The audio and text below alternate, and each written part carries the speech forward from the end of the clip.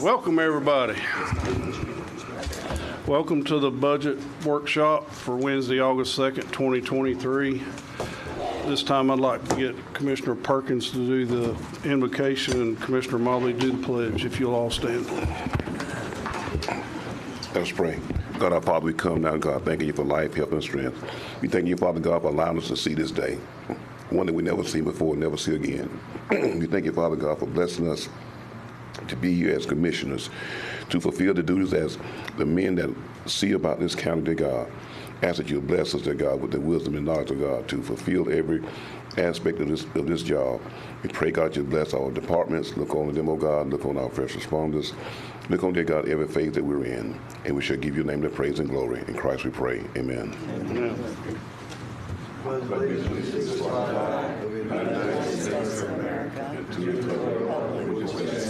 One nation under God, indivisible, with liberty and justice for all.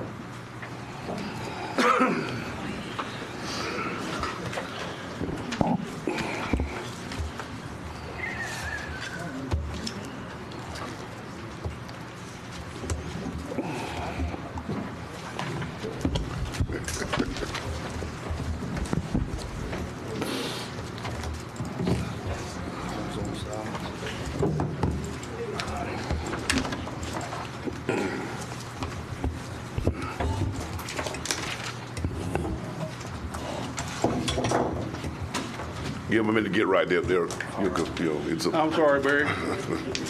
Mr. Baker, clerk's office, that's tab 47 for y'all.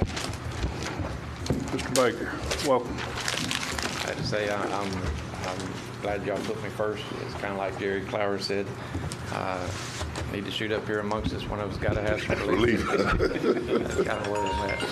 Yeah. I can. I'll go over mine, and if y'all have any questions, just give me a holler. We gave you a spreadsheet here. It gives you explanation of pretty much what we have. Most of ours is tied up in salaries, and it's a 50-cent pay increase. Is that correct? For employees, and then FRS increases, and then the insurance increases. The thing that you'll see a little bit different under the Article 5 expenses, that's where we do have several of our IT programs that the board is responsible for. It's where that we had maintenance agreement increases that several of our vendors had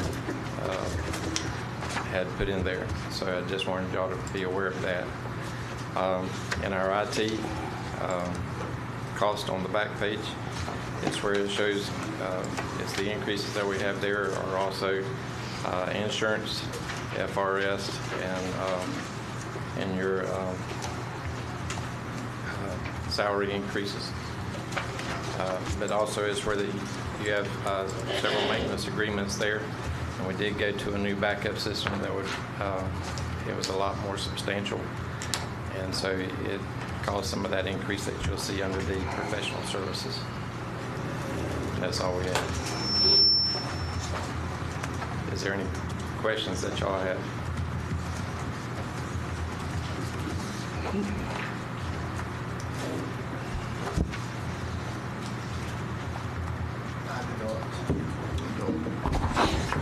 I don't have any, Mr. Baker. Anybody else? Any other board members? Mr. Baker, here you have a salary and a benefit for employees. Yes, sir. What is that? Which one are you looking at? On the last page. At the top. It's the salary, and yeah, it's where that's the IT staff. It's the three people that do the computers as far as going around and helping with all that. But it also has the person that took over as far as our network administrator. So it has his in there too. But so it's just those four employees. Miss Vicki and her staff is who it is. The two, Miss Vicki and the three young men that work in IT? Yes, sir. Okay. It's the ones on the last page, are. Yes, sir. Any other questions? No, sir. Thank you, Mr. Baker. We don't have to vote or anything on this, do we? No, we can't take any action today. That's right, it's a workshop, ain't it? Next up's property appraiser, Mr. Gamble, tab 49. Morning, gentlemen. Morning.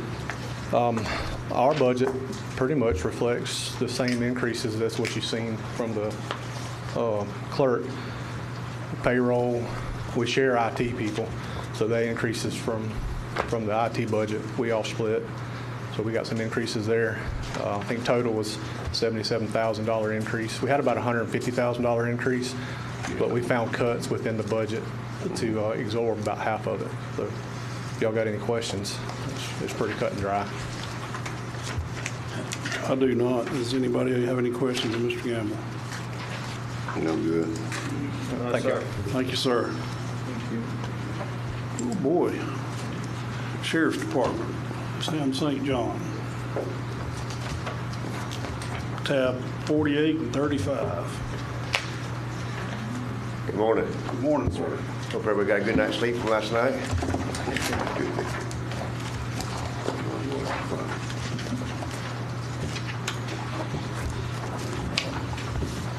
Everybody ready?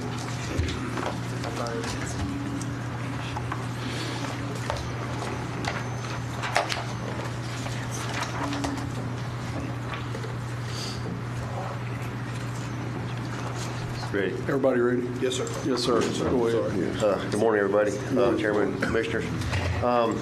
Which I know I'd went over individually with each and everyone about the increases and so forth on it. And as you know, we're very fortunate to have the state money that we're getting into, again this year here. Plus they increased like $197,000 there, so we was able to give the guys a little bump there also that it can only just use for salaries.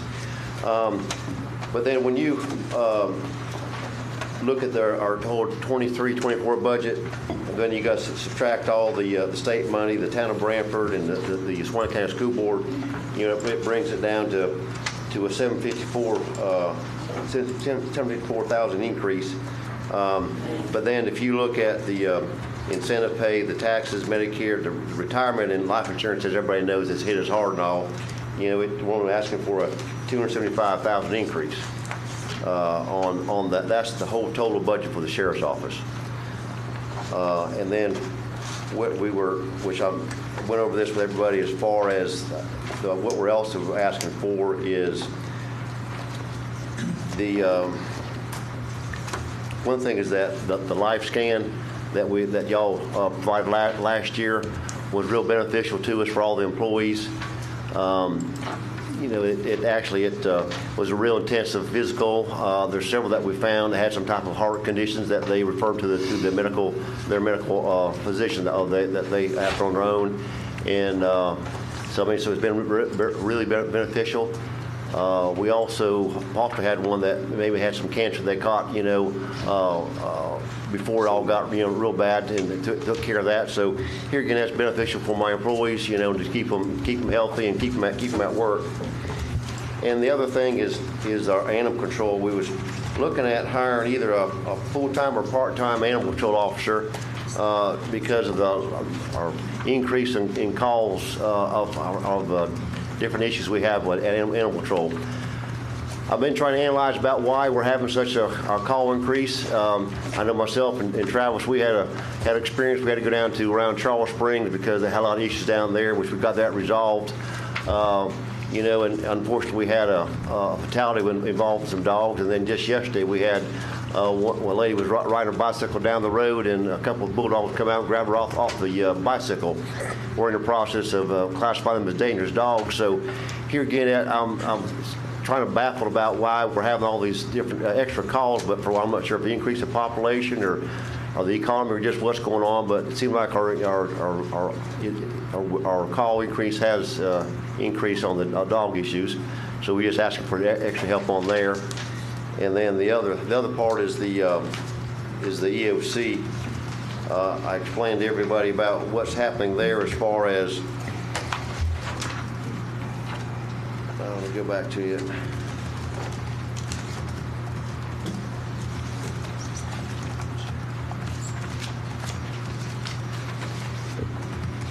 You know, we got 2 employees there. They're paid out of the EMPA grant. Now unfortunately, that grant does not increase at all throughout all the years. It always stays the same. But the increase of their salaries, they go up. And so from the very start, we're at a deficit with their salaries. And then from the total cost that we incur with the EOC, we're at 214,603 minus the EMPA grant. So we're at a deficit of 108. And all this money that we incur through the sheriff's office, and we just need some help on that because the EOC is not just for the sheriff's office, it's for it's all for Suwannee County, for the road department, for the fire department, for the city of Brantford, everybody. So we were just seeing about getting some help on that one there, guys.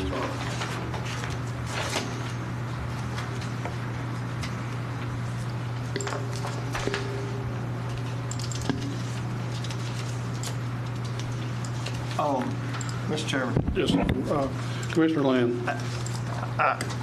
I would just a couple comments. One, the sheriff spoke about the part-time animal control. Yes, sir. I'm in support of that. As he said, we don't know what the problem is, but there is a problem with, I don't know what you call them, wild, feral, stray, whatever. I don't know if it's inflation and the economic times are in, but I know in my community we've had multiple complaints, and the sheriff has helped me resolve one of those, which was a group of folks. But I'm okay with that part-time position. And then secondly, something that I mentioned to the sheriff is I know in previous times at the end of a budget cycle, there may be extra revenues left over, and discussing about maybe creating a line within the budget instead of when you return funds. Hopefully you can figure out a way to do some of that, start escrowing for that building. Yes, sir. That we know that at some point, you're going to need. If we can determine a way to start saving money instead of absorbing leftover funds that he may have remaining maybe at the end of this cycle. I know last year he had some leftover and we used it for life scan, which I'm in support of that as well, for the well-being of those officers and some of the deficiencies that those guys found that some of your deputies weren't aware that they had. Right. So, but if there's a way to, in the future, start escrowing toward that, I mean, we may can find a grant, but it may be a match, or it may be, so anything that we could ask the sheriff to maybe, start saving for, to incorporate that into the budget, Nina, Keith, as a escrow line to start saving. And we had a little bit of luck last year when we, petitioned that grant through the Jason Schoafs and Cora Simons, the Senate up there and so forth, Senate and the House, and we got some money there. We're putting in for that again. So and then I got Jason Schoaf. He's reviewed our building or come and walk through and all, and then Corey, which he was able to come when y'all was giving him the tour at Suwannee County. He wasn't able to the time frame, but he's supposed to come back on the 8th, and we're going to let him do a walkthrough through our building and just kind of show him what condition it's in and all. And so maybe we can get some help there also. But my thoughts were just if we could create a line within the budget going forward, maybe it would, not that he's not incentivized now, but to know that there's a line there for any pennies he could save throughout the year. Anything returned, we would push toward that building line for future. Do we create a line in fine and forfeiture, or do we create a line in general revenue for that? I think it would be under the general revenue in the board, since this would be a county-owned building, but I'm not I'd ask Keith or. Yeah, it'd be under the general revenue. Yeah.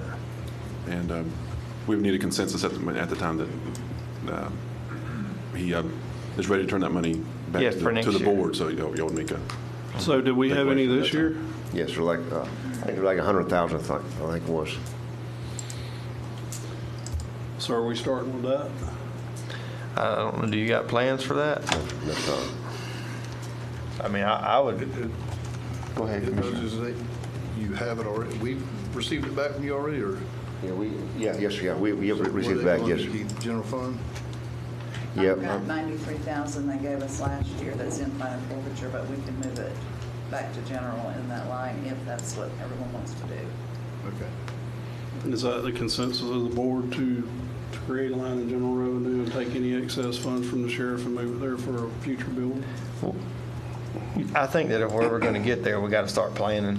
And in my mind, in doing that includes him and his office in helping us get there. So I'd be in support of that. Mr. Chairman, Commissioner Perkins? I would be supportive. I think we take and start ahead to taking that money, putting that money, but I think it's good sense of putting money away. We're going to have a building at some time, and I think that would be a great start now to start putting that money away. What happens if we get a grant to do the whole building and the money's still sitting there? I guess it belongs to general revenue? You would just move it to a different line or reserve it for something else. Correct. I just got a question. I was looking back at 2022-23 budget for the sheriff, and I have $11,154,767 for last year's his budget, and on this sheet that we're looking at, the current one is $11,622,767.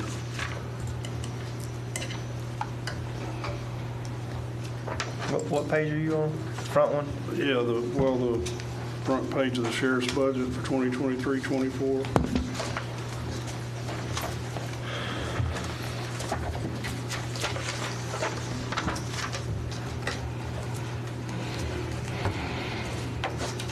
I was just wondering what the difference was. Am I missing something? Am I looking at something wrong?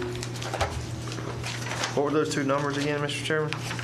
I'm showing, after all his deductions in 22-23, it was $11,154,767. And on our sheet today, his budget for last year was $11,622,767. Am I right in looking at what I'm looking at, Ms. Nina? Or I've Keith? got 11,707,988 for this year's budget. But then also on the line below it is his grant money and then the one-time dispatch money and all that. So what you're funding this year is 11,707,988. 11,707. What was the rest of it? 988.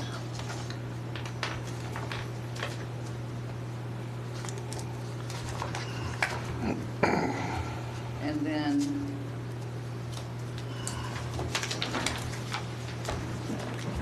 this year, or for next budget year,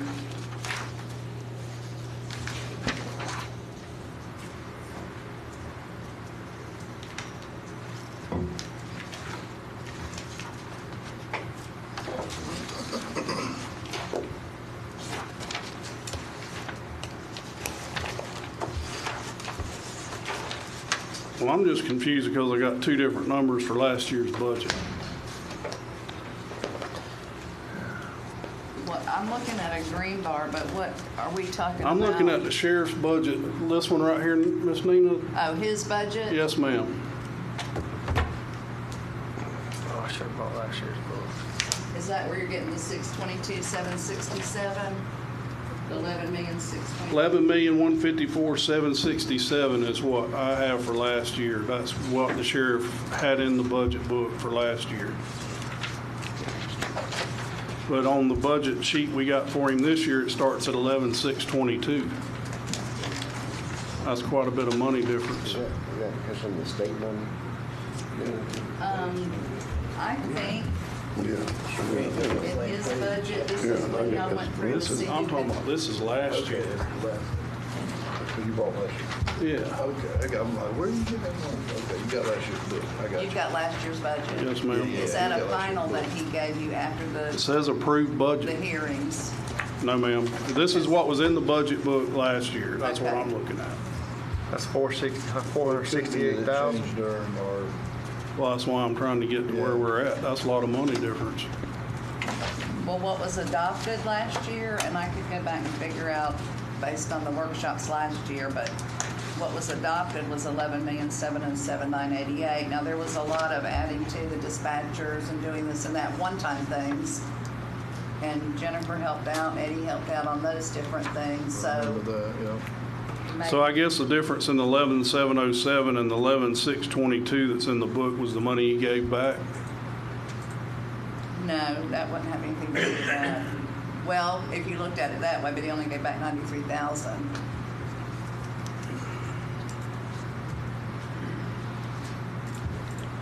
No, that state money. It might be some amendments that we made throughout the I'm thinking year. it's something that we. Well, that's what I'm just trying to get to. I'm just trying to figure out. We have been sending you this number, which was updated after this number. 11,707. Does that number include the money from the state, the 604? 988, yeah.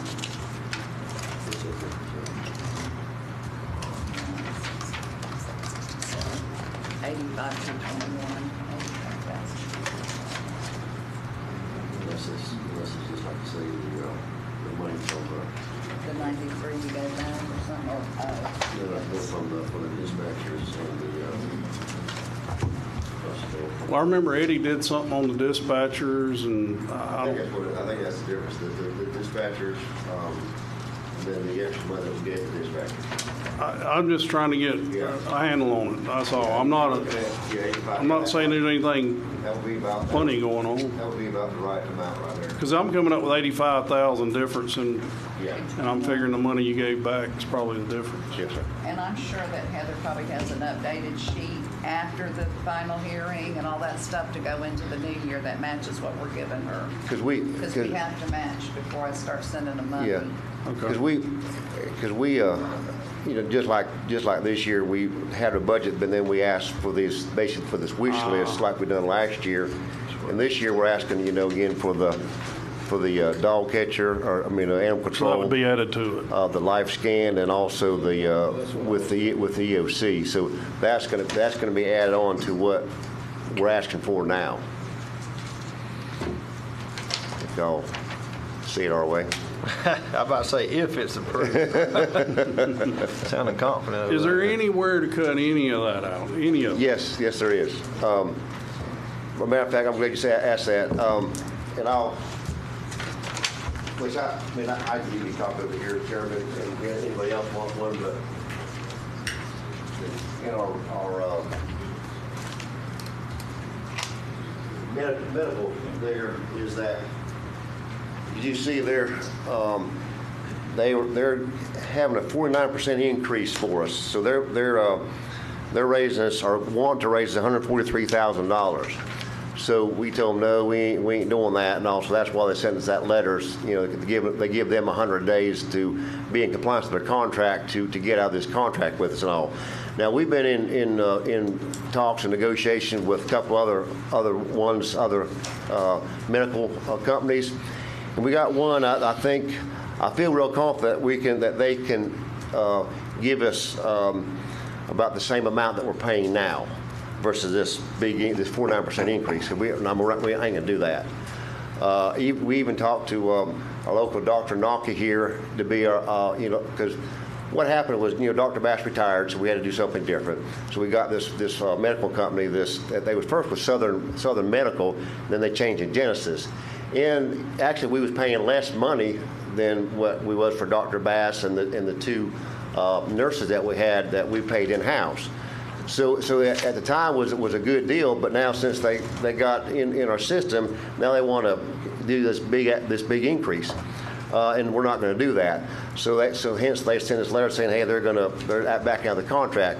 We've been in talks with some other companies, and hopefully we can get about the same that we have now.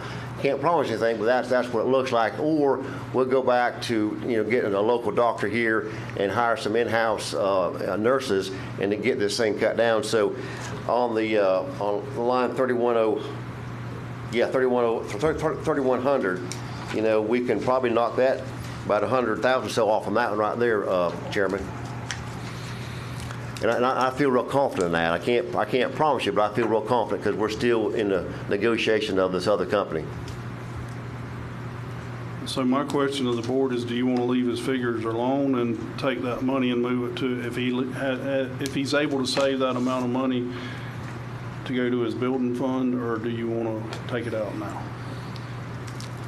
Or do we do anything with it? You know, and another thing that we're, you know, along with, you know, subsidizing the EOC, you know, with things is that, you know, on the jail, we, you know, some of that increase on this professional services is, you know, is medical bills that we're trying to get reduced down to a Medicaid, Medicare rate and so forth. And then plus we've been having to do a lot of financing for repairs in the jail and so forth that, you know, I guess we can negotiate back and forth about who is it our expense or is it county expense? Since it's the county's building, you know, so we've been paying a lot of the jail expenses that I think might belong to the county, but We appreciate that. Yeah, I know. So there's some wiggle room right there. Mr. Chairman, Mr. Lynn?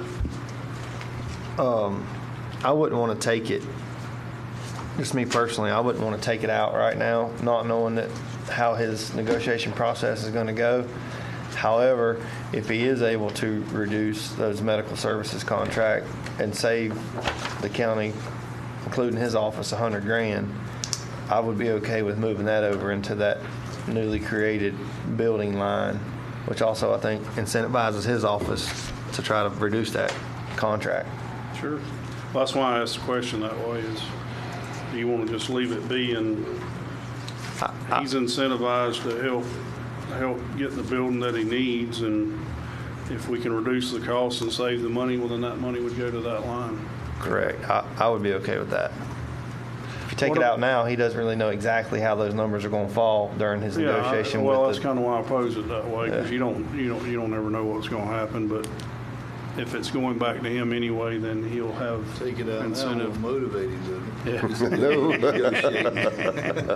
What, I'm in agreement with the animal control person, because naturally I get the complaints too, and me and the sheriff had a discussion about it, and a lot of this is people just picking up other people's dogs, and then you got to go chase down who it belongs to when they should have just left the dog alone, you know, that went back home, but they don't. They pick them up and bring them to y'all. Yeah, we get a lot of that. Matter of fact, we picked up some dogs that people said were stray, and then after we picked them up, we got blessed out because it was a neighbor's dog, you know. So yeah, I'm not sure. Just like me and Travis discussed it, I'm not sure why the increase, but we sure have it. Well, sheriff tried to give it back to the county, and I said, no, thank you. Yeah, we can do that too now. I don't want that headache.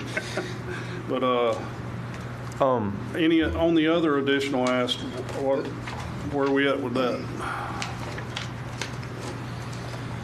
Get to my little sheet here. So is that a consensus on the animal control? Yes. On the option Well, let me ask list? the board: is there a consensus to Yes. fund the Support's extra for animal? the 44,000? Yes.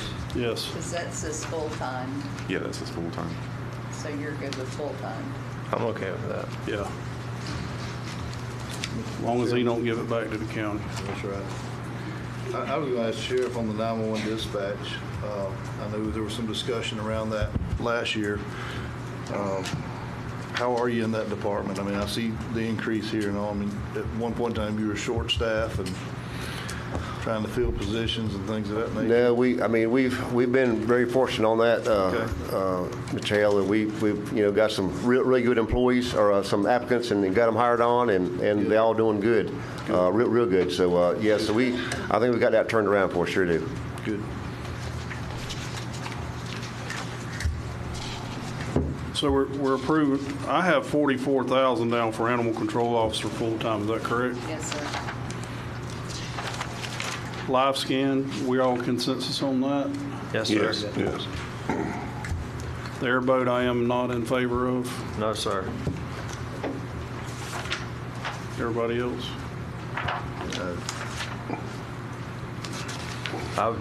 On the airboat, I would encourage us to, the sheriff and I talked about this, and I believe he was okay with that. Reach out to FWC or maybe some citizens that have those in the event that a need arises. I just hate purchasing something that we may or may not need I'm fine. Temporarily. Yeah. Temporarily. That would be a temporary need if we did need Yeah, one. I'm fine with that. If you'd spend more money Sheriff, trying I to wanna keep it up and running. for than- not I asked you about something, I didn't know about it when you came the other day, but I talked to Sheriff Lamb over in Lafayette County, and he's using, let me get it up here so I can tell you. Flock Safety, it's a camera, solar-powered camera that reads license plates. Yes, sir. Are we doing any of that?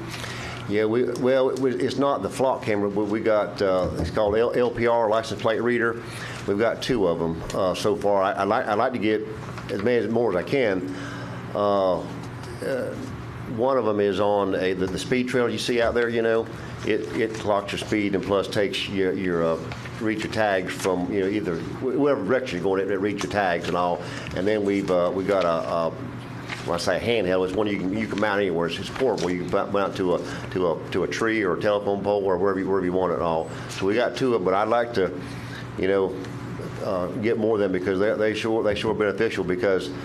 I mean, just we're tied into the United States, to where if we're looking for a stolen vehicle and it's out there in California or it goes by one of the LPRs, we'll get notified that our stolen vehicle's out in California, and we've had it happen before. Not in California, but like South Florida, we've had some. So it's very beneficial. And I wish we had 25 more. How much are they? He didn't give me a cost on them. He just sent me the text on it. You got any idea? I mean, just ballpark figure on? Because what he was talking about was at the county entry points to the county, and I know some of the ag stations has already got them, but places where we don't have them, if you got them where people are coming and going out of the county, then you have a problem.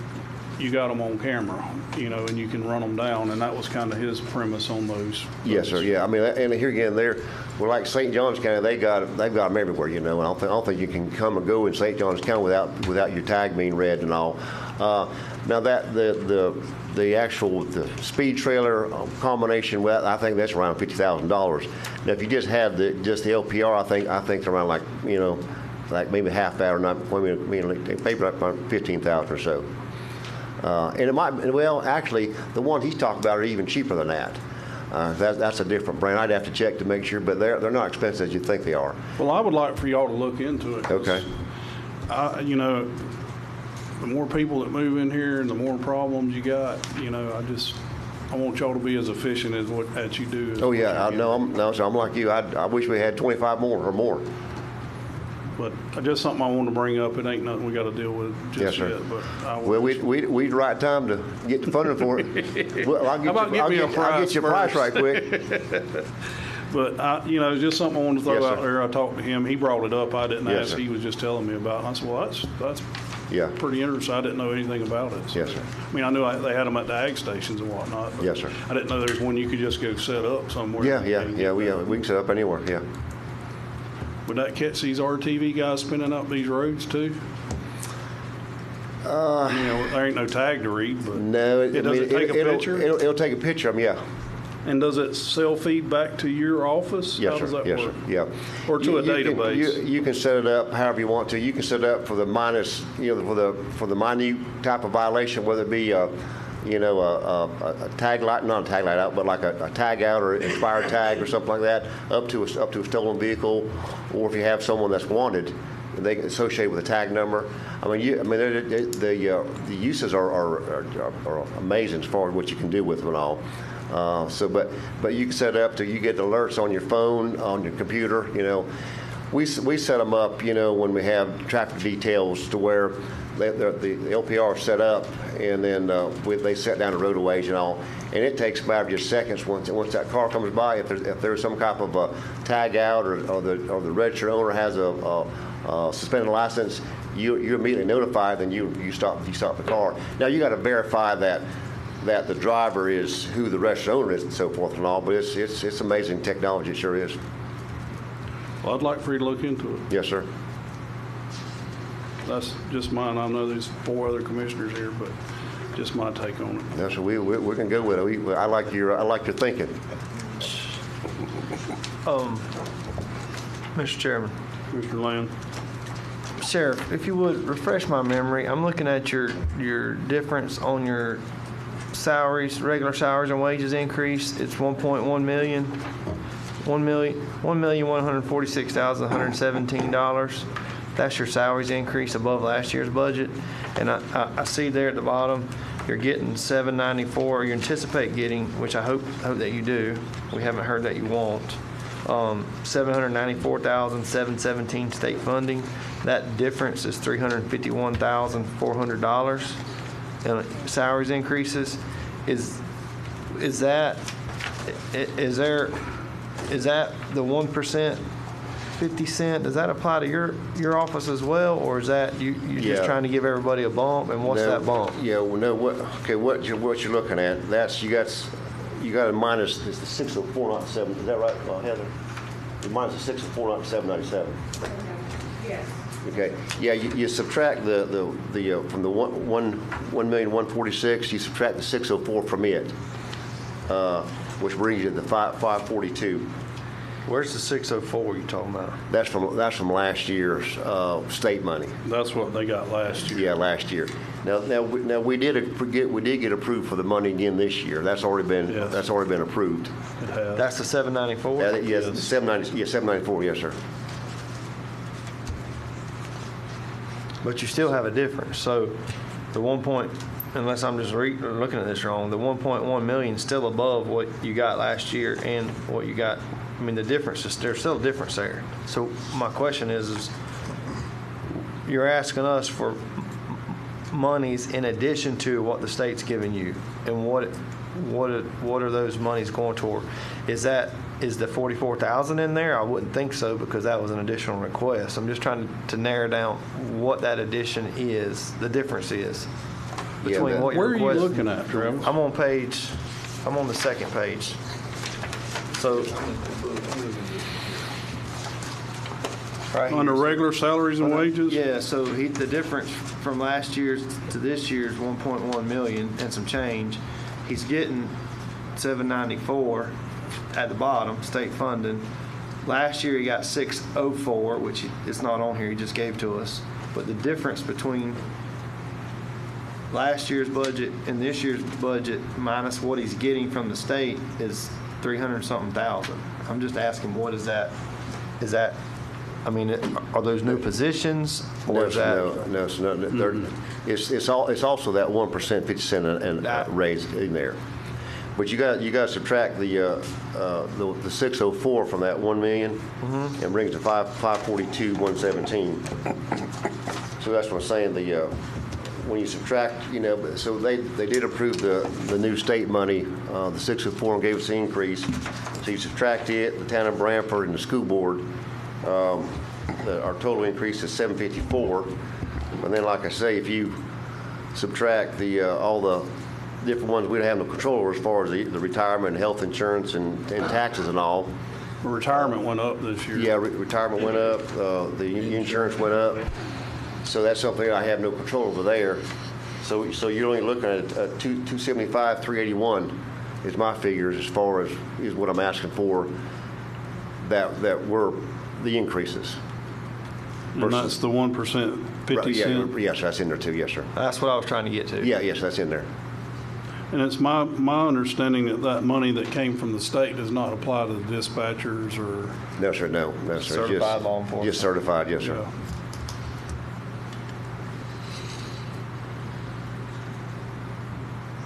So does the state keeping, are they going, because it was 604 last year, it's 7-something this year, 794, and we're giving a 1%, 50 cent on top of that, I'm assuming. Yes, sir. I mean, is it something the states, are they just raising it every year, or do you know, or? No, matter of fact, we had there's 29 physically trained counties, and even before this, some of the counties, I think they may have got, whatever happened, they got in a hurry, whatever, and they didn't include everybody. So we had a conference call with all the different sheriffs and said, hey, do we want to ask for money? And the consensus was no. Let's not poke that bear. Let's just let them, keep giving us what we had got last year. We don't want to, upset anybody. Now, when they gave us this money, the increase was in automatically. No one asked for it, requested, or anything like this. They just I guess the goodness of their heart, they gave it to us, which we're not complaining about it. But they just, for whatever reason, gave us the increase for us. Now, will that happen every year? I don't know. You know? So how did you deal with the difference between the 600 and the 794? Did you just raise those employees up some more, or how did that work out? Yeah, you can only use it for salaries. That's the only thing you can use it for. Now, we raise them up some, and then we put some off the side for overtime. So we want to, make sure that, guys, we always have some stuff that needs to be overtime work and so forth. So we put some off the side there, so we don't get a deficit on that part there also. And to let you know is that, too, is, we're still behind FHP. And that's my worst, I won't say nightmare, but, I got two that's fixing to leave me because, they pay more and their insurance is better. So we're still, even with, and thank God for the state, because if not, I don't know what I would probably have no employees left if they didn't get the state money.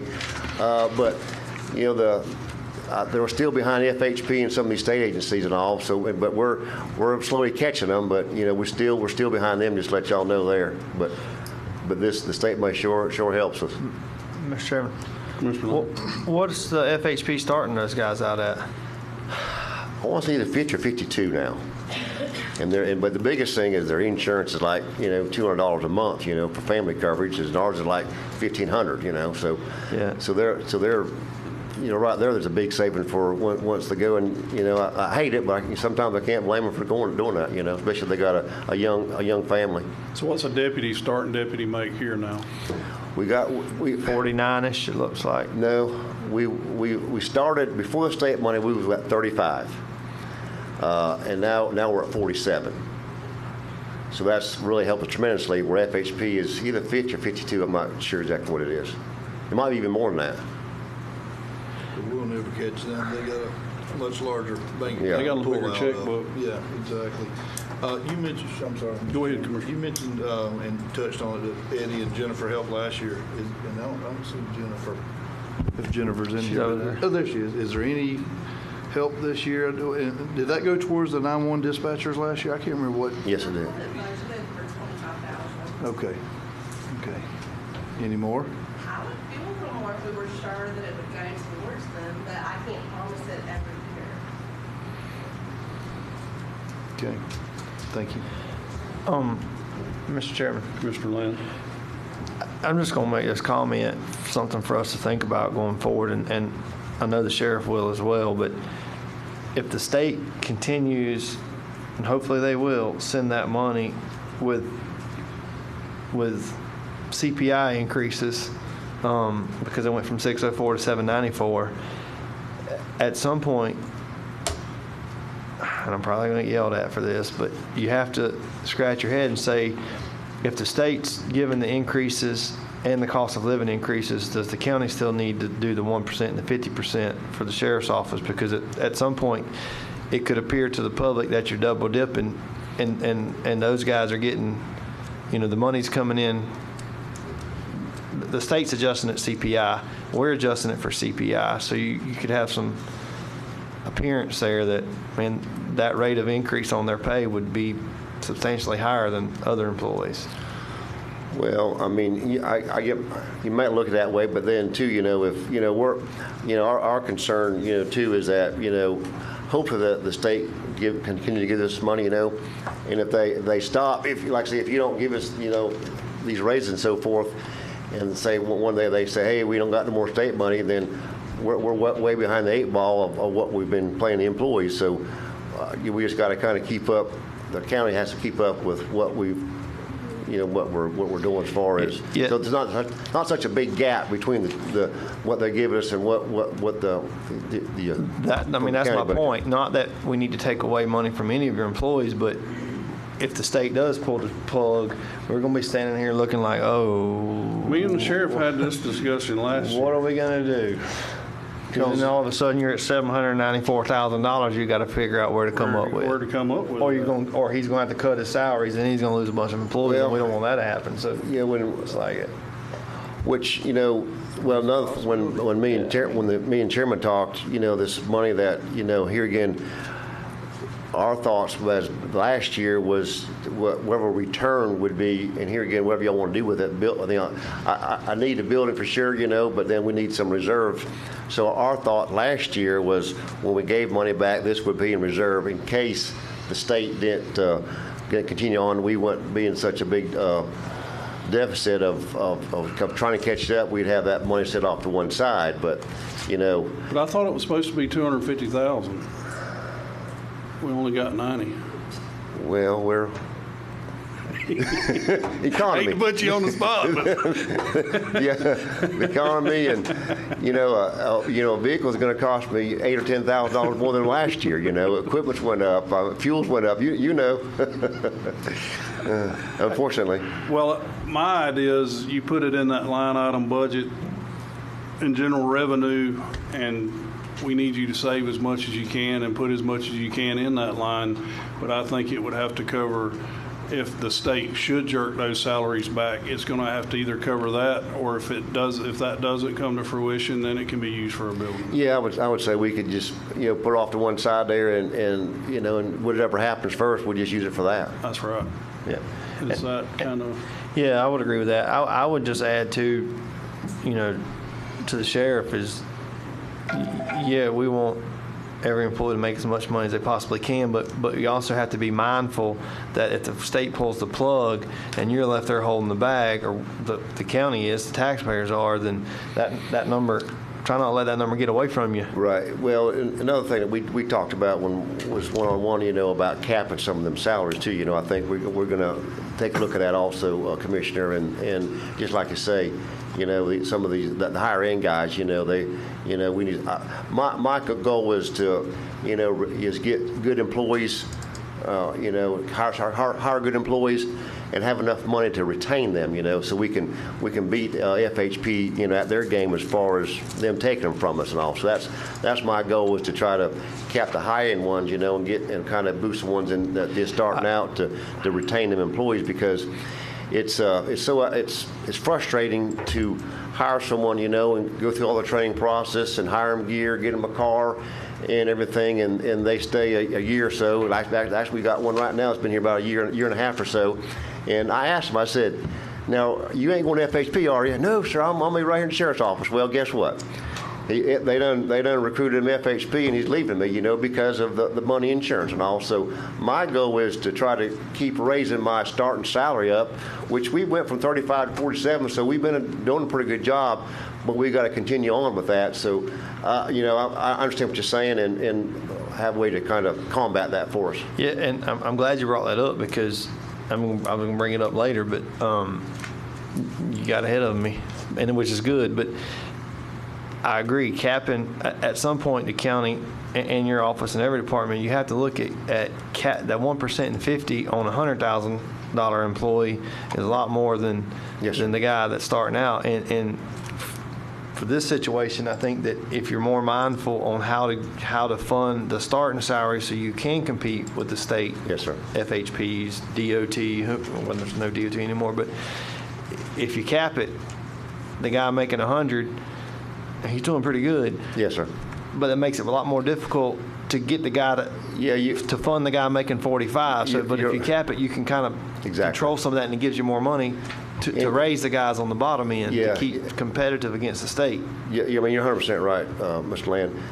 But you kind of walk that fine line, because you definitely want to, retain the ones that's been here for a while and loyal to you, and they depend on them to get out there and take care of business and so forth. But then you want to recruit the ones and keep them. So it's kind of a juggling act. But I agree with what you're saying. We need to kind of cap the ones at the high end and increase the ones that just starting out. Yes, sir. Yeah, I mean, I agree with you. And again, anytime you start talking about somebody's pay, that's a sensitive subject, no matter who you are. I mean, I get sensitive when talking about my pay, but those guys should, and women should understand that if they're making $100,000 with you, they can't go to FHP and make $100,000. That's right. So they're going to go back to the bottom, and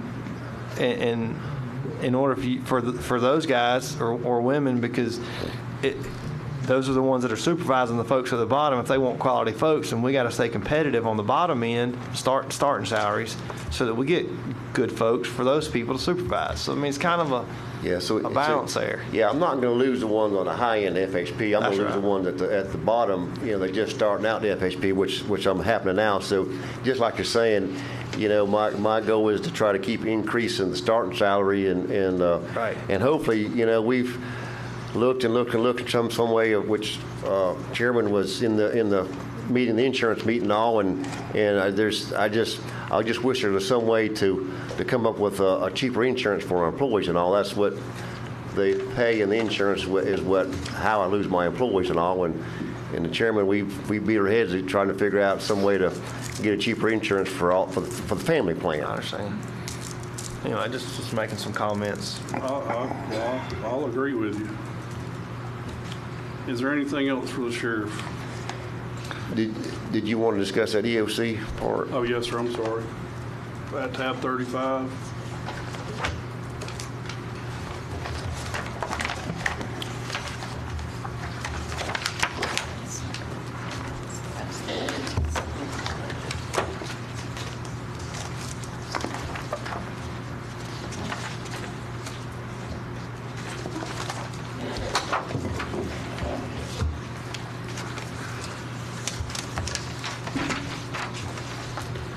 What you got, Sheriff? Well, like I say, the EMPA grant, that's designed for salaries, and for whatever reason, it stays the same. And we've increased the salaries of the two employees, and also right from the very start, we're in a deficit of $54,000, and then the different items you see listed here, far as professional services, travel, communications, office supply, and operating. They're at 54,367. So if you add the two together, the 160 and the 54 comes to 214. You take away the EMPA grant, which is 105, we're still at a deficit of 108. So, and here again, all that's been absorbed by us, the sheriff's office, and the emergency management is for.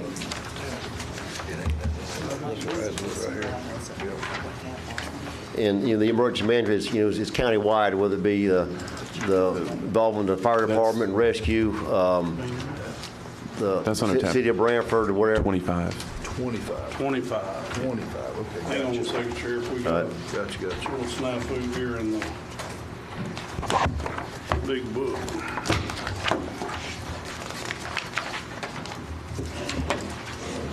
It's about halfway in, tab 25. Gotcha.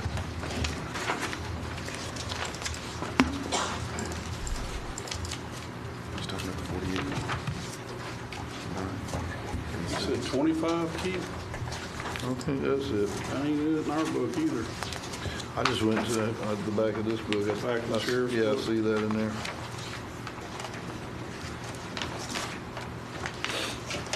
There it is. It's in the very back of tab 25. Yeah, it's about halfway back, Yeah. or a little over halfway back. I gotcha. Here we go. It's behind the clerk technology budget.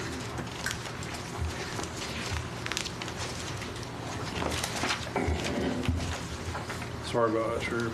Sorry.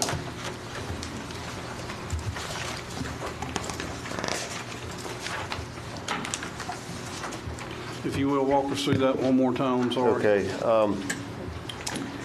The EMPA grant is 105,806. Is that just, all that's designed for salary of the two employees, with the raises they've incurred the last several years. We're starting at a deficit of 54,000. You add the different items that we think is used for the whole county, whether it be the town of Branford, the city of Live Oak, the road department, fire department, rescue. We're at 54,367, which is a total of 214,603. Take away the 105, we're still at a deficit of 108. So, and then we just been absorbing that in the sheriff's office, and we would just, the EOC's never had a budget. other than this EMPA grant.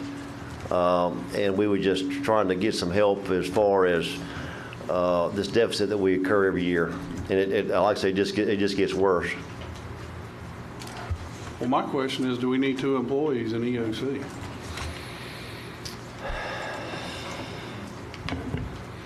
That's a good question. Well, yes, sir. We do. I mean, I can get some, some exactly what each of them perform, the duties they perform, and go from there. Well, I get it when there's a storm or there's something going on, but I'm not there, so I don't know. You may have to educate me on it. I've just been there when we've had meetings or whatever that's going on that we're involved in, but the rest of the time, I don't know what they do. Yes, sir. So, I think that's would help out is that, are there other duties when there's not storms and things of that nature? Yeah, can and they be shared somewhere else? yeah, and I don't have a breakdown exactly which each of them do, but I know there's a lot of paperwork and grants and stuff that every one of them, both of them do, to keep up with the requirements through the state of Florida. Now, exactly, what all the paperwork that they do, I'd have to sit down and just give you a list of exactly what they're all grants and so forth that they got to keep up with.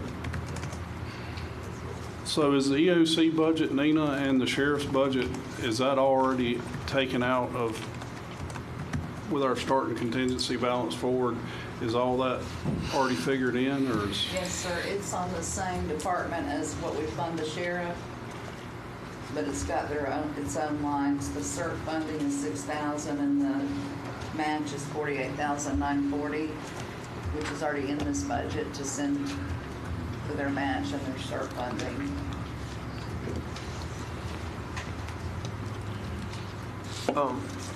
Commissioner Lamb? I want to go back to your question about does it require 2 full-time employees? I mean, I know that it's all hands on deck during storm season, but that's periodic and only even more periodically that we're affected by a storm. I've been over there multiple times and only witnessed 1 employee present at the time during normal hours. So what exactly is it that 2 employees are doing full-time at the $106,000 along with 2 vehicles? 2 insurances, 2 everything. What goes on over there from 8 to 5 in December when it's not storm season, or January or February or March or April? I mean, like what are they doing?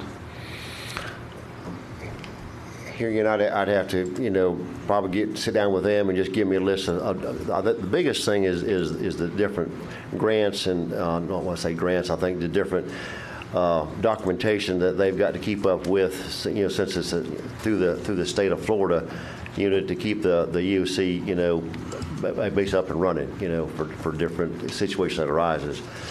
Now, to answer you, exactly, what they do from Monday through Friday in December, I'd have to sit down and say, okay, give me a list of your duties and all, and I can definitely get that back to you. Currently are both employees share the same all the authors or certificates, to be qualified to do what they do? Are they both the same qualified, I guess? Yes, sir. I think probably Joyce has probably not quite got as many certificates as Chris does. I think Chris has got everything that you can be certified for. Joyce, I know, is in the process of working on hers, but I don't think she's at that point just yet. I understand. Yeah. I mean, if you don't mind. Not to interrupt, there's 2 different roles that's being done out there. Joyce's job, she does not hold the certification that Chris does. Joyce does take precedence when handling the CERT program. There's mosquito mitigation. There is a ton of stuff that goes on outside of when we see the storms hit Suwannee County. They do a lot of training. They do a lot of other things that holds true for the road department or everything else. Whenever you have a sinkhole, whenever we have flooding issues, so it's not just the major disasters that come in here. In fact, through storm season, which we've been very lucky the last few years, that we haven't had to have the major call-outs. But when you start talking about what she does in her role and what he does in his role, there are two separate roles. There's a ton of federal grants that has to be taken care of. There's planning. There's operational planning with the schools with their safety plans. There is a ton of stuff, and I think both play a very critical role to add to what the Suwannee County Sheriff's Office provides. I mean, the roles are different, and yes, I do think it takes two. And yes, there's a lot of times when there's only one employee there. Same way with our office. There's a lot of other stuff that's going on statewide. Beginning about July or August is when it really kicks off, because there's training for the National Hurricane. There's all kind of stuff that I can't even tell you. You got to keep up with all that ICS training, et cetera. Chris takes part in helping us with our training internally as well. So there are two different functions that are very important, to be honest with you. Well, you talk about all this grant writing they do, and where's the grant money? What are we getting that money for? Where's it going? I said there's paperwork to follow up on the grants that's already received through the county and all the others. Now, can I give you a list by list? No. Could we provide it? Yes. But I do know that this has been an ongoing struggle for years now about we're not having the funding that is needed there, and we've been absorbing some of the cost. But the role is important, very important on both sides, because it doesn't matter until it's not there. Then that's when we're going to face a situation that we're not aware of. They've made leaps and bounds over there in the last couple years with the technology that's there. There's been some building improvements, although we're still all working in buildings that should be torn down, if we're just being honest here. But in my mind, they're a vital part to not only the success of the Suwannee County Sheriff's Office, Suwannee County Fire Department. They help with them. We do some cohesive training together. I mean, there's a lot of things that go on there. But if you need a list of all the grants and stuff, I can't tell you that personally, but I could definitely find it out and let you know. Well, I'd like to know what grants we're writing. Are we getting awarded any of these grants? Is any of this grant money going to EOC? We're talking about the same county money that we get anyway. I guess you could probably answer more of that than I can, couldn't you? Well, the EOC grant is just your normal pass-through grant we've had for years. There you go. And the county funding is that grant funded, or is that just straight from the revenues? From general fund to match. Okay. You're required to match from general fund. Mm-hmm. So I think every year Joyce has to, show the state that yes, the county is in compliance. They have to comply and show they're in compliance with our match and prove that we're matching it. Okay. Or they wouldn't give us the grant, of course. The EMPG grant that we get is only for the match, so it's only for $48,940, which is not enough to pay basically a few months' bills. So we get that, and then they get the EMPA grant with salaries. Then I think that they get some grants to help with storm stuff. I can get with Chris and get a list of that if you need to. Well, Sheriff, you said that you've been funding part of this out of your budget, but it sounds like to me that these two employees that are there at EOC is helping you do stuff in your office as well, or through your office. So are they a help to you as well? Oh yes, most definitely, yes. So that's what I'm saying is that we've hadn't said anything. We just been funded and all, but then it's gotten to the point where it increases every year, and so I said I'm kind of liking the idea of the way it was. Let's just ask you for a little help this time here. Well, that's a lot of help. The one thing I did leave out, and not to interrupt the sheriff, but I have to admit the property appraiser helped me on this a little bit. Keep in mind, if we ever have FEMA reimbursements and stuff like that, it's 6, 8, 10 a year away before you ever get that. And that paperwork is so particular. One mistake and you're done. And they've even changed some of that reporting that's been done. So there are two completely different roles with two different responsibilities. that, at the end of the day, if we're hit really hard, we'll be more than thankful that we've got the help that we've Well, got. my question on that would be too, Mr. Williams, is has any of those two employees been through anything that where they've had to submit to FEMA yet? Oh, yeah. Oh, yeah. more than once. Oh, yeah. Okay. Oh, yeah, yeah. And we're good on that? Yes, sir. Yes, Because sir. I do know how critical that is. Oh, it's more than critical. It's the utmost importance. Yeah. The state has actually gone to a brand new system. Yeah, that's what I, This year. We have to work with them, because my field inspector No, will be the one right on. doing the damage assessment throughout the county if something happens. And this system the state's going to. It's just what they've been training on this summer as well. For a year now. He's so particular on how they have to enter everything in and where it comes from, that we can have millions that we don't get reimbursed for. Yeah, one storm, you know that, I mean, there's millions we could be out of the game.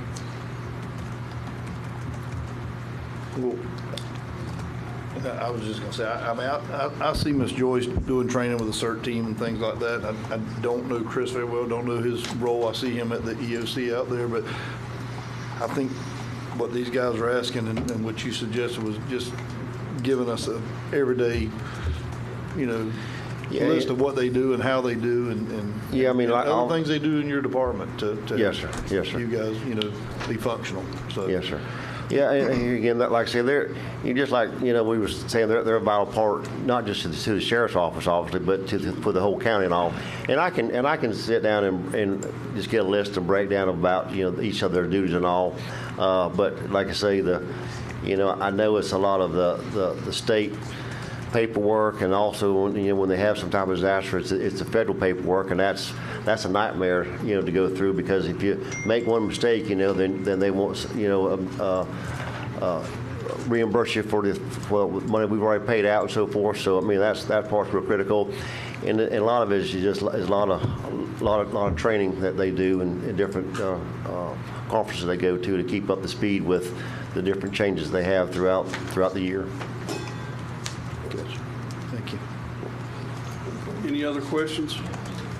I got one, and really it's maybe more of a comment than a question, but I appreciate what what Buddy had to say. I've done a little bit of research, Sheriff, and you and I talked about this a little bit, and I guess my question is more to the board, but out of the 67 counties in the state of Florida, only 12 of those have the EOC underneath the Sheriff's Office. If the EOC is, I know you've mentioned you haven't absorbed some of the stuff in your budget, which obviously we're grateful for, but it's come to the point where it may become a little bit burdensome for you. What are everyone else's thoughts about the EOC coming back to under the Board of County Commissioners, where you don't have to worry about that, and those funds that you've been using could be allocated toward that building that we know is a big need? I mean, what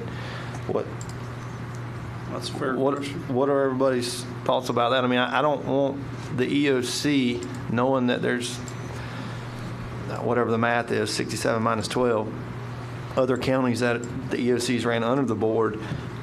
If the board was to take that back, does that expedite a new building for the sheriff's office with the way that the budget has become for them and us having to fund that? I mean,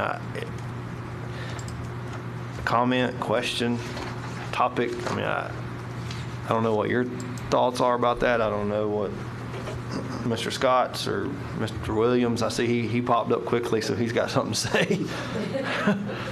I need to just leave. Well, you got some. I do.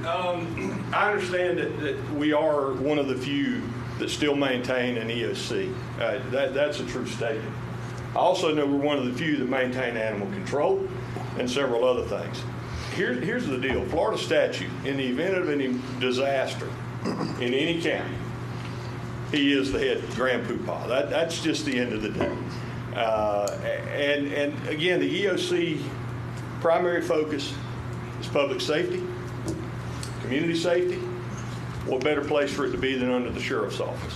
Yeah, I wasn't trying to start an argument. I was just No argument. a comment. I don't think it expedites any process, because if the FEMA monies and all that come through that we've been talking about, if some of this Brownsfield stuff works out the way we talk about, we're going to be able to construct an EOC.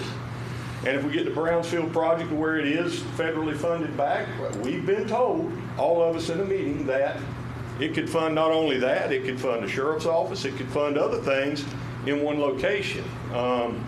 At the end of the day, I don't think that moving it from one department to another solves any of our issues. I think that what we've got right now is a pretty well-oiled machine. I don't think anybody can argue that fact. When we have a situation arise, we're able to handle it.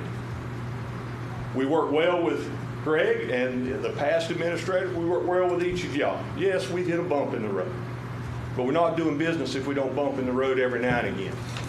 And speaking from the sheriff's point of view, I kind of like the idea that it's under our purview. That's just, it's easy ran that way. That's what we're used to doing, and we just want to make it an easy transition throughout any disaster or anything else we have. We're lucky we're small. We're unlucky we're small. We're lucky we're small because we all are here together to fight one battle, and at the end of the day, I don't think there needs to be any change. That's me personally. I don't know how the sheriff feels about it, but EOC is a vital function of the Suwannee County Sheriff's Office, as well as it is Lafayette County, and you'll find your most rural counties, it is under the command of the sheriff. How long has it been under the sheriff? Oh, I can't answer that. Probably around 2017. What's coming on, 16? Okay, well, It was under the control of the Board of County Commissioners, but the sheriff at the time, Tony Cameron, had all the. that's right, yeah. And Tony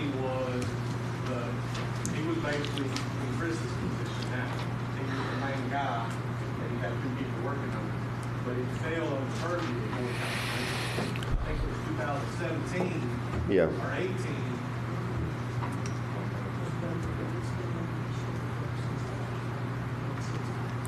We did not put it under the sheriff.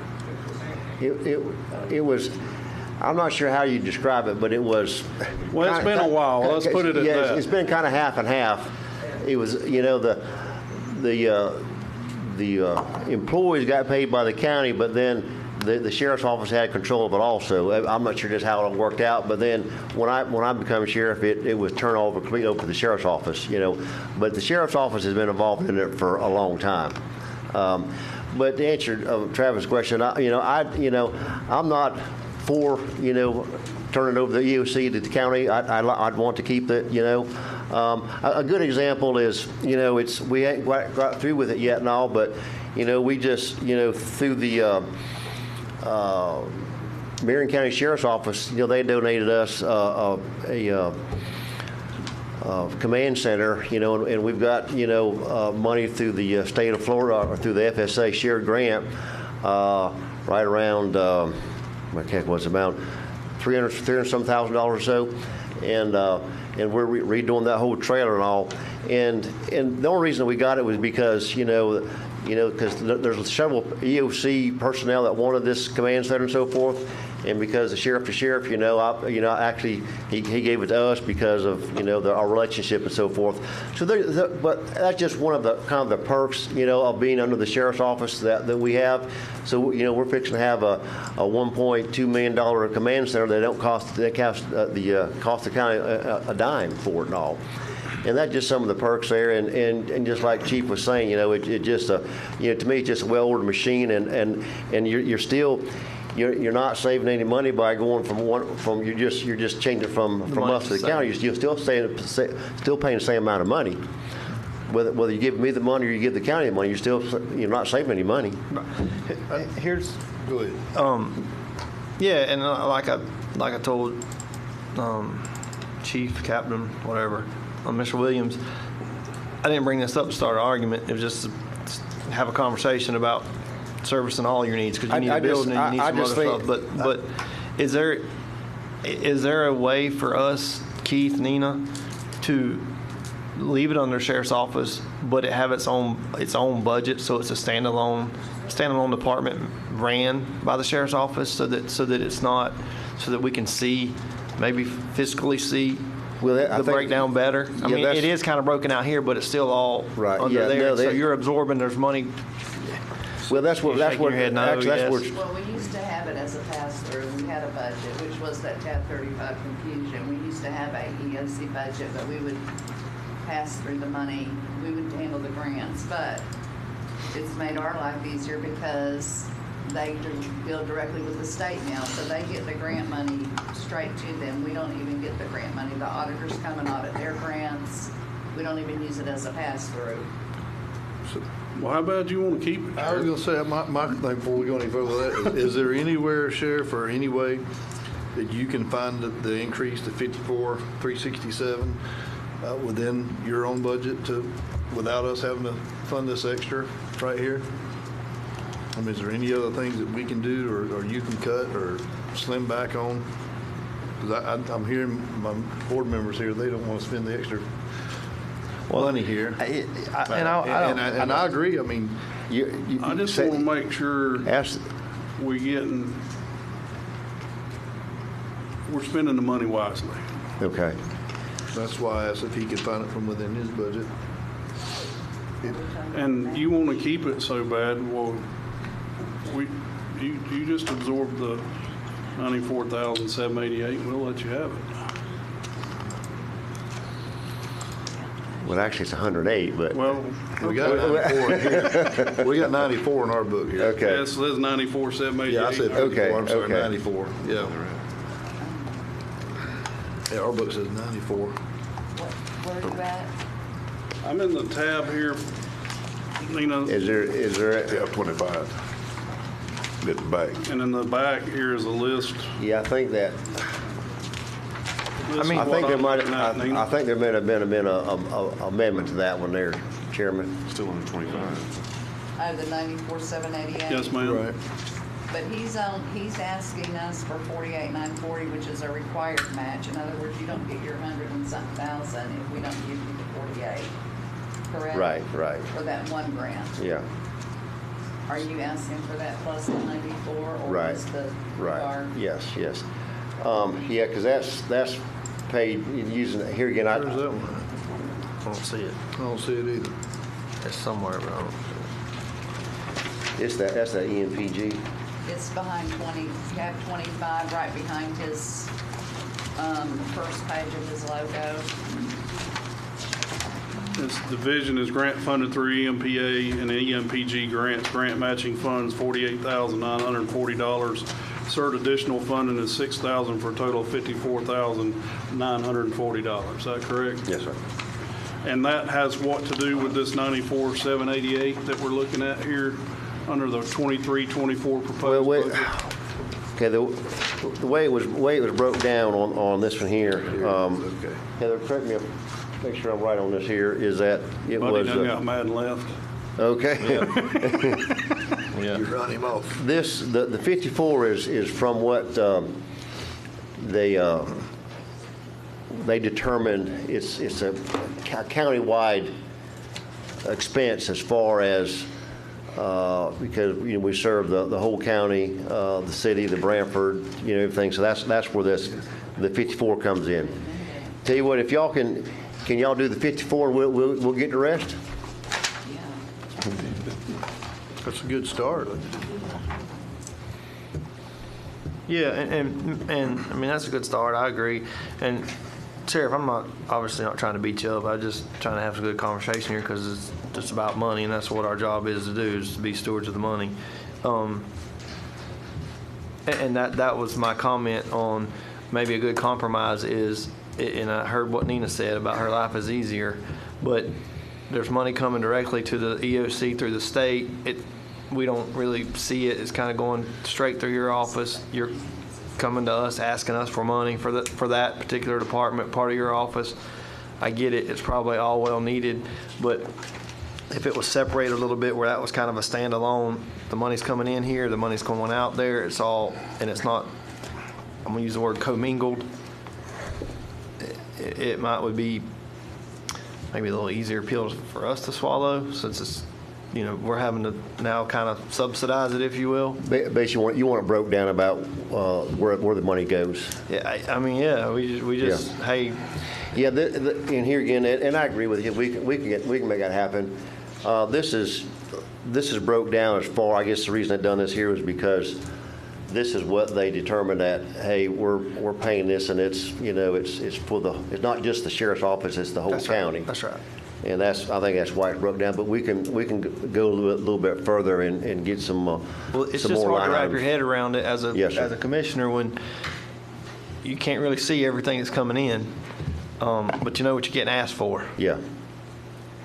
So, I'm not trying to make you and Keith's life any harder, but No, I didn't mean it that way. We can And certainly go So back and what get I'm some understanding is we're going to fund the 54,367 part of the budget, Yes, sir. and you'll be responsible for the 40,421. Yes, sir. If you can help us out with that, we'll get. And then what we'll do is we'll make sure that give you a line items about what's coming in and where it's going out and all, That would be great. and to kind of help clarify some of the stuff. And also I think I'm not sure if it's in your booklets there too, but this is different costs that I think this is for. Be countywide as far. Well, I think I talked to each one of you about the computer expensive, Comcast internet, the travel, the fuel, Verizon costs, insurance. Some of these, like this crisis track software, that's something that's required. The Skybase is required, and this comprehensive emergency management plan for Suwannee County, which I guess that's due every 5 years. So, just a lot of this stuff here that I just mentioned that we pay for, it's not just for the sheriff's office. That's the reason we're doing this or asking for this is because if it's just for the sheriff's office, yeah, that's not on us, but it's for the whole county, and that's why we're asking just for a little help. So if we can help with this 54 that we've got listed down here, that covers the different expenses for the whole county, whether it be the Branford, City of Live Oak, Welborn, O'Brien, McAlpin, that would help us out there as far as our needs. Is the board in consensus on that? Yes, sir. The county funding the 54,367? yes, sir. Yes, sir. That's a good compromise, I think. Yeah. It's in the budget. We good, Sheriff? Yes, sir. I'm good if y'all are good. Are we all good? Yes, sir. I'm Any good. other questions of the sheriff? Mr. Chairman, if we could go back to the budget, approval of budget. For the sheriff? or- Yes, sir. On 2,200.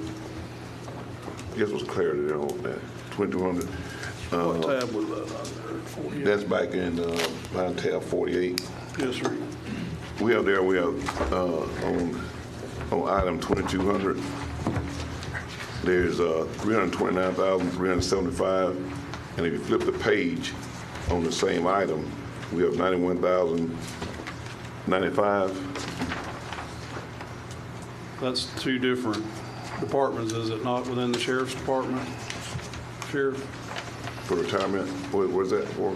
I see the 329. That's that the retirements went up from what percentage did it go up? How many? That's the old page. I gotta say, I got a mark through mine. It went to- Mine's got a mark through it, like it's not to discard it. That's the way I took it. The second page? Yes, the second page is scratched through. Yeah, that's the way I took I think the that. front page is the Edited version. edited, corrected version for whatever Okay, 'cause I see reason. all- But there all is a the other discrepancy items- there. All the other Yes, items there is a lined up big the same figures Yeah. on the same, on the, But it's over- both page. That's high risk, isn't it, Sheriff? 2%. 2%? And most of ours are high risk. So Okay. what's the total percentage on it? Do you know, or an average percentage on the retirement? Or what's the high risk? High risk went up to 32.67. So you take a million That's sworn, six that's all nine, of our sworn officers. 734, and it's 30 what? 32.67. Senior management went up to 34.52%. Civilians went up to 13.57%. And then the sheriff's also went up to 44.89%. That's hard to figure it because in your budget here, you got it all, health insurance and all that's included in it. Yeah. So you doing that on basic salaries. That's what I was saying. Some of that, that it's increase, I have no control of that, Right. which y'all don't either, No.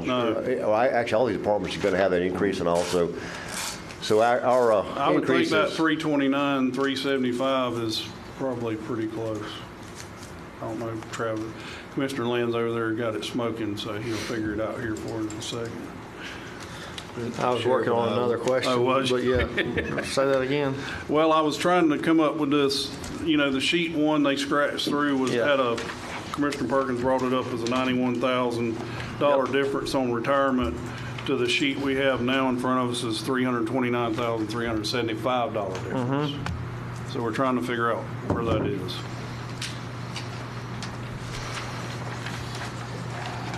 So that basically come all the increases from the retirement and all that's brought that total First higher. sheet you have is probably before. 238. Increase in retirement. Okay. And so the second one has just the 2% increase for each employee, or whatever their tier was. Okay. It was $238,280, I guess is the percentage of increase. Florida statute regulates that, I assume? Yes. But is that figure correct? Because you're only talking about, what, 2% more? 2% for each employee. Yes, but you went from $91,000 to $329,000 on retirement. And you're right, Commissioner, Mr.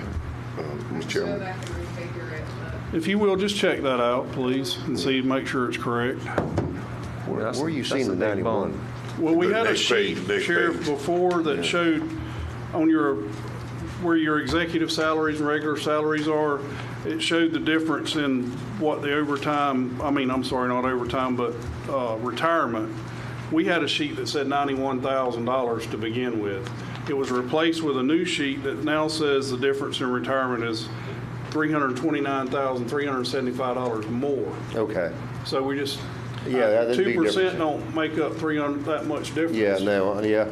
No, I like I say, mine, anyway, we'll get, Yeah, just, we'll check on it, make sure, because some of that stuff we'd figured. well, I know how then it- Heather is with then it- because she was with the health insurance, so I know how she does stuff over there. We'll, That's $1,000. Yeah, $230,280. And I'm not sure, it could be the That does sound 91,000. I'm just asking you to look into it and give That us, does sound if it's different, could you please inform us? yes, I'll get, Heather will jump on it Heather, right I'm now. watching. See the page that you're looking at, that has 91 on Yeah. Yeah, then that got scratched through, and then we got this new page. it? Sheriff.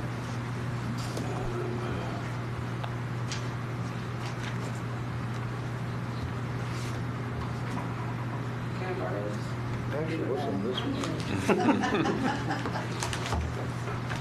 Commissioner Land, did you have something else? No, sir, I'm good. I was playing with something else, but I figured it out. Okay. Any other questions for the sheriff? We got to No, move on but here. I was gonna tell Heather congratulations, by the way. Thanks. Yes. Is public allowed? Sure.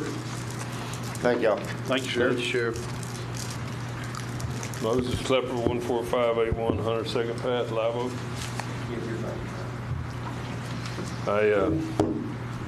Man, wow. The whole bunch of questions here, and I'll try not to waste time. I go down that center section sheets. I don't have everything y'all got, but the center section here, I get in there. And First, what are you looking at? this is what was on page or 48. Yeah, same thing you got right there. Okay. On the second, under that first dark bar. Yes, sir. The professional services, I was trying to keep up with y'all and I couldn't. But that's about a 43% increase. Well, that was the one the sheriff was talking about. He wasn't going to go for that new contract. That was a new contract, and they went up that much. But he's not going. He's searching for something else. Possible $100,000. $100,000 difference reduction. in that. Okay, good. But we're still going to be going up about 20%, right? Even in this this new inflation I think it's about 8%. So we're, I mean, that's just exorbitant. And I don't know, I ain't on the ground looking at that, but I'm right here looking at it. It's crazy. Also on the computer expenses, I'm ignorant on a lot of it, but that's a 50%, somewhat around 50% increase. I don't know if that means replacing computers, repairing computers, adding accessories. I don't know what it means. All I know is a 50% increase in 1 year. Seemed like a lot, unless this is the year that a lot of them get replaced. I think, Mr. Moses, I asked the sheriff about that when we met. I think that's every 3 years we have to re-up our subscriptions and things like that with them, and I think that's our third year hitting, is what I was told that increase was. I just hope all this is just. Let me find out, I'll tell you why that is going on. Thank you.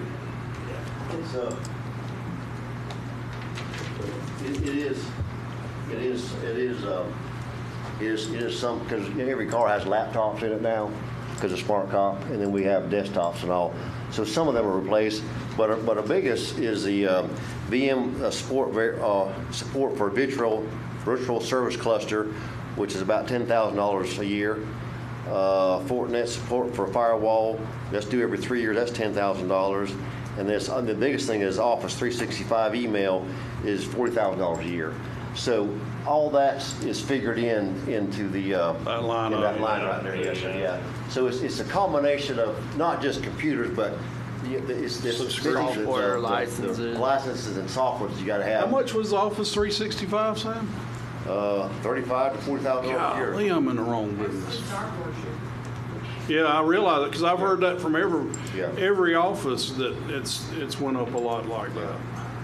So that's all grouped in one lump sum. Go ahead. Again, all of y'all in this room probably know more about it than me. Just outstanding, that much of an increase, even considering what we just gone through in the last couple of years. Get down there to the per diem. I assume there's some out of the county training and all that. I don't know, but we're looking close to $100,000 for per diem. I don't know what percent increase that is. That's 10% increase. A $7,100 increase is what I'm looking at. Yeah, that's about a 10% increase. These rentals and leases, and Sheriff St. John, I just want to know, this ain't a personal thing at all. It just, I'm a consumer and I'm a taxpayer, and I'm wanting to look at this.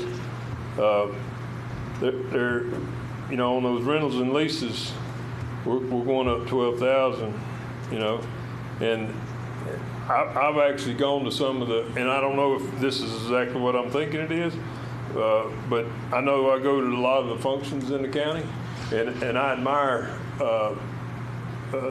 the sheriff being out there and some of his crew out there and giving a positive appearance to the citizens, and especially young people, to see that the officer friendly type thing.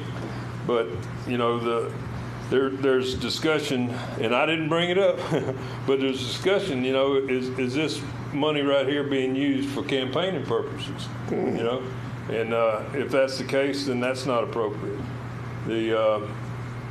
Hold up right there. Okay. Sheriff, what's the rentals and leases for? What are we doing there? Because I'm not sure on that either.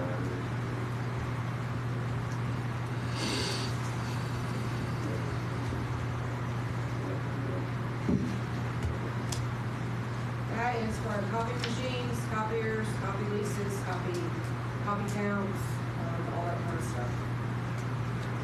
And I'm sure it's for reimbursements for travel. And I can tell you that, Moses, that's cheap right there. Yes. That's 7,100 Yeah. increase. No, on rentals and leases? Yeah, rentals and leasing, yeah. Yeah, for us, because we go through this McCrimmon's office supply here and all of that. And believe me, we've checked and rechecked, and Moses, I mean, I understand your concern and all, but if you go to the grocery store, if you go by the gas station, you try to buy a vehicle, if you go to the parts store, guess what? Everything is up, you know. But believe me, whatever we can do to save $1, I'm there for it. But it's you know, I understand your concerns, and I wish it wasn't that way, but you can see the news every day. Our economy just basically just sucks right now. Well, your president says that the economy's getting better. Okay. Mr. Moses, I got to move along, so I'm not wanting to cut you short, but I got a lot to get through here today. I know you do. Would you want me Go to ahead. stop and say what I got to say? No, sir. Go ahead. I want you to just get to the point, if you will, on each item that you got. All right, I've done that. The only other one was operating. You know, it's gone up 27,000. I'm sure that same answer, but basically it's a over 17.5% increase ask. You know, the 2 million, and that. I mean, I don't know. You know, is it justified? I'm sure it is. Notice, but if you let me explain it right to you right quick. This might help. Okay. Oh, hey, Mr. Chairman, Commissioner Land. do y'all mind stepping out there? Absolutely. Yeah, well, y'all two, Let y'all. me finish, though. Okay, And then because that way we can move on to some other departments, kind of keep going while y'all work it out. Well, then the other thing, I noticed on the very first item on here, the executive salaries, it's gone up 5% this year. The ask is, and it's gone up 30% in the last 3 years. You know, That's the state, isn't it? Yes, we don't control that. The state controls that. so you couldn't reduce that if you wanted to. No, but it's not. Well, actually, you can. Florida statutes 145.0713 declares that the sheriff may reduce his or her salary on a voluntary basis. And that's out. You want to cut your pay?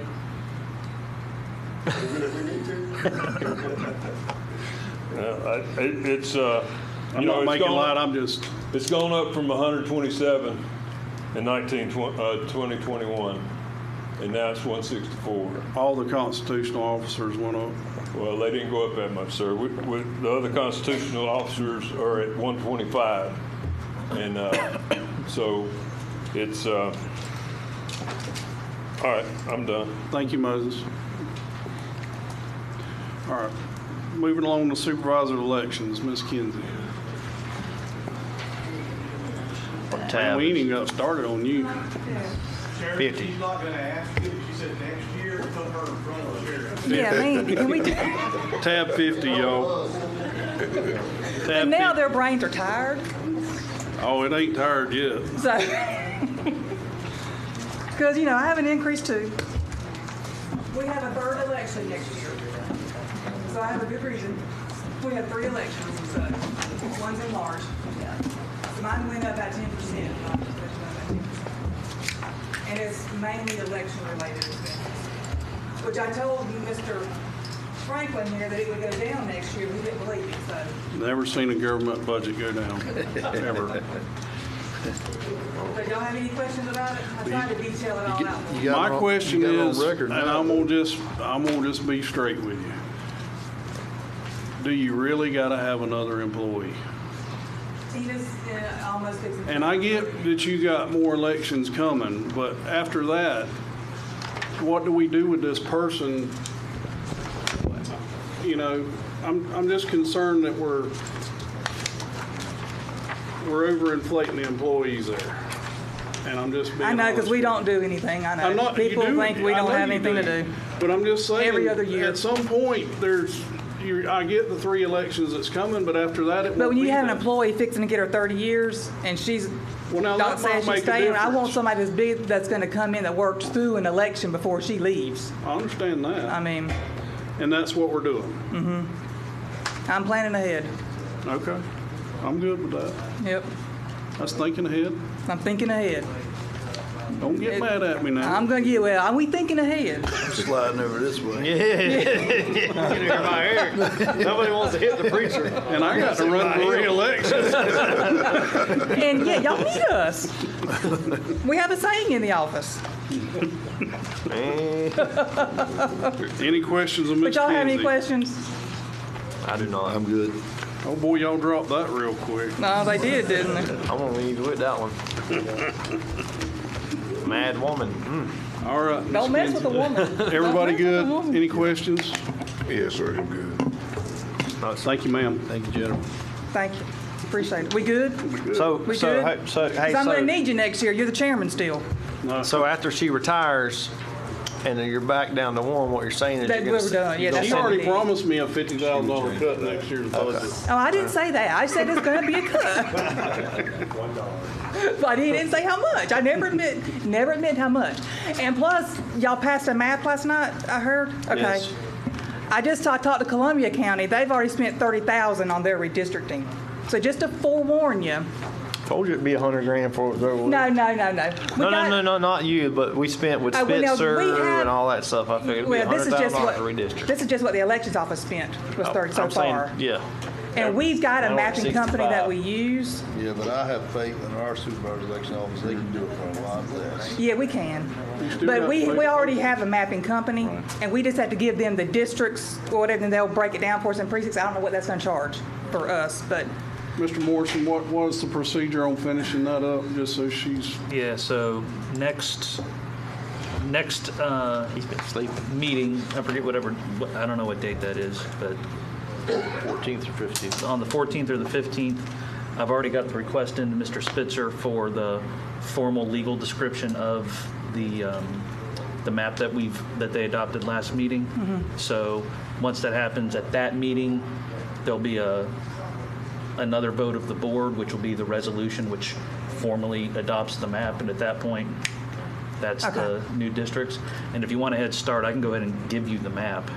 yeah, because that way I can show them we can start doing something.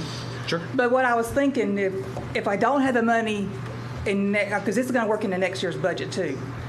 What's left over in this budget, if I need to use some of that to pay for the mapping and all that kind of, we have to mail out cards and postage, can I hold some of that money back to use to pay this too? If we need to? well, you just gonna bring it to us when it's time, aren't you? Okay, yeah. I just we'll want to have that. forewarn you, I might be wanting to ask to keep some little bit of money. Yeah, I didn't think of it. You got to reissue cards, voter ID All new cards we had, and I don't know what the mapping company's Did gonna you cost. get a clear idea on the pollings, the area? I'm trying to find a loophole. I'm Okay. talking with the state, trying to find a loophole. Because we might have to possibly move one. And we just moved it last year, and I hate to do that because it's going to confuse people. So I'm working on a It's not loophole. mine, is it? It's in your district, yeah. It's a Live Oak Christian Church by the cemetery. Yeah. And we just moved it. It's a perfect spot. And that's a good spot. It's a very good spot, so Anything else, Ms. Kinsey? no, Thank I'm you. done. Appreciate you. I'm done. Did you, I'm Thank y'all. sorry. Hold on a minute. No. Mr. Chairman, next on the agenda is the airport, but I did ask Mr. Sessions to came by and had a couple things to mention, and Andy and Mr. Sessions are here to talk about soil conservation. I wanted us to slide them in if we could above the airport so they could get in and out also. Soil conservation, where are we at on the list? They're not on the list. Oh, that's right, he was just 14. We're gonna take a 5-minute recess real quick so everybody can go to the bathroom, so we'll hold up just 5 minutes. It's not even hard. That's all right. It's a little warm in here. Mr. Chairman, before we get started really quick, I spoke with finance during the recess, and Sheriff, on those EOC grants, apparently in the last couple of years, those funds have been redirected where they're going straight to EOC. We need to change that where that comes back to the board, at least as just a pass through. I think that that's the fair way to do it, so that I don't know how the EOC director got that changed where those grants are going funded straight to them, but it needs to come through finance so that there's a paper trail and it's watched. I think that's just. They do the grants, and then it comes to me. Right, we need to redirect that. Yeah, that needs to go through finance so that the clerk, it'll just be a pass-through. I mean, we're not going to take anything from it, but it needs to show that it landed and went through finance. Those, yes, yes. If you don't mind, please, sir. It's been like that forever and ever, but in the last couple of years it got changed. So I think that for the paper trail and for auditing and all that, it needs to show where it came to the county. We passed it through the sheriff's office. Oh, here it is. Okay, sorry. Yes, sir. Well, we have submitted a budget, and we need to amend our request, is what it amounts to. Which tab And are under, y'all? 14. 14. Nina, we have to do some key. I went by Joni's this morning and we printed this out. What it amounts to, Garrett McCray, Michael McCray on the employees, half of his salary is funded through grants, and we're fixing to lose those grants, and we need to make him a full-time employee with the county. It looks like, the best I can figure, it's around, I'm going to say 40,000. I think it's a little less. I always try to go to the high side. And this is because you're losing a grant that was funding half of his salary. That's correct. And that grant was coming from the state, or is that from UF? That's coming from the federal government. Federal government. Yeah, that was USDA. Federal government. It went from the federal government to DEP, DEP to FDAX, and FDAX to us. I got you. And that's a long story there. Yes, sir. It's federal money, just remember that. Yeah. You don't get advances on federal money. That's right.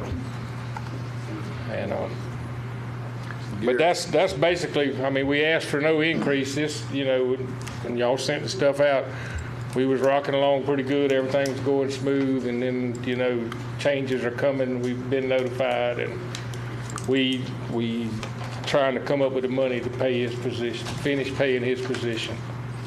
Is he worth that money? Yes. You'll try to steal him from us. I know what y'all try to do. Well, you're on to us. Yeah. Mr. Chairman. Commissioner Land. Mr. Jackson, just a quick question. I've never really had to ask this because the money was always coming from the feds, but with his salary, does he service just Suwannee County, or does he do multiple counties? And if it's multiple counties, is there a cost share on that, or is it just it's Suwannee County's responsibility? On these, some of these grants, it's statewide. Statewide, but He's talking about particular employees. yeah, particularly on Garrett, like Mr. McCray, we're getting roughly 40,000 federal money. If we lose that 40,000, you're asking Suwannee County to pay the 40,000. But is he providing services in Lafayette, Hamilton, and other counties? Are they and would they cost share in that? I guess is what I'm going with. You have to have active soil and water board, and they don't have them. I mean, and I appreciate y'all funded this organization, this soil and water district, for years. I appreciate that, and that's why we get these grants. We have the people that know how to put them on the ground, make them work. Right. But as far as funding from them, no. I was just wondering if they might be interested in giving us 10,000 or 5,000 to accommodate that 40,000. But I mean, it was just a question. I never asked it because it was federal money, so it didn't really matter. He's servicing the whole community, if you will. But now that we're losing it, if Suwannee fronts the bill for the full grant that was lost, the 40,000, but yet he's providing services to Hamilton and Lafayette, and I'm not picking on them, but just using an example. I think it'll be fair that those boards. Maybe if Suwannee, let's just say Suwannee's getting 50% of the services, we pay 50%. And you go ask them one day. How's that? Yeah, I mean, I don't mind. We'll go. I don't mind asking for money. Ask the rest of these guys. I done seen you this morning. I know you. But yeah, I fully agree with you. But it's what I would suggest is that this board today agrees to fund it because I think it's vital that he remains there in that office and that department continues to move forward. But I would also ask, maybe as a consensus or permission, to give myself or Mr. Scott or you, Mr. Jackson, or Mr. Sessions, someone some authority to go ask the other counties that we serve to throw a little money in the bucket with us. My take on it, it'd carry more weight if one of y'all went with us. Sure. I mean, I'll gladly go ask. I can do that. I would think, who am I? I'm just a... I can do that. Mr. Jackson will appoint Mr. Land to go with you. How about that? Fair enough. That's fine. My commissioner, Maurice, 10% Leo, commission. any of y'all, it don't matter. Okay. Yeah, okay. All of y'all come. Let's all go at it. Well, that'd be a violation of the Just sunshine. one. How many Just counties, one. how many counties does he serve over Suwannee, Lafayette, Suwannee? Yes. Basically, we, as a general rule of thumb, it's Suwannee and Hamilton, Suwannee, Hamilton, and Lafayette counties. I thought so. So you get, yeah. That's the basic thing. But these grants are statewide. Right. I mean, we've done projects in Dade County before. Well, I just so happen to know the clerks in Hamilton and Lafayette personally, so I'll reach out to them as a start.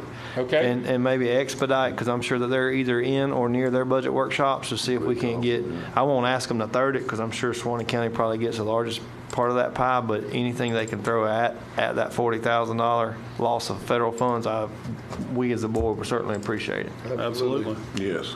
And So we're going to go ahead and fund the 40,000 increase, and then we'll see if we can just recoup some of that cost. That fair enough? that's the 40,000 now. I'm quite sure I'm on the high side, but we in agreement. Well, if you can't use it, you I just give it back. I will not go over that without asking you. I wouldn't. How's that? I wouldn't doubt it. Thank you, sir. Appreciate it. Appreciate Thank it. you, Mr. Jackson. Mr. Larry, do you want to say anything while he's there? I just want to say one thing. A lot of people don't realize the economic impact that ag has in Suwannee County. And a few years ago, I had Catherine Allen make up a talking point list. And that office right there gives cost share money to all the farmers. And the economic impact to Suwannee County from ag is $822 million a year. So I think $40,000 is a small price to pay to make sure that the ag continues in this county and the cost share keeps going out to the farmers the right way. And Garrett and Joni, they run the best office in the state. We have the plaque on the wall to prove it. So they're doing their job, and that's why we get challenged to do these projects in other counties, because we know how to run them. Not because we're part of those counties down there, but we actually know how to run the projects. So they put it on Garrett and Joni to run them. So they're doing work for a lot in the state and dependent on in the state. They get phone calls on how to do things. So they're an integral part of what we do. We agree. I would agree with that. That's why I said we just should go ahead and fund it and then ask for them to help us. There's so much uncertainty right now. I sat in that office yesterday and listened to Gary talk to FDAC's contract manager. And y'all know all the stories. It's gone from one extreme to the other. And this contract manager does not know a single thing what's going on. And Garrett's having to explain to him on the spreadsheets, this is this, is this, is this.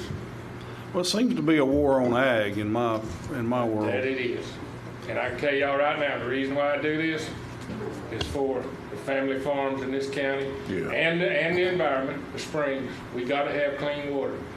And when I say family farms, I hope y'all realize how much corporate and family farms are corporate now. But think that the Bill Gates, the Canadian firms, the California firms is coming because we have water. Yeah. And that's not a family farm in my opinion. I'm fighting for the Claude Starlings, They want to control. That's right. and people like that. Absolutely. And, Well, I face it too, so I as a you person. right in the middle of it. You Yes, know sir. exactly what. You like your Norton form? Yes, oh yeah. Anyway. But we appreciate y'all. Thank you, Mr. Jackson. Thank you. I appreciate Glad we could help. I'll get with you. We're going to skip over to Mr. Norris.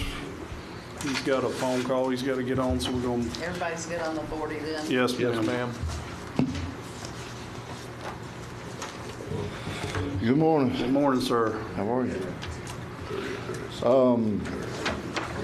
Tourism and economic development, tourism budget, same as last year, no changes. So I know you guys probably had a chance to look through that. Economic development, really the only thing is the marketing stuff that we've committed ourselves to moving into the next year. So really just if you have any questions. I don't. Anybody else? Thank you, sir. Thank you. Thank you. Keep the good work up. Keep the good work coming. We want to move You to the work airport hard. now, Mr. Scott? Thank you, sir. Yes, sir. Appreciate you. Bill? 15. Yes, tab 15.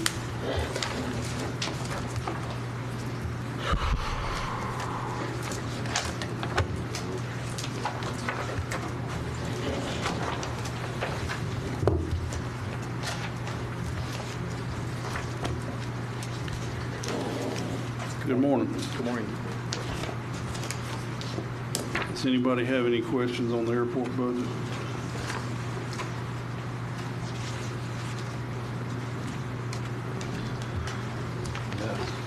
When we're going to have 10 more hangars, that's what I keep getting asked. Yeah. We could probably build 40 and it wouldn't fill it. Yeah. I get probably a phone call a day looking for 'em. Got one yesterday. Well, while you're here, just kind of give us a little shot on the airport update. Where we at with it? Airport's They're doing a lot of expansion and fixing and. Airport's doing great. One of the projects, we just finished up about a $3.5 million taxiway renovation that was completed. The finalization got signed off this morning. Our next project is going to be, we also did the FBO renovation of that. That's completed now. Our next task we've been working on is a large bulk hangar. We're trying to get more, my idea is trying to get more jet traffic, more funding revenue coming from jet so much. And as with Suwannee County growing, the airport, I'm trying to get the airport to grow with it. So these T hangars, more like jet service and stuff coming out of there, because it's going to come as you see Suwannee growing.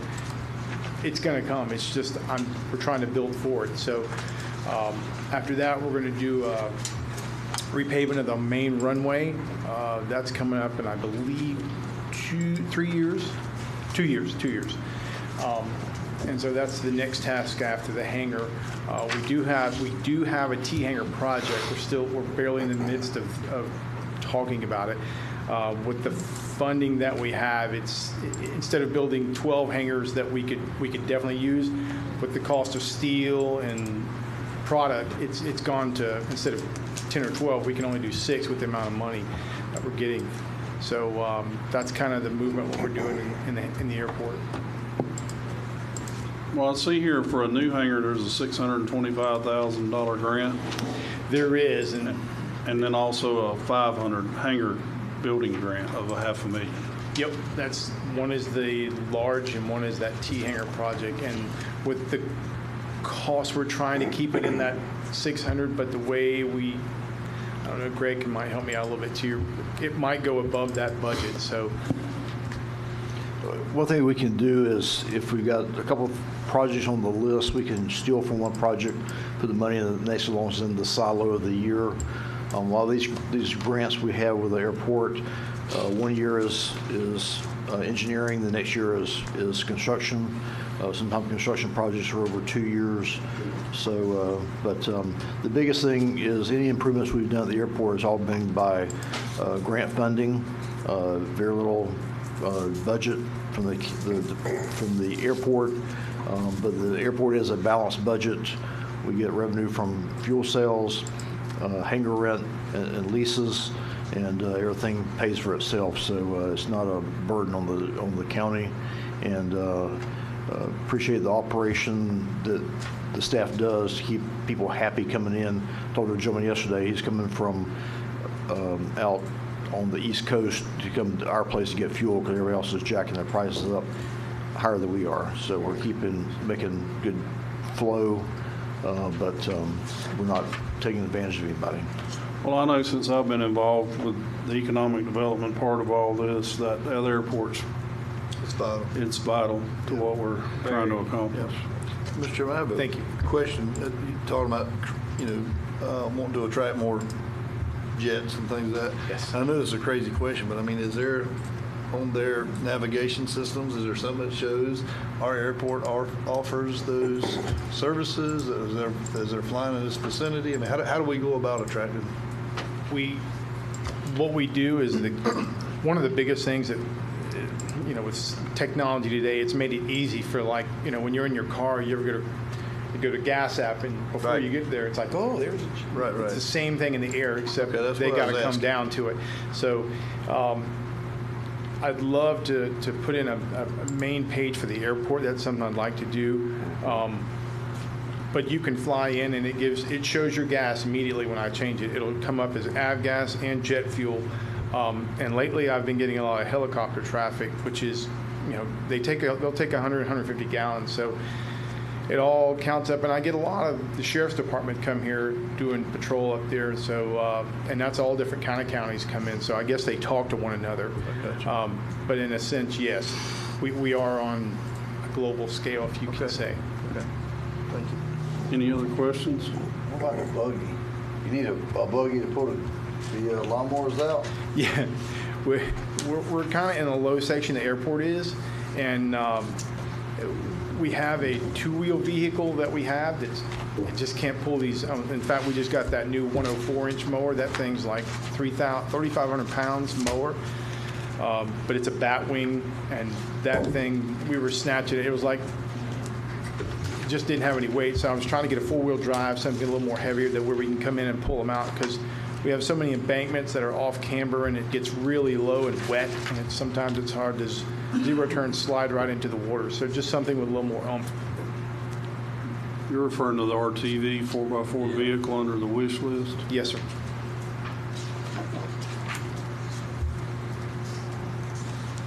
We got the new. We got a new truck, but I didn't want to take our new truck down there. Mud ball. All right. Thank you, sir. Is there any other questions? Thank you, Mr. Bill. Yes, sir. Thank you. Thank you Thank very you. much. Yes, sir. Thank you. Moving on to Extension Office, Carolyn Saft. Tab number 13.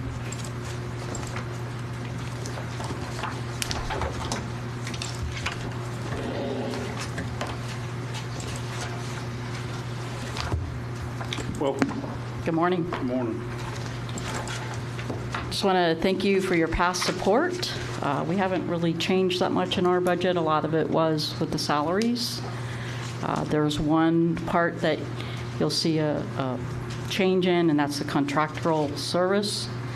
And that was money taken from a position that we couldn't find somebody to fill that position. So we just shifted it, and now we contract it out.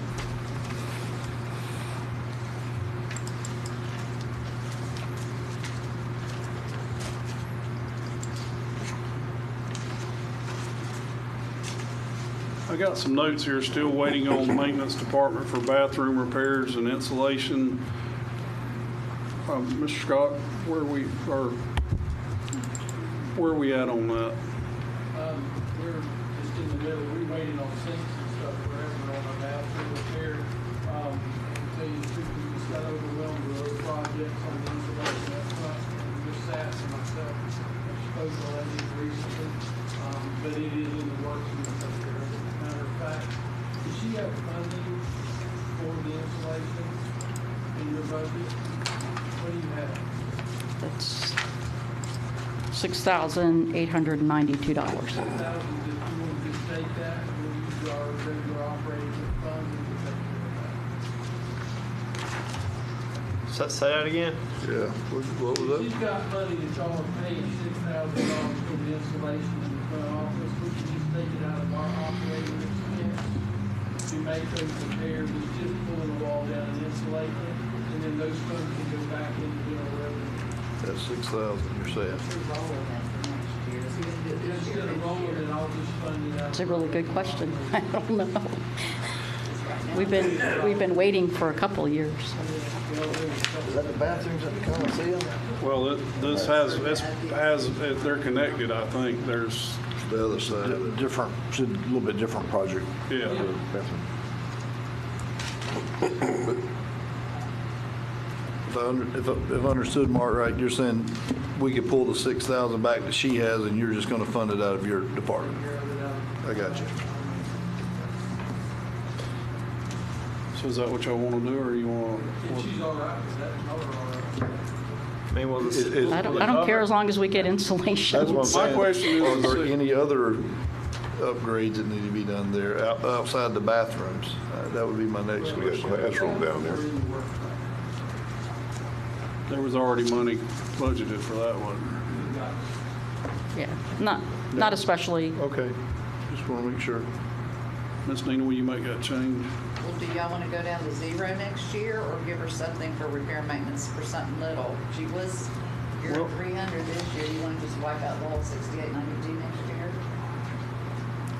If Mark's going to always absorb our cost, that would be How about fine. let's do it half. Cut it Yeah, down. 3,000. I like that. Just in case, you don't ever know. Yeah. So 3446 will go in hers for next year. Everybody agrees? Everybody Yes, consensus yes, on yes. that? Okay. Any other questions for Ms. Sapp? Thank you, ma'am. Thank you. Thank Appreciate Ms. you. Sapp. Fire rescue, Mr. Hand. Look here, we're getting at 11:14, and I know on this sheet I've got in front of me, it says, We're way behind there. we're way behind. Way behind. Go ahead, Chief. We'll.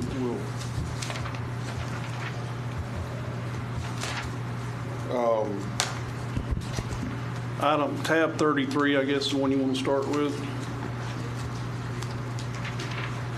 Which one is, that's the fire fund, or? I don't have my big book, I just got the ones, my It's fire. fire. Fire 33. Yep. There's very little changes in the budget. We have a couple lines that have increased. In your budget packet, if you look at those 5 lines that increased, it's just general inflation and cost increase that we've encumbered. You have any questions on what you've looked through on the fire, on that side?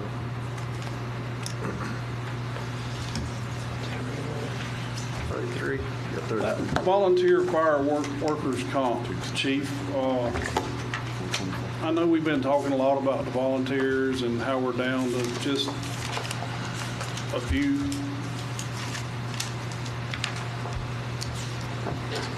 That just seems a lot for no more than what we, I mean, I know you don't have anything to do with it. I'm Right, just saying. we have roughly, we have about 16 that are rostered that still respond. Some respond more often than others. We've lowered that number over the last several years. We had it at one time was around 50. I lowered it originally when I first became chief to 40. I dropped it to 20 last year. I've left it at 20 just because of making sure we can cover if we pick a new one up here or there. But that's set by our insurance carrier. How do they determine that? Because they're non-paid, so how do they just assign a figure to it? I'm not sure how that works on, because I know with mine, they audit your salaries and that's what. I honestly don't know the answer to that question. That's done through Paula's office, and she just gives me the figure of the numbers I give her. Just curious is all for me.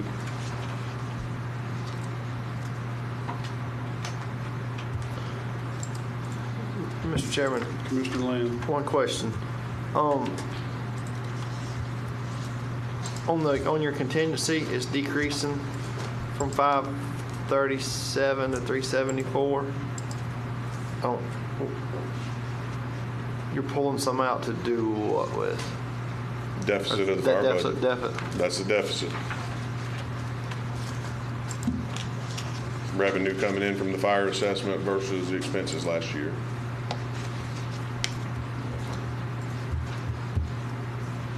That extra funding was from the, There was, last year, when we started the budget workshop, I think there was 91,000, if I'm not, I'd have to look back at my old paperwork, I'm thinking back a year from now. It was either 81 or 91,000 in contingency. During the budget workshop, we had taken the CARES money and the 750,000 and put it in the fire station line, and you guys dropped that fire station line to 1.5 million and took the rest of the 400,000 and some change and put it in contingency. That's right. So it put it over at 537,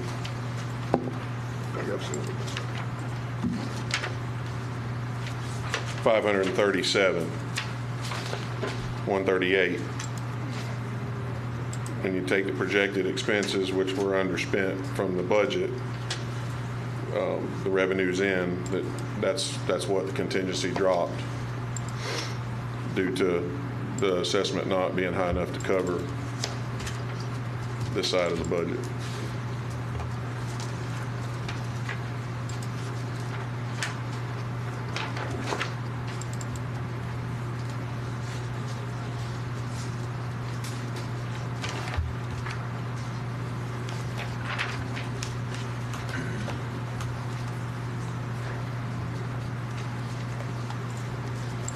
Now, I'm just go ahead and say it while we're on this. Last night, we rescinded the $10 increase in the assessment for fire protection. And there was some talk last night while we were doing that of creating a line in general revenue for some money in case Chief Hand had to have it because we reduced his assessment. Is that still something we want to look at as a board?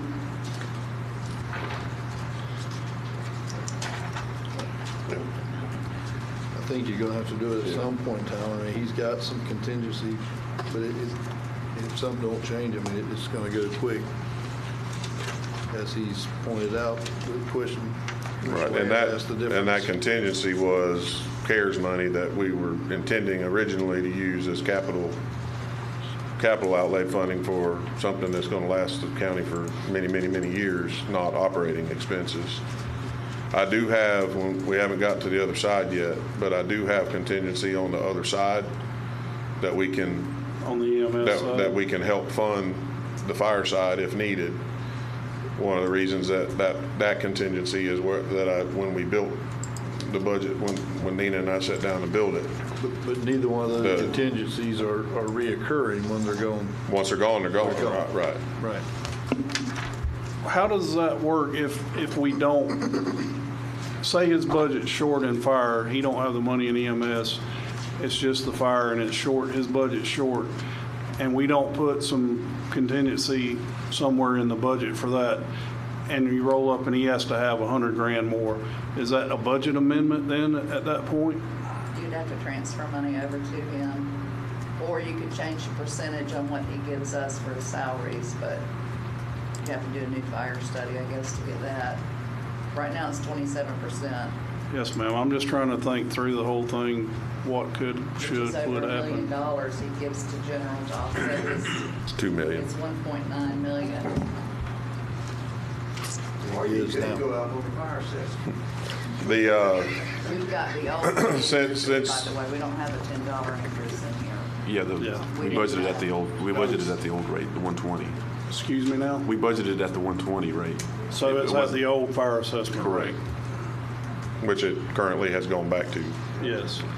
The one thing that I do want to point out, since Nina spoke something about the salaries, when you look at the expense side of my budget, it shows on the EMS side the total at that, and then it shows the total on the fire side.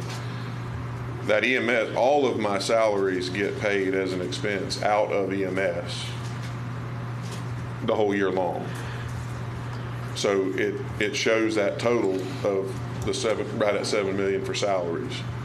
When you, at the end of the year, 1.9 and some change gets transferred back into general fund out of the fire budget.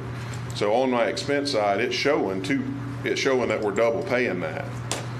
But it's going back into the general fund from this side to cover it from the fire side. So my budget isn't quite as high as it looks because of, we're having to show it in as an expense on the EMS side because they can't pay it out of the two different funds. It's a nightmare for them to do the checks out of two different funds. So it goes back as a reimbursement.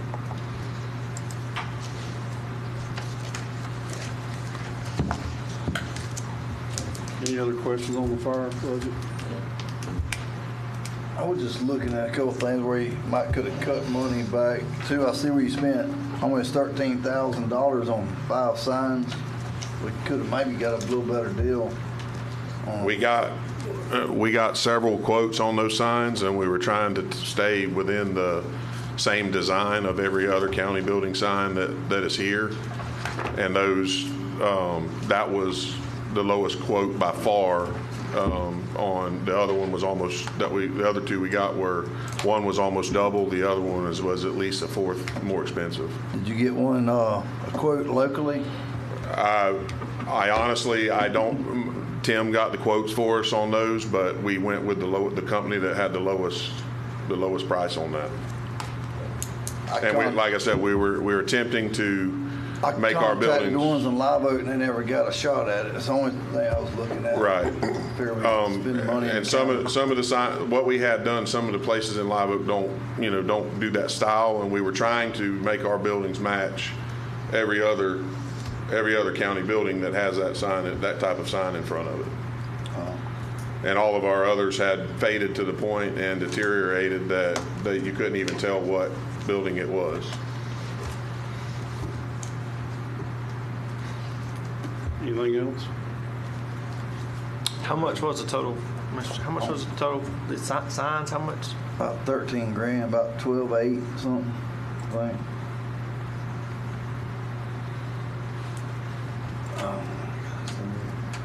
About 12.8, I believe. Is there a question there, Mr. Williams? No, sir. Scratching my head. Any other questions on the fire? All right.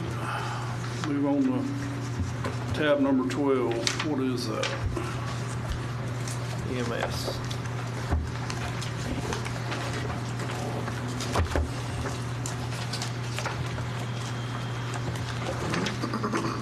EMS.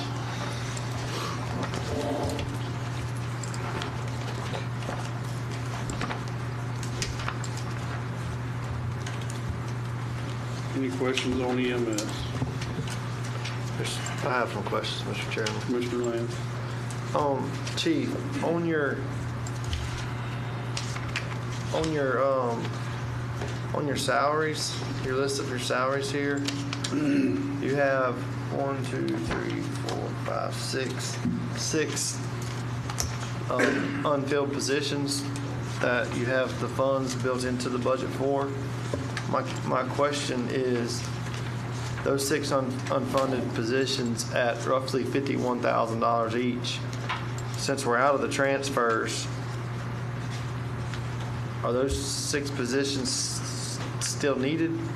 I mean, or are there, I know you have talked about it in the past about maybe adding staff at unmanned stations or increasing staff at stations that only have maybe 2 folks where there's a higher call volume. What's your plans? Should you be able to fill those positions if indeed that they are needed? That would be the plan, is to spread them in areas that are needed with the higher call load. Currently, which we have filled one of these positions since this budget, this sheet has, so we're down to 5. We're down to 5 positions because we have filled one, and we did interviews the other day and have a couple other that are supposed to get back, that we've got to get back in touch with. But the intention is to currently, we're trying to hire some firefighter paramedics. We're down to one paramedic per shift above minimum staffing right now. So we're trying to we're working on some recruiting things that we're trying to do. But yes, the intent would be to, until we have a need to put them in another area, would be to try to put them in areas that are needed for backup. Like the Branford station, for instance, or Beachville station is such a long distance from everywhere else that, when they're on a call, there's no coverage in the whole south end of the county. or if they have a bad call or a fire or anything else, there's 2 guys down there doing everything they can do for 15 or 20 minutes. So that would be the plan, is to try to spread them out until they're needed elsewhere if they needed to be shuffled. Okay. I'm making notes. Don't think that I'm disrespecting them. Those positions, Chief, were they filled before? Yes, these are the same. We have not changed our level of staffing, number of positions since I've been the chief. These are positions that have been in place. True vacant positions. These are vacant positions that we've had somebody, leave, and we haven't, we get it fully staffed, and, we have another one or two that step out. So we currently, are working, but I think I mentioned it in the workshop when we were talking, the state is under a crisis right now in the fire service for staffing. There's almost 2,000 open positions right now statewide. So we're not in this alone. Everybody, I spoke to the chief of Columbia County the other day. They've got 5 or 6 openings right now. It's just the state of the fire service. We're working hard to try to, to get these filled. Well, I know we got out of the transfers, and so those guys aren't running as hard. Are they firefighter, paramedics? Everybody that works for us on a full-time basis is dual certified as either a firefighter EMT or a firefighter paramedic. Our single cert people are just a part-time casual people.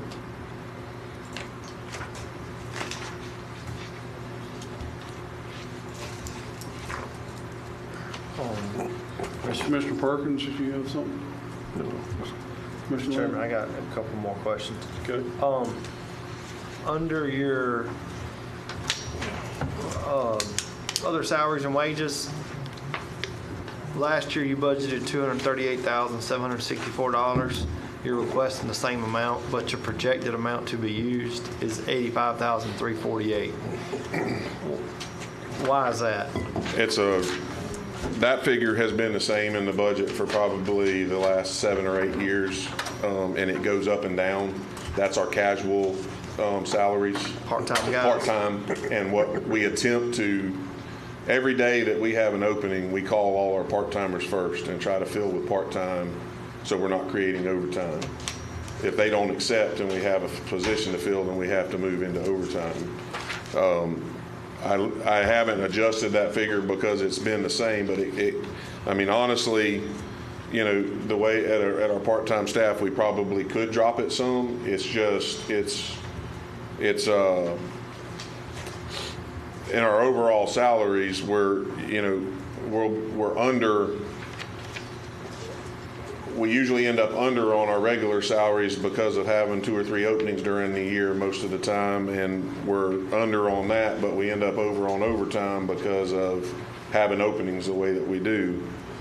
This helps. That's the reason I left it in there, but it can vary. If I got a couple part-timers that were really active and wanted to really work, then that line would get utilized more often. It's just they go up and down. Sometimes they come in, they're really, really active, and then they start waning off, and then others only work a shift or 2 a month. I understand. Which leads me to your next one. Under your overtime, and I know you got the 6 unfilled positions, but I think you've had those unfilled positions for quite some time, or at least 3 to 4 of those. Last year you budgeted $589,000 for overtime, and this year you're projecting to be $200,000 over budget on that. But next year you're only requesting $606,000. One, why the $200,000 over budget, and then 2, if you use $789 this year, is $606 going to cover the overtime for next year, the amount you requested? Hopefully, yes. The increase was from what I started at this past year, and put the percentage increase of the salary, the 1% 50-cent raise. When it goes up, overtime goes up. So that's the percentage increase of the average increase of the department. the hope is, yes, that I can get back into that figure or below that figure by getting these positions filled. I've had on top of these open positions, I've had three employees out on medical, one on a long term. He's been out for over 6-8 weeks with knee injury, or almost 3 months now with a knee injury.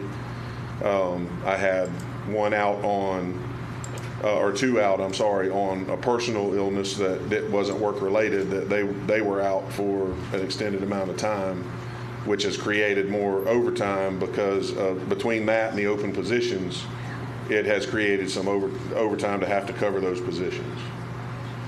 And our only option to not have that overtime is to shut down a station or truck. And even without transfers, we have days where we don't have a truck available in the county. Yeah, we don't want to do that. But overall, if you take my salaries at the end of the year and look at the casual money that hasn't been used and the regular salaries that we're under, we're still within, usually really close within budget of the overall salaries. And we were under budget quite a bit of what we underspent in this budget this year. I understand that, and that makes sense. We certainly don't want to shut down a fire rescue station because who was supposed to be called in sick. I mean, you obviously want to pay overtime and maintain the manning of that station. I said this to the sheriff, and I'm not going to discriminate. I'm going to say the same thing to you. And I know for years and years, the fire and EMS has kind of done their own pay thing because of the way the built-in overtime is. So it's a little, your guys are paid a little funky compared to everybody else because of the way they work. But at some point, I mean, I think we have to start talking about the 1% and the 50-cent raises for a cap on that at some level. I mean, and I say that, and I said it to the sheriff too, and I don't mean it personal. I just think that when you start talking about your top end guys, and I'm scanning through, your salaries here. I mean, you got the chief at 107. Here's another employee, and I'm not gonna call him by name. I think it'd be unfair to them, but I mean, you got a 96,000, a 80,000, a 70,000, a 71, 68, 76, 69. I mean. And I know that they earn the money, but when you start saying 1%, you add all those together, and you're knocking on several $1 million there pretty quickly with, say, 15 guys. And I didn't ran the numbers, but 15 guys, you could probably get to $2-3 million. Well, you start talking about 1% of that and 50 cents on top of that. I mean, that starts hurting you pretty hard versus the guy that's making 50 or 60. Right. And that's not just a conversation that will occur in each department. I think that's the conversation that's going to have to, at some point, happen for the board and Mr. Scott. I mean, and again, when you start talking about pay, that's a sensitive subject, but, we're held accountable, too, by the taxpayer. And like I said, you start adding some of the top end up, and that 1% and 50, that starts hitting you pretty hard every year. It can get high, and I don't mean that to hurt you because it helps you on the other side. If you cap the top end a little bit, or I don't know where that cap's at. Is it 80,000? Is it 70,000? Is it 100,000? I don't know where that number's at. But the money that you save there helps you on the bottom end. It helps you recruit other guys. It helps you compete with the state. Helps you compete with the private sector. Right. No, I understand 100%. 100%, but you also, and this is, and I'm not talking about just my guys, I'm looking at any employee that works for the county. Right. These guys you're talking about are 20-year employees. You want to retain those. I understand. They are our experience of our department, because when you get below them, the bottom 2/3 of the department is a 5-year or less guy. I guess my example that I have in my mind is the employee, no matter where they are, if they're working for me, and I start that guy out at 80, and he's day one on the job, and he's 30. Right. 30 years from now, he's knocking down 160 with the 1%, and That's a big nut to crack as an employee. And I understand that, but these guys started at 20. But I get it. But I'm using in my head. I'm using more of a starting salary. Right. On a new employee. So on that, I was going to ask this question, Mr. Chairman. You say there's a shortage statewide, probably countrywide. Is that due to the lack of workforce, the interest in being a firefighter EMS, or is it a battle of competing in funds, or a little bit of both? It's a combination of both. The biggest thing that the Fire Chiefs Association found is it's less of a desire to serve the public. Wow. Some of the retention issues that we're having is people get into this thinking that they want to do it, and then they realize it's not for them, and they quit after a year and go back into a private sector of something. It's a combination of a lot of things. You know, our pay when you guys adjusted it year before last, we're still competitive. We're not ahead anymore. Everybody used us as ammunition, went to their boards, and they got their raises the following year. So we're all on a level playing field again. So it's not that we can offer to bring somebody in at a higher pay right now. One of the things that we have to work on is getting more of a differential between our EMTs and our paramedics, because our paramedics have a lot more responsibility than an EMT does for a $5,000 difference. Our starting pay is competitive with anybody in North Florida and doesn't need to change immediately. You know, eventually it's going to have to compete, but right now we're competitive. But we do need to work on that differential between the two. We've got private companies right now paying paramedics $25 to $28 an hour.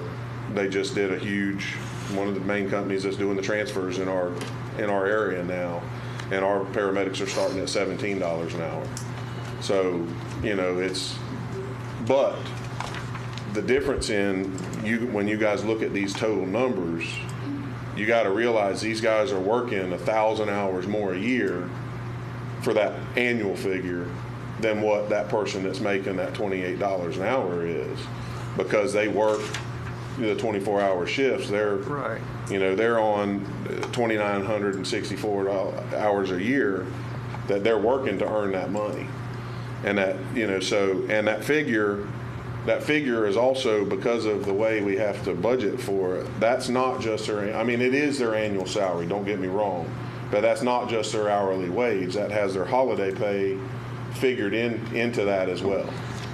So there's not an extra line for just holiday pay. It's figured into the hours to where it's budgeted to cover it under regular salaries. Yeah. That was something I found after I took over as chief that was never budgeted for before.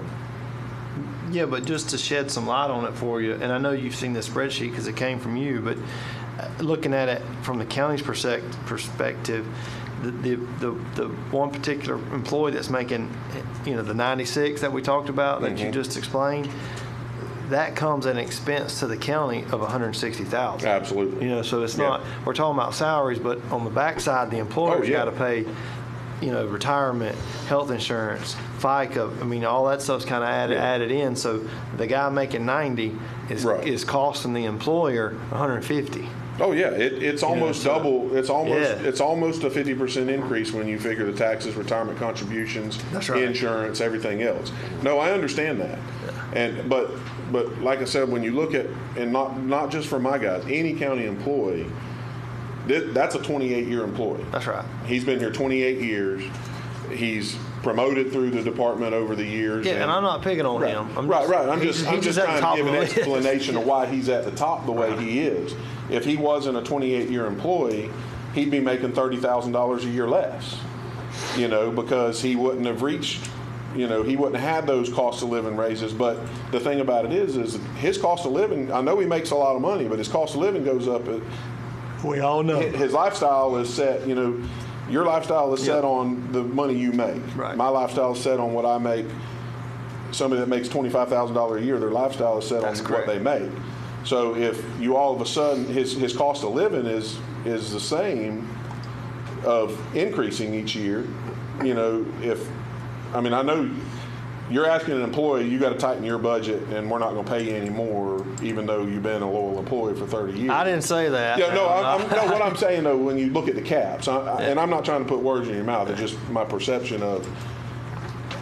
We have to be. It's a fine line to walk. And this would have to be done countywide because there's some other departments I'm sure that have higher paid folks, but you're almost taking that employee after 28. Any employee that's capped 20 plus years of saying, okay, we've enjoyed you for these 20 years, but now we're not going to pay you anymore because you make too much. It's just a fine, like you said, when you talk about pay, it's a fine line to do what's right for the overall budget and what's right for that employee that's been a loyal employee for 20. I don't disagree with you at all. Yeah. So, and listen, I've told you guys numerous times, you guys point the ship and I drive it, but it's my job as a department head to fight for my employees as well. So. Well, I'm not trying to. Yeah. I think you misinterpreted me. Where it should be is a cap, and after that cap, it's on an individual basis. That's what I think. Because I'm with Commissioner Land there, and I've been talking about it for a couple of years now. That 1%, 50 cent over, and I get its longevity, but at some point there's got to be a stop somewhere. Right. I mean, you can't just keep on. The math gets crazy on that. Right. So, and it, like Commissioner Land said, it's different for a guy at 50 grand versus a guy at 140 grand. I mean, that's a big spread. Oh yeah. And so I'm of the same thinking that at some point here you're I fully have to understand cap some of this, and it's going to be on an individual basis as far as how their raises go after that. Right. Mr. Hancock, did you have something to say? Yes. Y'all keep, the 1%. Now, y'all got to remember, this is being recorded. It'll be on YouTube. The perception that you're giving the people is you're giving them, the county employees, a 1% pay raise every year. You don't tell them. You're the first one today that has mentioned that 1% is a longevity that it used to give them every 5 years.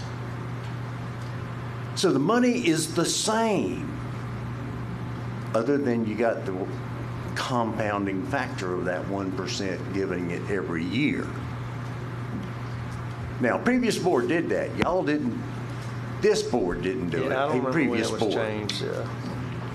But it's the 5% you're going to give them anyway. Quit giving the impression to the taxpayer that you're giving them 1% every year as a pay raise. You were going to pay them. You're going to pay them every 5 years. You're going to do it one.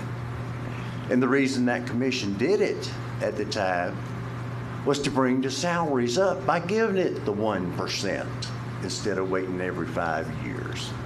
And I don't disagree with you. I just don't think. You can't disagree with me. Y'all did it. Or a previous board did. I'm just saying, I don't think they thought it through to the end.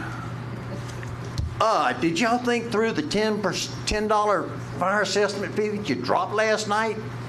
And then you come up and jump on him because he doesn't have any contingency. I didn't jump on him. Jesus, folks. Get your act together. What you're giving the employees this year as a pay raise, 50 cents an hour. Drop the 1% or change it back and give it every 5 years. You're going to pay it one way or the other. I just don't want you to give the impression, it makes y'all look bad if you don't clarify what that 1% is that you're giving. And if they didn't think about it at a prior commission, y'all are the commissioners now, you can change it to whatever you want. But I'm just getting frustrated sitting out here and y'all keep talking 1%, 1%, 1%. Let me ask you this: what's your thoughts? Well, I've received your criticism and I get it. I understand where you're coming from. But what's your idea? What's your take on it? Oh, I've said, go back to the original purpose we just talked about. It was to increase the bottom line for the employees instead of them having to wait 5 years. Retention was an issue. Still is retention still a problem throughout, I assume, Greg. That was the reason it was done. And it's evidently worked because I don't think it's as bad as it was. Because you did raise up salaries by that 1% you're giving every year. I don't know what there's a solution. What they did then worked at that time. And it still works. It's just, at some point, there has to be a cap. With the, Mr. Chairman. How are you going to cap it? You're taking You set a salary and say that after this, it's going to be on an individual basis. The longevity raise? All of it. Well, the only thing you can cut, because unless you change your policy, because when you were paying the 5% longevity, or the 1% for 5 years, you gave it at 5 years. Everybody understand that? Well, I'm not here to change anything right now. I'm just floating that idea out there. Oh, how are you going to cap it, though? Well, that's pretty simple. You know, here's my thing. It's like, you know, I understand what you're saying, and I don't disagree with you. The 1%, the 5%, slice it however you want to. It's relatively still the same. But the whole, what would be wrong, again, and we're just thinking out loud here, is if there was a cap, and then after the cap, it goes based on performance evaluation. You know, there's a lot of entities that, and I guess government too, that there are no such thing as automatic increases in pay. At some point, when you get to a cap, it's based on your performance. If you hit the 80 grand mark and your performance, and you just say, well, I've been here 15 years, I'm just going to coast. I'm seniority. I don't have to do what I did 10 years ago. But your job classification and job duties is the same. Well, at that point, hey, you're making 80 grand. You know what? You're not getting a raise this year, buddy, because you've been showing up late every day to work for 10 minutes and you're leaving early. I see you shaking your head, so obviously you're disagreeing with me, but no, I don't see how you could do that or enforce it. Number one, somebody. They would have to be, but I would like to think they're doing that on a daily basis. I mean, that's kind of what that's management. That's what I'm saying. Is if you know you're getting a 1% and a 5% automatic. No. Back up, please. Let me interrupt you. If you know you're going to get a 1 and a 5%, that's just what you said. That's wrong. He meant 1 and 50 cents. I meant 1 and 50. Okay, that's not what you said. Well, I'm sorry. It's going out there, corrected. Travis. Think about it. Don't create problems for yourselves, folks. Clarify what that 1% is. Now, what you're talking about, putting a cap on, that's a management responsibility to manage the employees. But it's very subjective. It's very hard to be objective when you're doing all that. It's very subjective. If you don't like that employee, you already are biased against that employee. That's on an individual basis. So I think you're going to have problems there. But if you want to cap salaries, that's y'all's decision. That's why we're floating it out here, so we can get some ideas. And hey, I'm not always the brightest guy around, so I listen. My whole thing is I want y'all to clarify that 1%. You're giving it every year, but you just the reason why you're giving it. Nina Keith, when did the 1% and 50%, 50 cents an hour. It used to be a quarter, and it's the 50 cents. So when did that start? It's been 6 or 8 years. It's been in place for a it while. was right before I came on the board, I'm pretty sure. You've been here like 20 years. It feels like it. Feels like his hair's falling. Yeah, my hair's falling. I mean, so I hear everything everybody's saying, and if you don't mind, I'll just jump in. No, sir, go ahead. I mean, I can tell you right now, if the company I work for capped me, I'd be down the road because I'm still about making money. But I get it. We are here to protect the people's money. So maybe it's not maybe instead of putting a salary cap on, maybe put I don't know, I'm just talking out loud like you guys are, maybe a yearly thing. Like if you hit 30 years of dedication, you've worked up your whatever at 30 years, that's kind of it. I don't know. Most folks, I think, that are getting close to retirement anyway. I'm just throwing this all out there. But if anything like this happens, I mean, guys, we're talking about across the whole county, every department, every supervisor, anybody. I mean, you know, Miss Betty's back here, she's jumping around. I mean, it is a huge undertaking, I would think, to do something like this. But again, we can have the conversation for sure. Yeah, and that's all. I mean, I agree with you. I don't know. That's why it's just an idea. It's just so we can get some feedback and see where everybody else is at. It's a It's double different when you're sitting here looking at all the money and the retirement and everything that goes along with that, and you just keep seeing it ballooning and ballooning and ballooning, and your revenues aren't ballooning. There is going to be a stopping point. Either you're going to cut employees or you're going to cut what you're paying them. So that is where that's at. It's numbers. It ain't anything else. I'm not arguing with that point at all. All I want is just that you're clear. Well, I'm sorry, I misspoke. I meant 1%. No, it's not just that. It's just you keep harping on 1% and 50 cents. 1% 50 cents. Explain what that 1% is and how it got there, which we've done now. But I just thought you were going the wrong direction and putting out the wrong information. Well, I'm staying corrected. I'm glad you got up and clarified. Thank you. Thank you. Thank you. I am. But it is. I mean, it's just it's a fine and it's a fine line because you're not wanting to take away from any employee. You're not wanting to take away from the loyal employees. You're not wanting to cut anybody's pay. You know what I mean? You appreciate all that, but then on the flip side of that, you got to keep up with your revenue and expenses, so you're held accountable there too by the taxpayer. Oh, you know, depending on. Well, and there's a lot of things that's thrown on you that you have no control over, like retirement. The state mandates that you pay it. That's the way it is. Insurance going up 10%. I mean, those numbers just 5%. It just keeps getting bigger. I mean, at some point you just got to stop and talk about it every year. I've been looking at it for a while. Miss Betty, you have something? I just have one statement, and I know it's not my turn, but you talked about the 6 years ago, the raises. 6 or 8 years ago. 6 or 8 years ago, the raises started. What I'd like to do is just have you also take a look at how long it was prior to raises being given to employees prior to that particular time. And so that might give you some idea also of why the raises started to be given, because I wasn't here for a long time, but I go back in the records, and at one particular time it seemed like there were no raises for a long time. And I'm not against. So I'm just asking for balance, that's all. And that's what I'm looking for. I'm not against giving anybody a raise. I'm just saying at some point out here, you got to stop and start taking a look at the higher end. That's where I'm at with it. Any other questions? We got to move along. No, sir. If it's quick.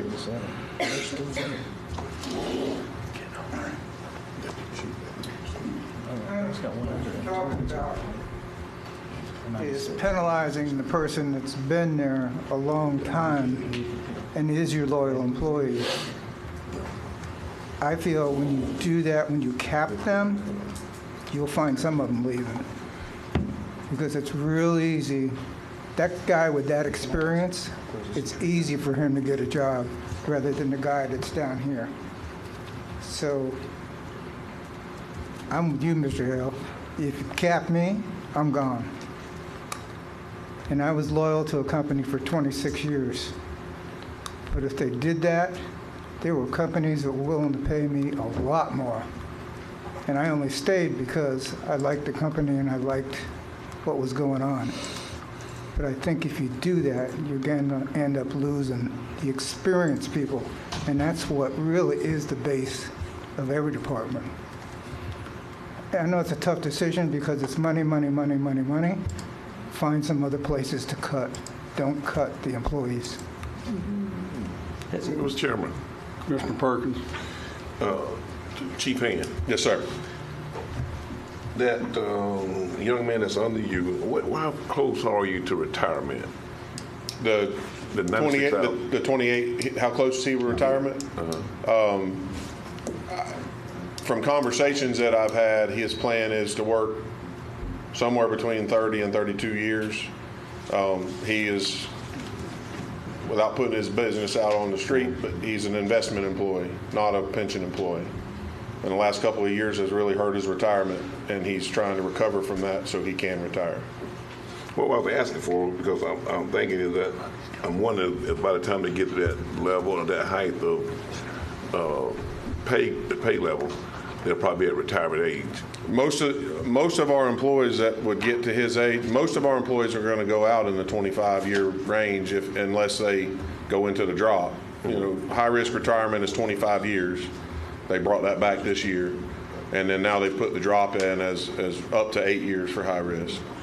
So it could be as long as 33 years of an employee's career, you know, or some people don't do the drop and they go out at their term. But I can't really say what, I can't speak for him to know what he's going to do, but I do know that I know of several of my employees that are on the investment side that their retirement is going to be extended by a few years, waiting on the stock market to come back to have the figures there that they can actually retire on. Well, I just wondered that would typically would be that level at that rate of pay, right? And they'll be, because I'm saying when we're setting a cap. Normally, they might be exiting for retirement at that time. And this particular employee too was also a special case because over the course of the history of the fire department, he was in positions and got when the merger of the fire rescue went together and everything, things happened that, you know, I don't want to say too much without putting him. Let me stop you there. I can explain this to you guys individually, so it's not putting his business out in the public. Yes, please. Thank you. I agree. Any other questions for Chief Hand? No, sir.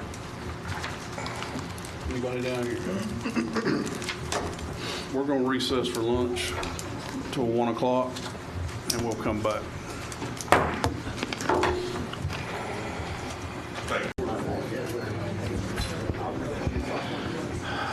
Welcome back. We start up with the Recreation Department, tab 41, Mr. Furry. All right. Oh, I'm sorry, I did. I already put a check mark there, I guess, Mark. Nah, come on up, brother. You don't get to miss the party. I was trying to help y'all out and shorten up this afternoon. If y'all ready to go, I'm good. I even turned the book to the right page, and I still called the wrong person. How about that? Yeah, actually, it's custodial first, but yeah. Do you want to just start and say, or do you want us to just ask questions? Well, I'll just tell you, other than the special projects that we've got slated down there for y'all to approve or not, we're pretty flat on both maintenance and custodial, other than the wages that are slated by y'all. Any questions? Well, I already called you and asked you about the courthouse and the jail, and so I'm okay with that. But you're the only one called me, so maybe somebody else got a question. No?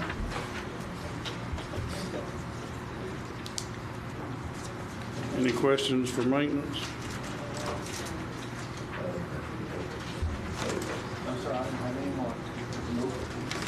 Good? We're good. Thank you, sir. All righty.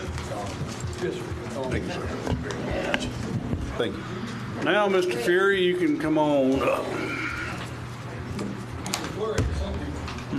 Flurry? Yeah, we see that by the truck bed.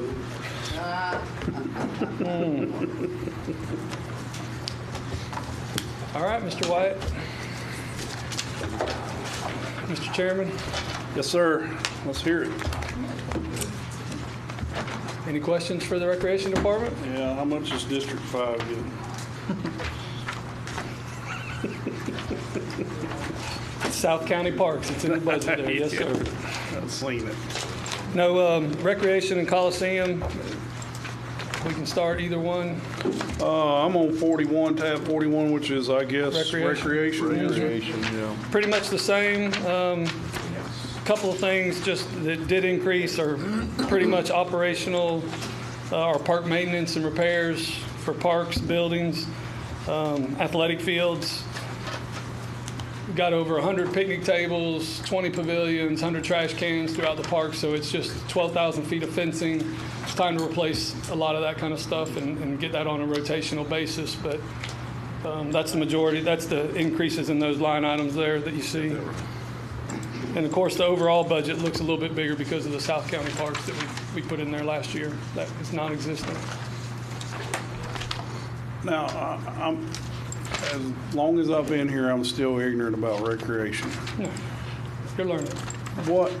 How does the city, how does that whole rec board thing work as far as who funds what, how it gets funded? I'm not sure.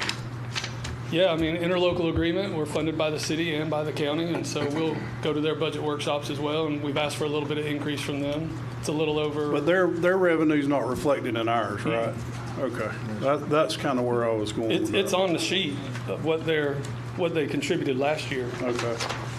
220,000, I think, for next year. It shows up in the revenue, is not specified in the expense side. We can get more.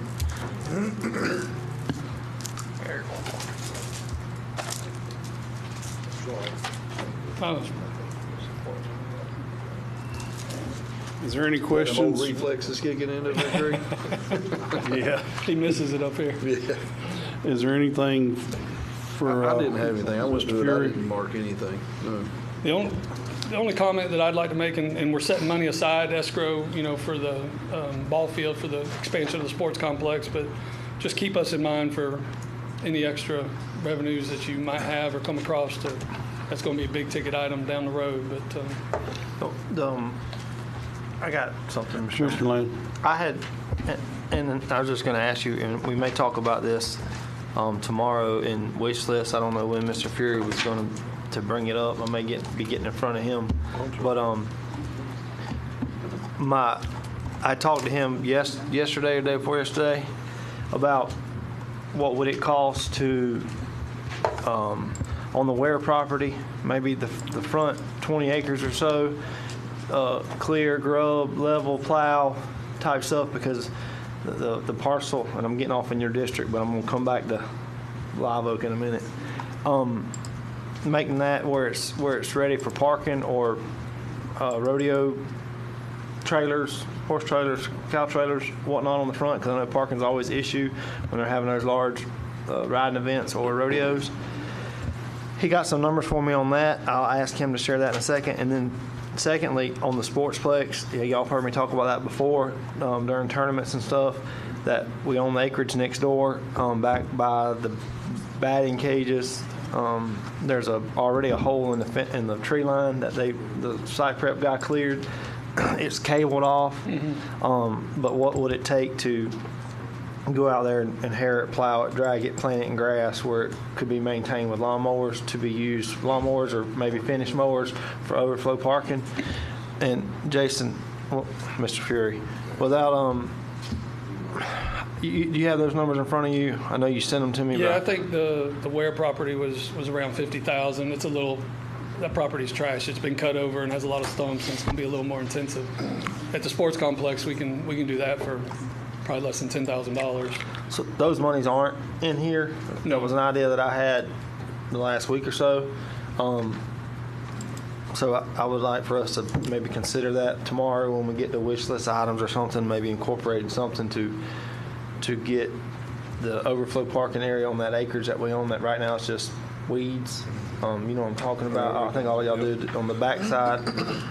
Maybe get some of that grassed so that it could be used for parking and maintained with lawnmowers, and then down at the Ware piece, maybe that front 20 acres. Not the big trees, leave the live oaks and stuff for shade, but kind of clear that out and make it more look like a pasture. So for horse trailer overflow parking for that thing too. And he got with, I won't name the site prep guy, but 50,000 was a rough estimate to get that where it needed to be. So, I mean, at some point it's got to be done anyway because it's just scrub oaks and overgrown cutover. So, I mean, yeah, Mr. Fury had already got with me on it, so I'm aware of it. Okay. I was just going to bring it up while we're talking about recreation, but it's probably more of a discussion to happen tomorrow when we get to contingency. Yeah. Because this idea came up after the budget books were prepared. That's fine. Any other questions for Mr. Fury on that, on recreation? Mr. Chairman. Yes, sir. Mr. Perkins. Mr. Fury, you have been doing an excellent job on keeping our parks up and they're looking really good. And then anything else we have that's going to be coming for our parks to any more improvements that you have? I know like the Pilgrims donation they've been giving. Anything else coming? We're working with some partners, on their budget request as well, but we won't know yet. But yeah, besides some grants, we've been talking to Pilgrims about some improvements over there as well. It's all throughout all the parks. Well, people been getting over to Douglas, sitting over to Hills Park. For John Hill Park? Pilgrims have been donating to Douglas and also to Hill Park. John Hill Park was going through the city budget to improve the restrooms over there, and they're getting ready to go out to bid on that and see where the project prices come back in. Douglas, we're looking at building a pavilion on the front by the playground there. I haven't heard of any more money from Pilgrims at the Douglas Center yet. Okay. Thank you. Any other questions? Move on to the Coliseum, Mr. Fury. Yeah, pretty much the same, only increase. We're getting increased rentals there, obviously, at that facility, the Annex X2 and the Coliseum itself. And so it's just time to replace tables and chairs. They get abused, and so that's the $10,000 increase you see in that line item. Of course, I see the 3rd cent, there, and love to be able to use that for some improvements at different parks as well. At some point. So, Mr. Chairman? Yes, sir. There's some revenue right there that could be used if we chose not to tap into a contingency for that. I know that it's specific to TDC stuff. I think Sportsplex and Rodeo Arena will qualify. Just a thought for tomorrow. And then, Mr. Fury, on the X2 renovations in the bathrooms, is that more of a question for Mr. Durham, or do you know when approximately those projects would begin? Yeah, no, it's more me. We'll work in conjunction with him, but that's more on us. X2, we haven't started on that. That's on us. Trying to work around the schedule. It's so busy in there, but we'll get on that this year and try to find a window to make some improvements in X2. The Coliseum, we've already started talking to some contractors and making some improvements to those restrooms in the lobby area of the gym. So we've started on that already. Okay, good deal. But we won't obviously be finished before the end of this year, so we'll just want to carry that over. Okay. I got a question on the 3rd cent TDC reserves. At the end of last year, it was $275,772. It's $155,772 now. Where'd that money go? I think it's up in X2. If you take the 80,000 and the 155, maybe or something. I think it was the splash pad. No, the 80,000 was already in last year's budget. I think he's right on that. Greg may know better, but I was thinking splash pad. I think you're right. I don't recall us taking money from 3rd cent for the splash pad unless that was done through the budget process or the budget shifting monies around. I know that we knew we could, but I can't remember that actual shift off the top of my head. But Donna, do you remember anything different? Or okay. Sorry. There was discussion about taking $200,000 of that. I don't have my other notes. But we used part of that money to fund the other portion. Well, how did that happen when it was in here last year and it's gone this year? The splash pad was done last year or the year before. What are you looking at? 5910 519 0900. I have 155,772 current budget and 155,772 for next year, rolling it. Well, what I've got from last year's budget book is 275,000 772. And Okay, now well, it's We'll go back and 155. see what happened between last year's book and 120,000. before the final meeting. If it's 120, then it's about have to be the Do Coliseum you still have bathrooms. do you have the The bathrooms? bathrooms is already there. I think they just created a new line item for it and moved that 120 up there. We used it, I swear we used it for Well, something. then he wouldn't I have think you're right. the new, he'd have the new number on his then at the Oh, I bathroom. see the It county was on bathrooms. the wish list for the 120 from the bathrooms, I think, at the Coliseum. I just didn't remember doing that. That's why I was asking You're where'd right. the money go. Okay, so you're good? I'm good. Okay. Mr. Chairman. The only other thing I'd say, whether it's that money or just moving forward, I know I probably mentioned it last meeting or two, but I get calls all the time for more hookups for the horse trailers and campers and things like that when we have the events and rodeos and things out there, so. And we have some plans in some of those FDAX grants that you see there that we can do some of those electrical upgrades with that money.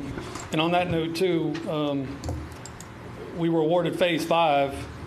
It was $620,000 that we got from the state this year that we're just signing grant agreements and whatnot now. But as soon as I get that, I'll forward that to Nina. The state wants to roll that 620 into the Phase 4 grant with the 750 and just make it one contract and combine them. Okay. And so that number will actually end up, increasing. But once I get the paperwork completed, I'll send it to Nina, and that'll reflect in those numbers will go up. When will that work begin? Pretty quick. We're working with North Florida, and she's working with the architect right now to get us some numbers. And, we don't want to do any demo or anything until we get a pretty good scope from North Florida. So we're on it. Mr. Chairman, Commissioner Perkins. jump back to that Douglas Center also, and I think you and Mark probably answer that. How we coming a plan for doing that installation and the HVAC over at the Douglas Center? Yeah, I think we went out, Mark can probably speak better. We go for request for qualifications maybe, or RFP. I'll come up here and talk to you. I got away too easy a while ago, right? No, we went out for the original RFPs. They came back and requested architectural renderings and that engineering done before they do their side. So y'all have gone out for, is it RFQs? Yes, for architectural work Architectural and engineering. Yeah, for those types of services. And instead of going out and hiring somebody now, we were waiting on that to take place, fall into place, and utilize what y'all put into place instead of creating another contract. And then once that's in place, we'll get all those key components put together and then move forward with that. Actually, we'll probably give you all the numbers because it may be a little bit higher than our budgetary estimates are right now, but we don't know until we pull it together. And that's been the holdup on several projects of getting supervised elections and some other things, that trying to get the architect on board so we can look at things across the board on several different projects. So that closes out later the middle of the month, so we can get that done so we start moving on that. But we do know we're going to need some more money for that project than what we've been putting aside. So again, if you have any other that leftover money, that newfound money. This is for the Coliseum? The Douglas Center air conditioning. Okay.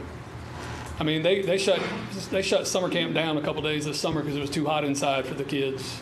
And yeah, we've got to do something there with the gyms. And it was out there for the luncheon they had, and a lot of the people that were there, they were sweating. We had what's the young lady name? She came out. She was sweating real bad. But it's quite hot. It's quite hot in there. Yeah. Because they had to turn the fans off because they couldn't have the luncheon while the fan was running, because couldn't talk. And so that would kind of give some relief. But since the fans would be cut off, there was no airflow in there. Yeah, we'd like to use that some more, pickleball, volleyball, and some other programs, centered around the PAL program. And so we're gonna need air conditioning in there if we can find a way. Anything else? I'll just echo what Mr. Commissioner Perkins just said.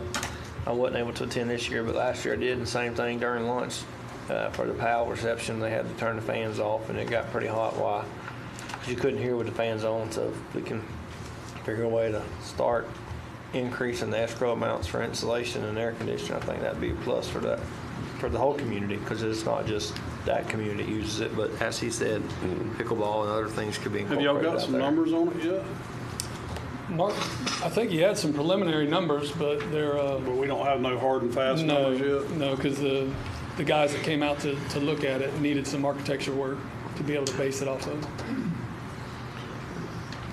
Preliminary numbers are about probably between 600,000 and 700,000. We got some money set aside. That's for insulation and AC, upgrading the electrical panel. Also, I don't want to speak for Mark. He knows that better than me, but it's $750,000. No, it weighed around 3/4 of a million, that's right. That was the numbers as of about 2 years ago. So you could be talking about $1 million now. Pushing it. There's only 300,000 in escrow for the. Wasn't we looking at a grant or something to do something with? We're in the process of that now, yes. Yeah, I So, thought we were. so we're hoping that we can get the plans, some of the plans done. The architect's working on that now. One of those guys is just doing it for pro bono. But that's what I'm hoping. That's why I was leaning toward that grant to help with that whole process. So. No, what was She it? said there's about 300,000 in that escrow for that right now.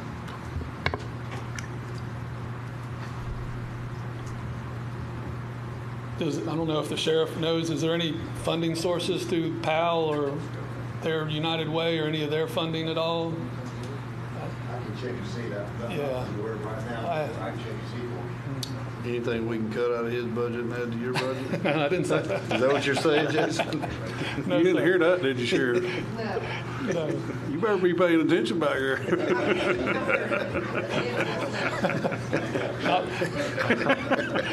He did that last year, wasn't he? Caught you sleeping. Yeah. I'm good. Has anybody else, Thank you, any Jason. other questions? That's fine. No, so I'm good.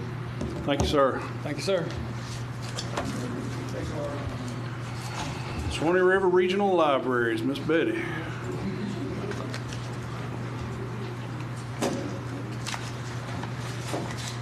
Good afternoon. Good afternoon.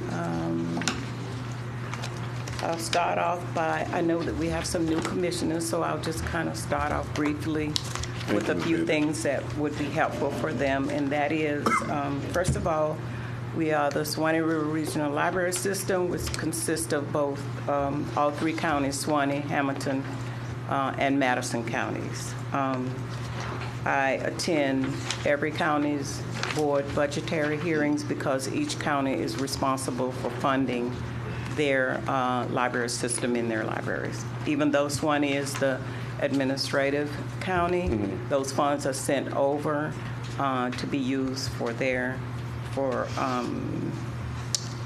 expenses in their libraries.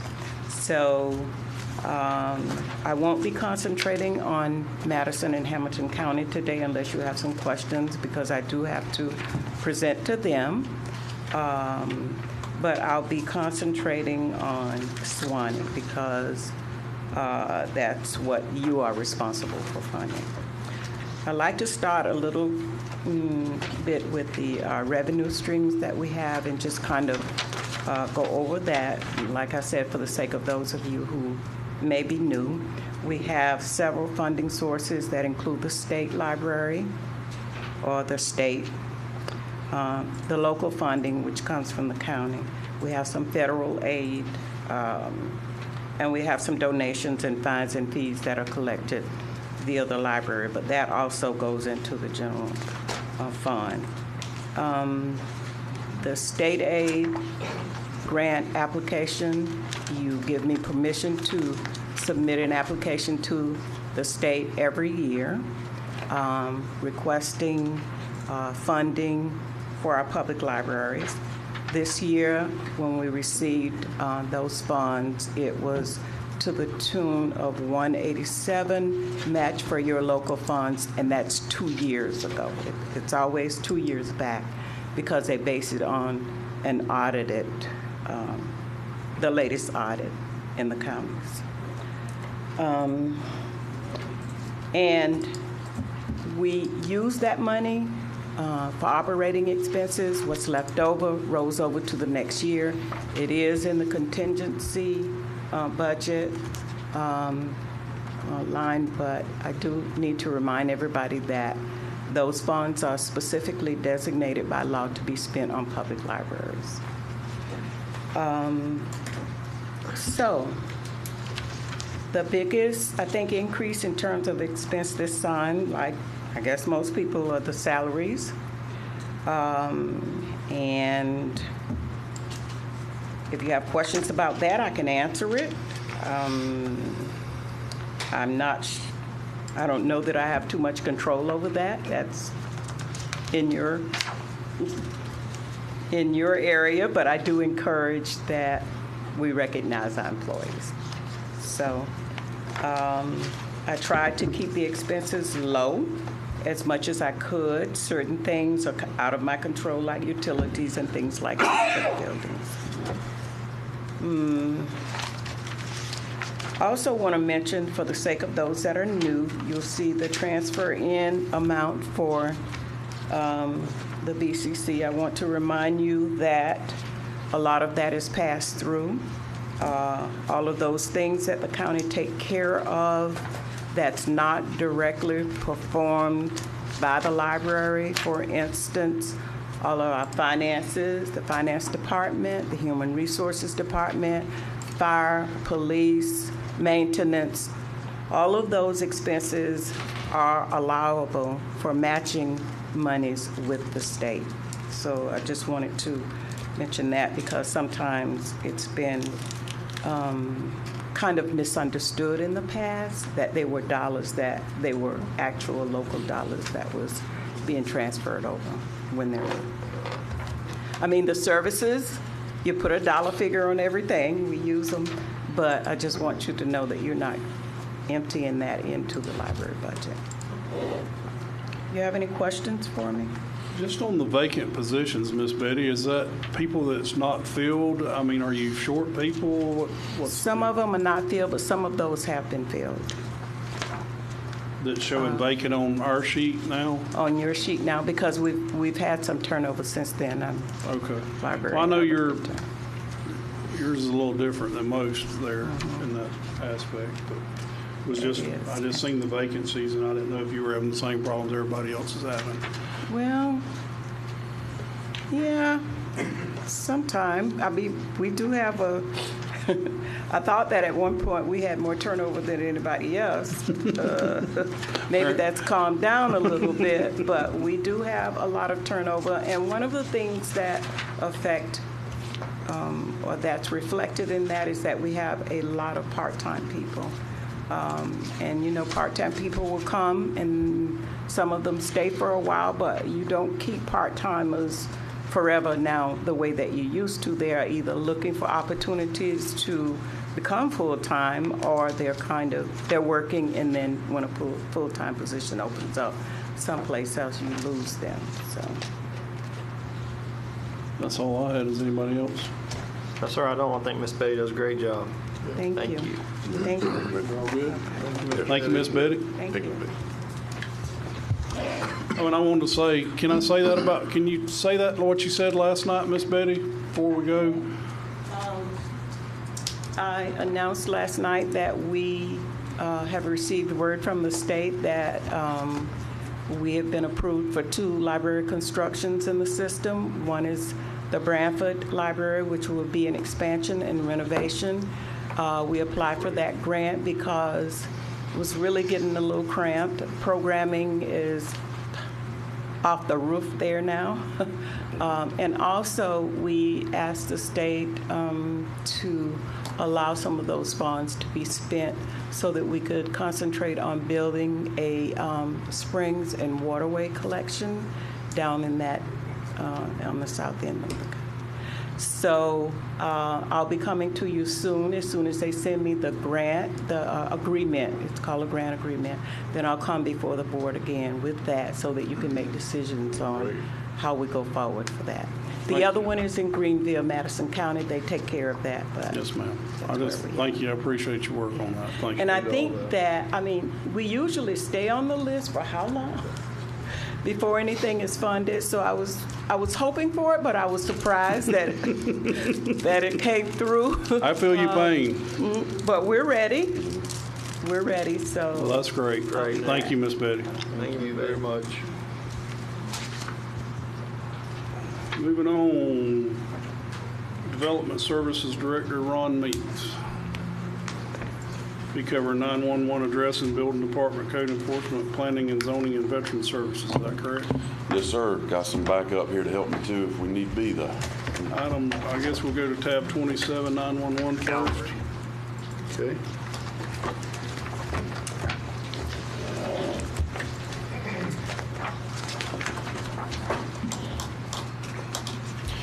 So starting with the 911 budget, everybody there? Yes, sir. Yes, sir. There's a few changes in there, and we can explain those changes. You see a total reduction in the overall budget, but there were last year's budget. You had the purchase through the Power Phone System software and Smart Cop software. Both of those are zeroed out for the upcoming year. And then you see a new line added in there for the annual maintenance agreement, which is $20,000. So that is the maintenance of those units. Biggest number that may jump out at you is the increase in the repairs and maintenance that jumps up from last year at $1,200 going up to $110,000 for this year. That is the increase in cost of purchasing of the computers and equipment in the 911 call taking and dispatch area.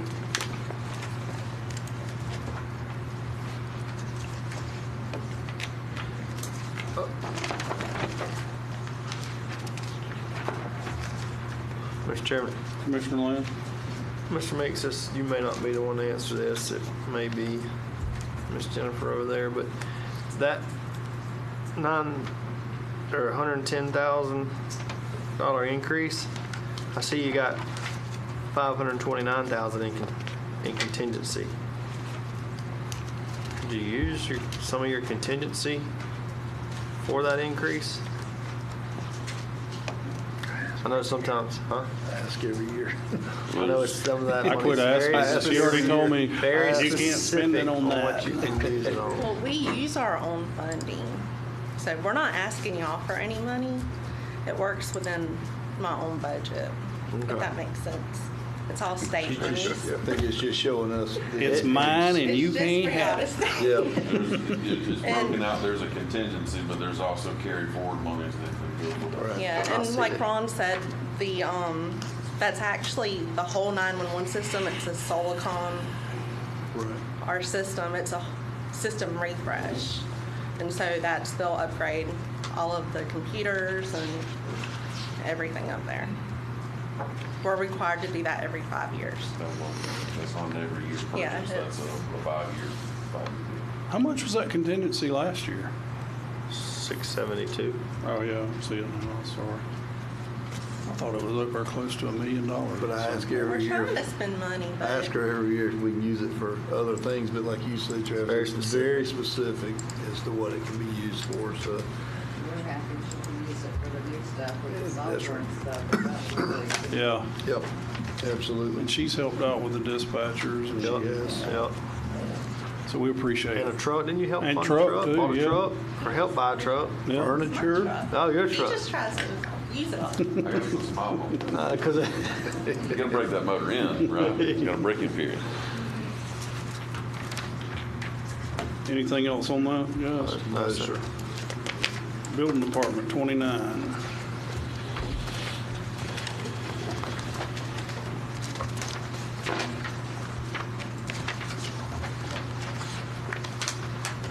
Everybody good?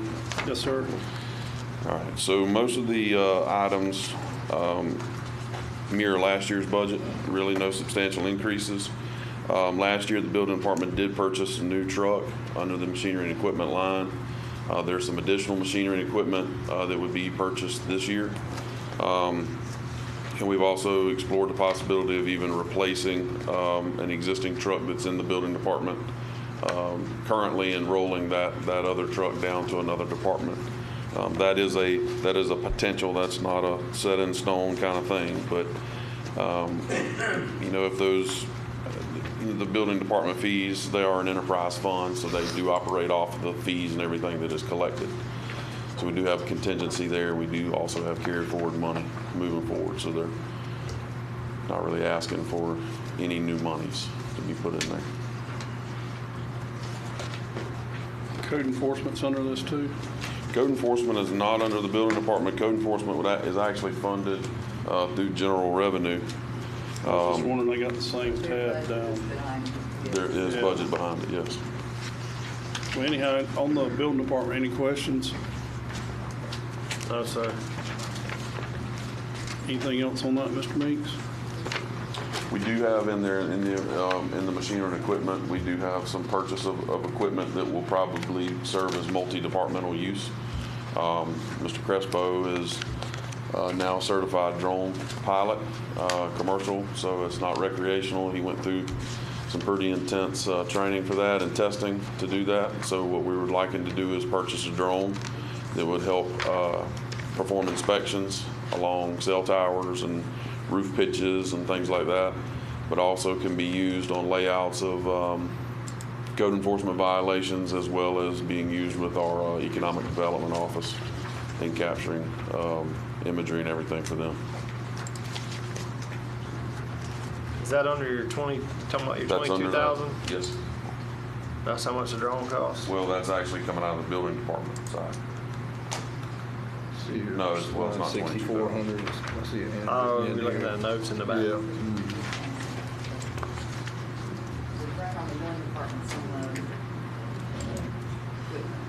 Yeah, on the equipment list. But he's got contingency covered. Correct. Just not asking for any new monies for it. How much? All right.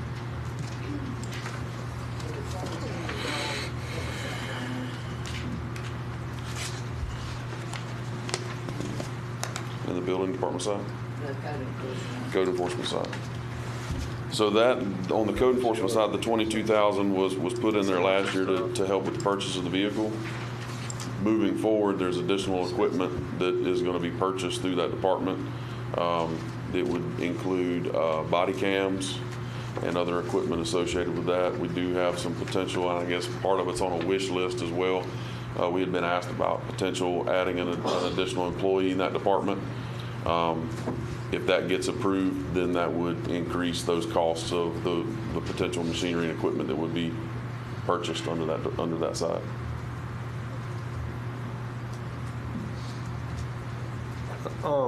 Mr. Chairman. Commissioner Land. Mr. Meeks, I noticed that I think on the fire department, EMS is also asking for a drone. Is there any opportunity to share and maybe buy a drone that would suit both departments? I believe so, and then I don't know what the use is. I doubt it's being used every day by both departments. So I'm yes.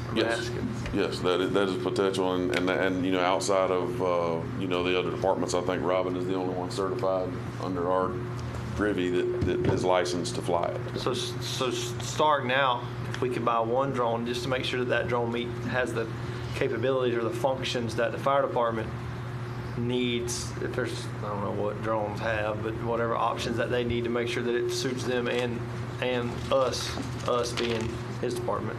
Right. And I'm sure, especially in the, you know, starting out stages, because Tim and a couple of our other supervisors are getting ready to go through the pilot, the school. We've had one in the past that we got on a grant that they did years ago, but the reason these costs have risen to what they are was with the FAA creating, the federal government creating that it has to be a U.S.-made drone. There's two companies that offer those pretty much, and their costs, because they're the only ones available, have gone up. The only thing that would be ours is more for emergency, you know, emergency style response when, you know, fire investigation to get, you know, aerial views, see where the fire's at, you know, looking for hot spots, or on a house fire, a lot of times an overhead picture of what you can get, plus with fire inspections. This is mainly for our fire prevention division with Tim as a fire marshal. You know, instead of having to climb on the roof of a building to do inspections, they can do overhead. We can do thermal shots with the one, you know, it'd have a thermal camera. So, but yeah, if we need to try to share one for a year or two until we get further down the road, no issues there whatsoever. As long as I'll get Tim and Robin to get together and make sure that it has the features that we need plus what they need. Yeah, Robin is very familiar with the technology of what it needs. They've had the conversations. I mean, with what Robin's done, I mean, we can basically build a three-dimensional model of anything that we're looking, any structure, anything like that. The drones would probably have to be set up separately. The task that the fire department would perform would be very different than what we perform.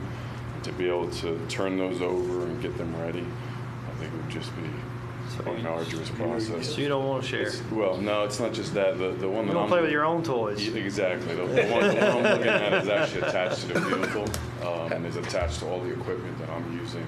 So for me to then, unattach that, we would have to probably integrate our systems more with the fire department than with the building department. I mean, I'm willing to share. I mean, I'll fly for them. But it's kind of rolled all in. I mean, what is the price of the drone you're looking for? Part of the problem is that they've changed the rules, so there's only, I believe, 6 companies that are approved in the state of Florida to purchase from. And from those 6 companies, the average, the lowest cost is about $16,000 starting. But then you have replacement parts and then software and different camera setups. So we would look for a 3D camera setup. They're probably looking for thermal. Right. So and then to mount those, change those out, make sure you're balanced properly. I mean, the process is, it's better to have it set up for what it's supposed to be, ready to go. There's also inspections that have to be performed, safety inspections, weather reports. All these things have to be done before you put that bird in the air. So just to switch equipment out, and I think it adds a risk to the county that probably won't be cost prohibitive. As Robin said, some of the equipment he had looked at with his body cam stuff, it communicates with that. So it'll all be tethered together so that it talks to each other. So when he's on site performing whatever he's performing, it's working together. Gotcha. Now on the option list, he has 11,000 for the drone. Mr. Chairman. Commissioner Perkins. Judging from hearing from Robin, also from the chief hand, I'm inclined to believe we need to have 2 separate ones, because I think with the building department that they're now, a lot of the building inspectors, in time past, will get on the roof to inspect roofs and all that. And now roofs now, we're doing 12, 14 and all that. It's dangerous for them to get up on those roofs, hazard. It could be get injured or hurt. And a lot of departments now don't understand of going 2 drones to be able to do roof inspections. And I think that the chief may need his at a certain time, and they may be clashing in time trying to make different inspections for fire, or either for Robin making inspections on them, and also Matt making inspections. So I'm inclined that we should have 2 separate ones. I know they are costly, but and they have all the equipment to be able to separate and and to change over. I think that's the way of things going now, to using this type of equipment, more innovative. Mr. Chairman. Yes, ma'am. And on the option list, the drone was for 11,500. I think we were just going to wait and address those wish list items at the end here, one by one. You just said it was 16. So 11.5, you said was in there? Yes, sir. Okay. Is the board good with that, addressing those wish list items at Yes, the sir. end? He was just pointing out it may be higher than what's on that list. Yeah. Any additional questions on code enforcement? None.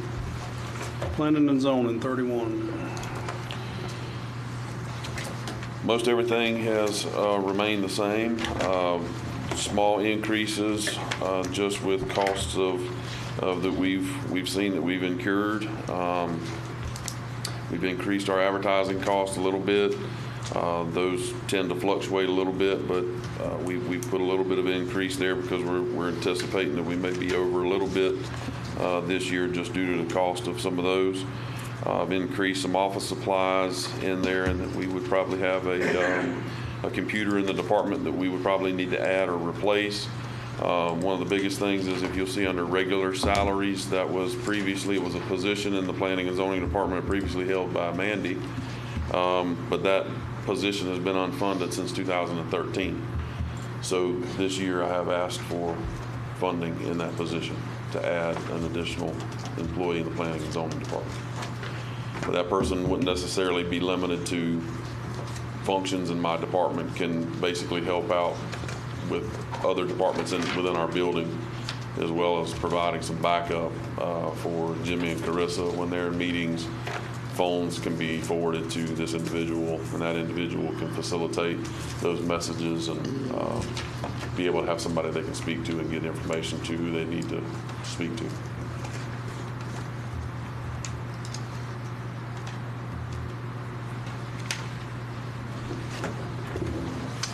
No questions, sir.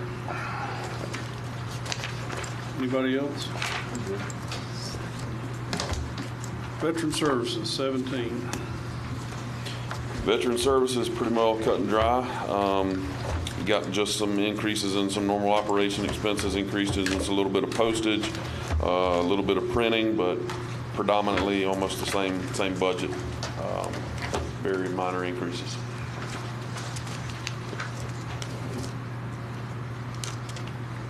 Any questions? No, sir. Thank you, Mr. Meeks. Appreciate it, gentlemen. Mr. Scott, you're on deck. All the money's been spent, so I guess we're done. The commissioner's items next. So, Item number 5, tab number 5, sorry.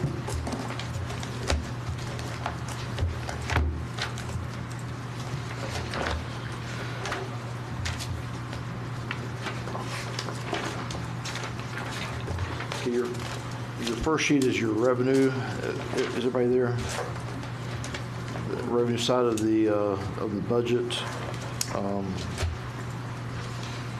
And then the, let me find my cheat sheet.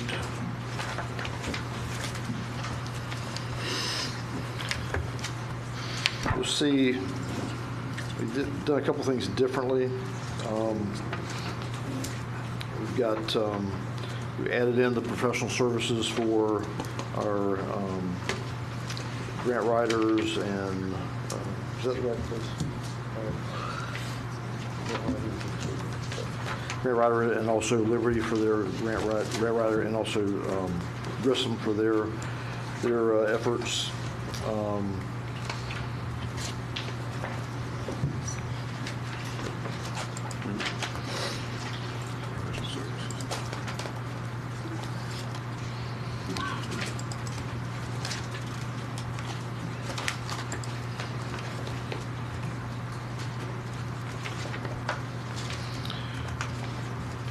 Added in also some money for right-of-way acquisition and also just regular land acquisition. We did, last year we had money in the budget for the administration addition.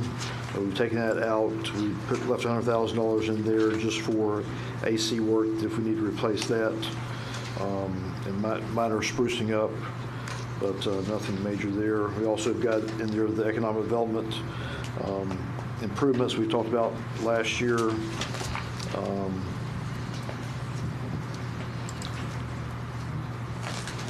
Got your loan information and those type of things.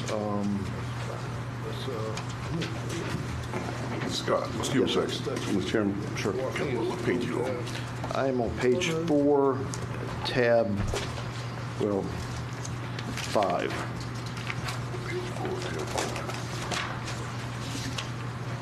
I'm messed up here. Scratched through there, I don't know.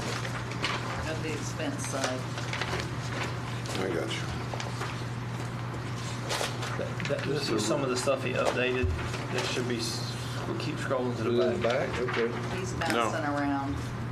Oh, okay. I was trying to keep up. I was like, I'm not sure. Pull up blue tab, that blue tab. Yeah, start the blue tab and work. Oh, I got you. No, from the blue tab backwards. All right. Sorry, Mr. Scott, we had to get everybody on board here. No worries, no worries. This starts with ad valorem taxes, is that correct? Yeah, that's the Yeah. revenue side of it. The revenue side, yes. Go ahead, Mr. Scott, sorry. There's really not a lot of changes overall. Just, we've got the grant money that we've got in there in addition on some projects.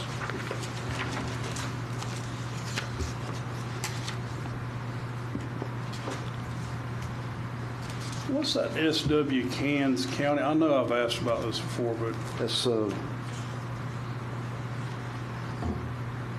good question. Those are the cans that don't have a client attached to it, that are at our That's right. county buildings. It's like the Coliseum, So, the because trash it's an cans. enterprise garbage fund, we cans. have to bill every year. so the county bills the county. The enterprise fund bills the county, and general revenue has to pay for them because it's not the enterprise funds. So that and then goes to the landfill or to the collections? Yes, to collection center. You asked that last year. I think so. I just keep looking at it going, well, why are we paying this?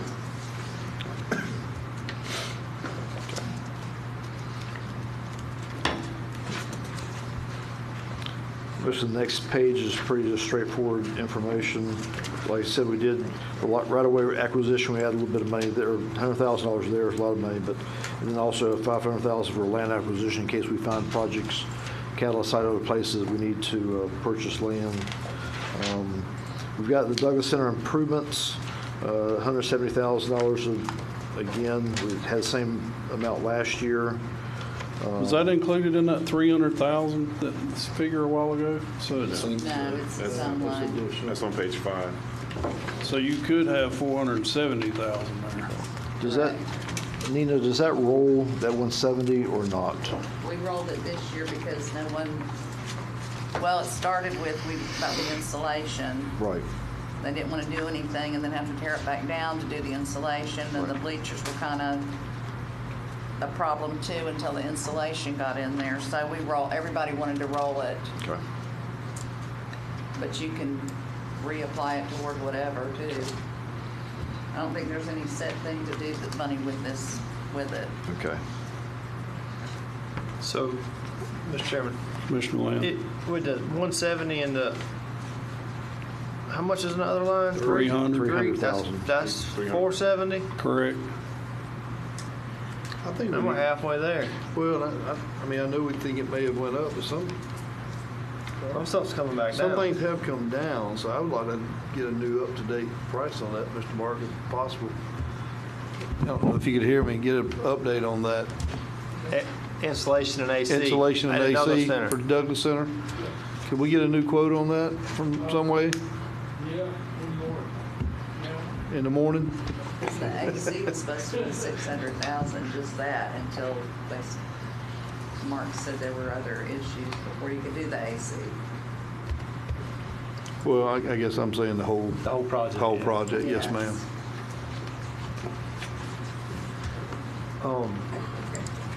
Mr. Commissioner Lamb. I keep forgetting protocol. Mr. Scott. Yes, sir. You got in here, which is good, I think. Just want to make sure that I'm reading it right. You're going to pay off that line of credit at First Federal. That underline 7,300 on page 4. That's 740. That'll pay off that line of credit, right? Correct. I like that. And if we needed to use it, it would be back with a zero balance versus paying interest. And then on that, the grant that we got for the 2.3 million, 2.346, we're gonna have a shortfall of $782,000 for that CEOC construction. Is that the EOC building? Construction of EOC. I guess that's what CEOC means. It's here somewhere, isn't it? Page 4. 4 lines down. It's not a shortfall, it's a required match is what I understood Is Shannon to that- say. Okay. So we have to pay the match, 782. If you wanted it to cost 3.1, I mean, I don't know if it's a percentage of a match, like if you don't I bill understand. as much, maybe they won't give you as much, I don't know. What are you talking about, Commissioner Lynn? I'm sorry. If you were paying attention. I'm sorry, I I'm had distracted. Mr. Hale in my I ear. asked a The question. ESC building. Okay. grant. The grant for the EOC is I at got you. 2.3, and we're under the understanding that there's a required match. And I guess with the match, or with the construction plans as we have them drawn, and the bid, it looks like we're gonna have to pay $782,000 as our match if the building's gonna cost X. I don't know if that, I guess the building is a $3 million building, and we're having to pay $782 of that. I'm pretty sure that's correct. I can't find your 782. Keith was I'm on the saying grant 25. information page to find the 782-261. It's one toward the front, it says grant information. It's the purpose on line 3. Purpose is CEOC construction. I'm guessing that stands for construction of EOC building, I'm guessing. Right. So 2.3 is the grant, but the county's required match is 782. I didn't realize we were going to have to match 782,000 on that, on the construction of the EOC. I didn't either. That's what's filled out. And I may be on reading this that wrong. grant That's kind information. come Behind on. the revenue, there's a grant form that they filled out, but I see it online. Well, I had it marked. Yeah, on line, there it is, 500-07, FDEM Grant EOC building is 2.346. That's on the revenue side? Yes, sir, on the revenue side. I'm trying to find the 782. that's might the be on- difference in the revenue and the expense. But if you go back to your revenue side Yeah, and look back on the grant form that was filled out, it doesn't say required, but I mean, I don't think we put it in if it wasn't required. Yeah, there is a match on that grant. there is. Well, I've got it here. If you, can you look for one of these and then try? yeah, this was, I mean, and That's what I'm. I'm apologizing for my scatteredness because this was one of those sections that got There updated. it is. So all my notes are back here in the back, and I'm having to read my I notes didn't and know flip that back to yours the. what Keith did, sorry. No, it's not. I wrote all my notes on the other one, then they got updated, so I'm having to read my notes and then try to flip I'm back to surprised the. it didn't fit perfectly. to the updated version. For you, and you guys have understood each other. Oh, On this sheet, it don't say anything about. I don't remember that. But it could be. I'm just trying to figure out if we actually got to pay the 782. Where's that at in here on the I expense found side? that. We don't have an agreement yet. Mine as don't far have no as numbers in it. signed. Right, but in the event that we do, have we isolated the 782 if that's the real number? Yes, we've got 2 coming in and This 3 one I got, going out, CNA? so that is all absorbed in this budget. That's what I'm trying to find.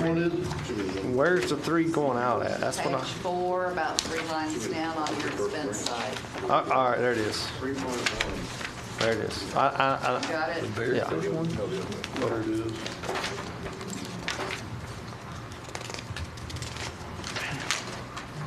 That's an expensive building. Merch Operations Center, one more. $3 million. I got you. Travis, see the match, did you see the matching part where it's written on there?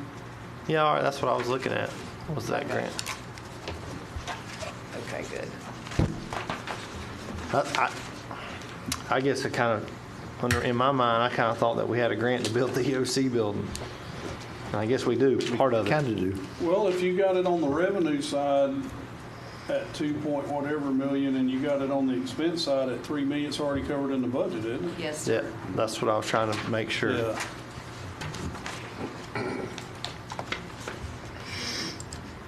The chiller generator escrow, I thought we already did the chiller. I don't remember that. Yeah, The I jail. thought, that's courthouse, that's what I thought we already done. Well, we've got the remember generator, we're anything being waiting on the discussed. transfer switch, we're out to bid right now, it's gonna have to run for next year. A lot of roads. We're waiting on the pad, roads. construction is out for bid now. And 300,000's gonna cover that? It appears as if it should be a good number still, Yeah, yes. no. We'll wait and see what the contractors come in on their portion of it, but the equipment, the generator we have, the transfer switch, they have 3/4 of it. They have to wait on the breaker. That'll be in December. That's just the supply chain issues we're facing today. And while you're talking about your, the Douglas Center, Jim, the last numbers I had on an air handler for a 20-ton were 72 weeks out. Wow. 72 weeks. So just so you know, that's on the average across the board. Did you order? No. You got money? That gives you a lot of time to spray insulation. Dang right. Yeah, I can super glue it up there. Why You're you, talking about is in your budget. It is in my You're budget. talking about the chiller escrow. Yeah, they're talking about two. Oh, you're talking about the chiller escrow? Yeah. On the generator? No, we have, no, that was an escrowed amount. You'll started putting money in. have we got enough? No. My It gosh. should be three we've got. We got 300,000 in there now. 100,000 for That's the 3 years. 300,000. 300,000? No. That's what it was 3 years ago. That's why we did 100 each. What is it now? Well, that generator right there is going to be 2 to 3 times the size of one went on the courthouse. But, Are you chilling or are you generating? yeah, well, that's where I'm going Generating. with this. They're talking chiller. Well, the chillers are there. It's Yeah, the that's what- generator, it's a generator that can run those chillers, and that's almost 1,000 amp service. So, yeah. And that's for the courthouse and the jail, or? That will run the chiller to cool the courthouse and the jail, yes. So we've escrowed 300, how much more? Depending on the day we decide to buy it, sir. And when is And that? right now, most generators that size are out a year or longer. Right now. Now that could change, but, Well, my question is, when are we gonna do it? well, we're still putting one on the courthouse right now. When we get the money together and y'all tell us to pull the trigger, we'll pull the trigger. So I guess what I think he's going, is that something we need to really consider this year or because can you physically do it or is it a next year? No, I don't believe you'll get it done this year. Yeah. And the generator's only half your problem. Your transfer switch that you're gonna put in there is the other half of that problem. But I'm just wondering if we need to continue escrowing money. Is it, I say yes. That's a decision y'all will make when y'all are going through the wish list and all that and see what you have left. That's my thoughts on it, I mean.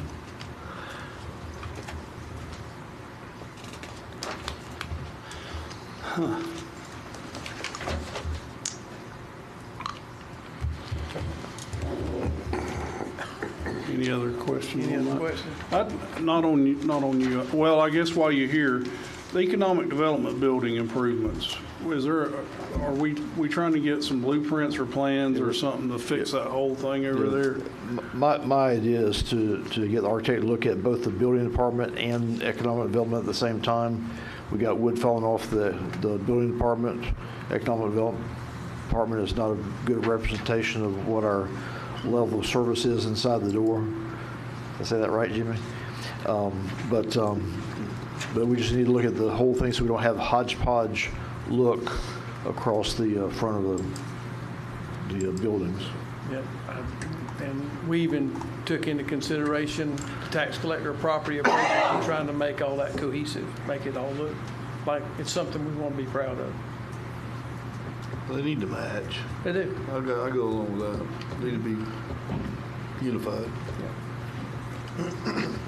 But the reason I'm asking that question is, do we need to add some more money to that line? Because I don't think $75,000 is going very far. No, it's not going, I think we bumped it up a little bit, but it bumped up to 80. 80, But that's not, that's going to be a Jimmy's facade. very capable of doing that work and not charging us.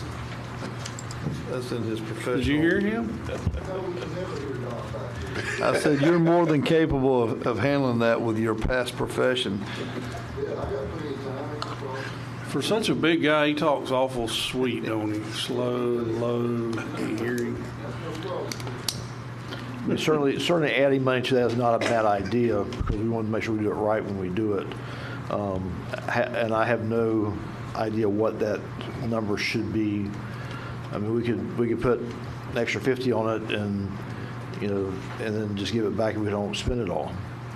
Was it something that's going to happen, you think, this coming budget year? I want it to, yes. Yes. Is the board okay with that? And the dollar amount's really going to depend on what the architects design, what they come up with as a plan to put on it. If it's stucco, it's one thing. If it's hardy board, it's another. If it's a complete facelift up, it can get up there. But that's something we'll probably bid out, not do in-house, Yes, correct? that is correct. So the proposal is to add 50 grand to it? We have an ex-contractor, or a couple of contractors in the room if we got a better estimate. But again, like Mark said, we don't know exactly what we're looking at. Mr. Perkins, you want 10 more dollars to do it for free? Yes, sir. I had no problem if you would mix the mud and bring it over to me, and I have a problem with passing that bill. Hey, I used to mix mud as a young man. I can do it for you. Okay. There you go. There you go. Saturday and Sunday. Saving money. That's all the time I got left. Not much of that.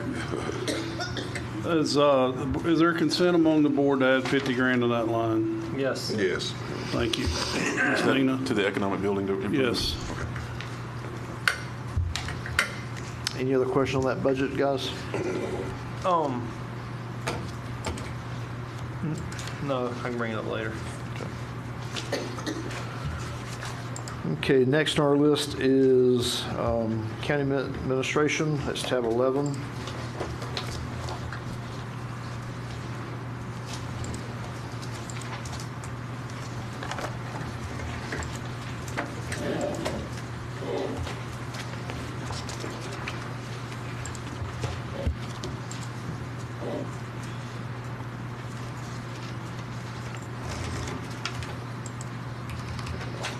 I don't have anything. I don't remember seeing anything. I don't have any notes, no questions. Anybody else? No. Moving on, Mr. Scott. Okay, next is county IT 22.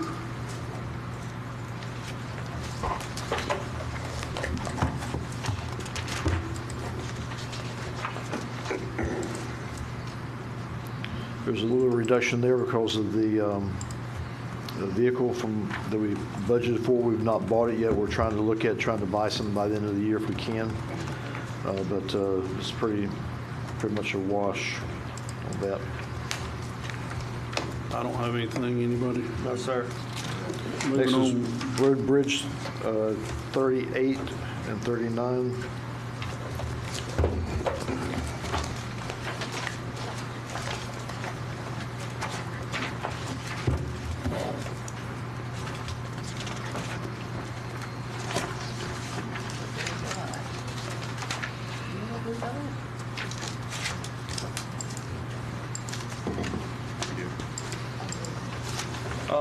Mr. Chairman, Mr. Land.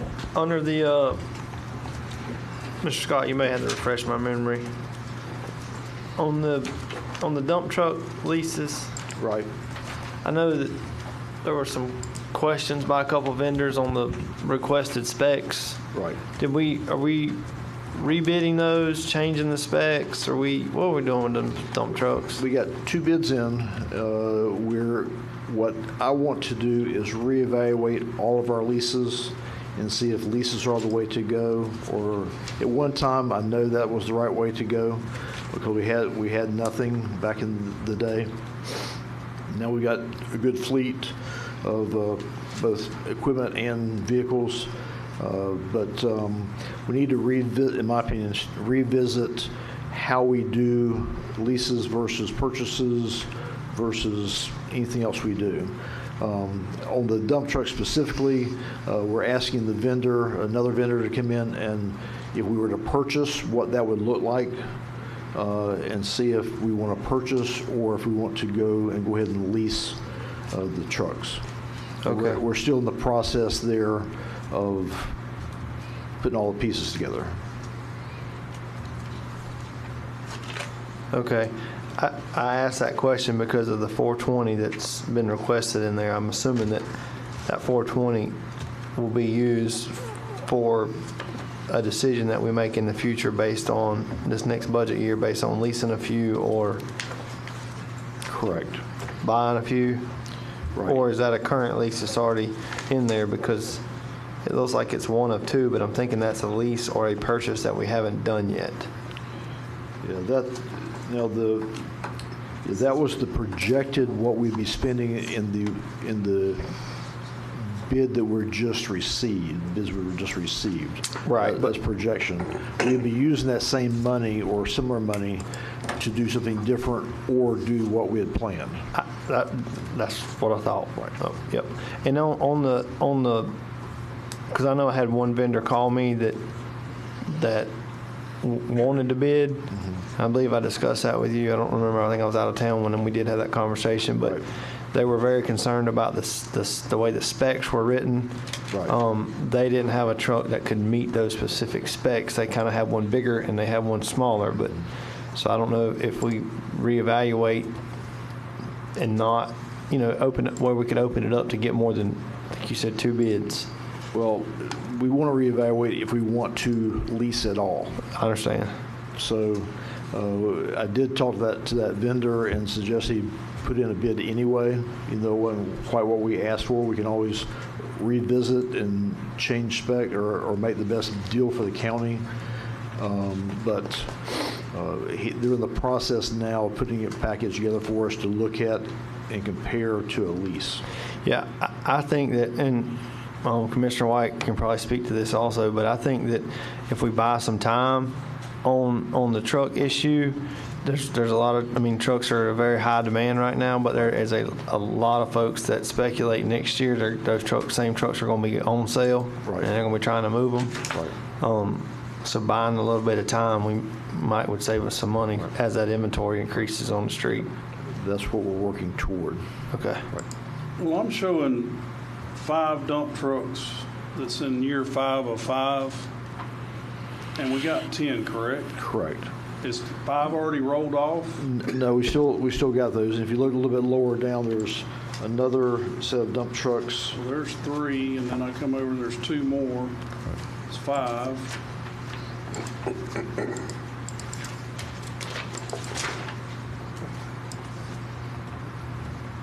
I don't see but 5, unless I'm missing something. I thought there was another section that had a Well, I think there's the 10 that's in question. So it's 5 of 5. Well, yeah, I'm just going on the ones we've got now. I'm trying to figure out if we paid for them. Are they paid for yet? Is some of them paid for and some of them not paid for? Yeah, we could keep them for another year, from what I understand. On that current lease, right? But basically, we're buying them, correct? Is that not what we're doing? That's an option. We have a lease out there now for 10 dump trucks, and the idea is that vendor would buy all of our old trucks. But that's one option. There's another option somebody wants to just buy all of our dump trucks. What we're working on, the third thing is if we purchase dump trucks, what would that bottom line number look like? And then have something after we got done with the purchase, we got actually a value of a used truck left over. Right. With leases, we don't have anything when we get done. Right. Well, do we know what the buyout is on the trucks? What if at the end of the lease? On the current, the ones we have leased now. I don't believe there is a buyout on It's just you pay it, you own it. Right. It's yours. That's my understanding, and I could be wrong. I don't want to speak out of turn. But again, I think and look at the big picture, leases were the right thing to do at one point Sure. in time.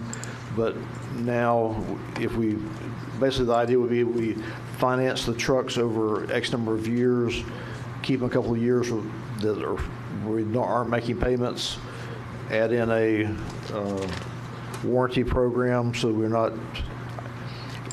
we as a county cannot afford to have the mechanics and the software and all the specialized tools to take care of our own equipment that we have now. We need to make sure we have a contract with a vendor that's providing those, whether it's the Ring Powers, the John Deeres, the whatever the product is, because it's such specialty work now with electronics that we'd be chasing ourselves around. But we want to make sure that we're running all the numbers, not just leases or something different. But, you know, and we ran the budget on what we currently are doing. And after a few conversations with some other folks to help me understand better about options, you know, the other piece of that too is we've got some leases on dump trucks. Garbage trucks, and you know that could be a purchase or leases, or we could get out of that type of truck business. So we got a lot of moving parts when it comes to equipment, and we just got to rethink how we do business, I think. Nina or Keith, if we had paid for 5, there was 10 trucks on here at one time. There's only 5 showing now. My question is, when we pay those off, does it just roll off of here? It's not on the line item anymore? Or? Well, the one with the 10 leases replaces. Well, I get that, but we had a certain amount of trucks already leased. Yeah. And I'm only seeing 5 we're still paying for. It says 10 new trucks pending. Well, that's what he's wanting to buy, and that's when money he's got put in there to buy them. So here's a line that's got 2 lease trucks. That's on top of the page 3. Page 3 is 2. Then you've got 3 505. We have 15 trucks total, right? 10. Was the 10 originally 5? It was broke up, and he leased like 5, and then they leased some more, and then they leased like 1 or 2 more. If you see on that line, we had 192,000 for the current year. The next year for the 10 is 420,000. That 192, I think, must have been for the 5 that you're speaking of. I gotta go. Plus the 3 and the 2. That's saying dump truck leases 10 of them. Yeah, it's replacing that one that had 5 because that Payment lease 1 of 2 for $420,000. For next year. Correct. for next year with this. But in his backup, he had listed all the different ones, and then he wanted to combine them into one line. So that's what I was looking for right here to see what it was originally. And it's right here, 4,400.05. You just can't see if it's, I think it says 5 there. It's scratched out. Yes, line 4400.05 was year 4 of 5 for 5. Okay, I see it now. You can Back here barely in the see it back, 'cause of yeah. my pen stuff, but It's in the very back, yeah, there you go. on this Excel sheet that they turned in. So if nothing had changed, that would have said 5, year 4 of 5. At $192,000. Yes. That's the payments on those trucks. So after you combine all of those 3 lines together, it's 10 at 420. Or whatever it was, yeah, 420. 5, 6, 7, 8, and then 9, 10 on page 3. Mark, is that right? Yeah. Okay. That's what I was trying to explain. Okay, 'cause I see there's no money requested in that line. I see what you're doing now. All right, I'm with you, I'm following. There's no money requested in those other lines that say 2 dump trucks, 505, and 3 dump trucks, because they moved it all up into that one line. I understand Yes, now. sir. I Okay, got you. good.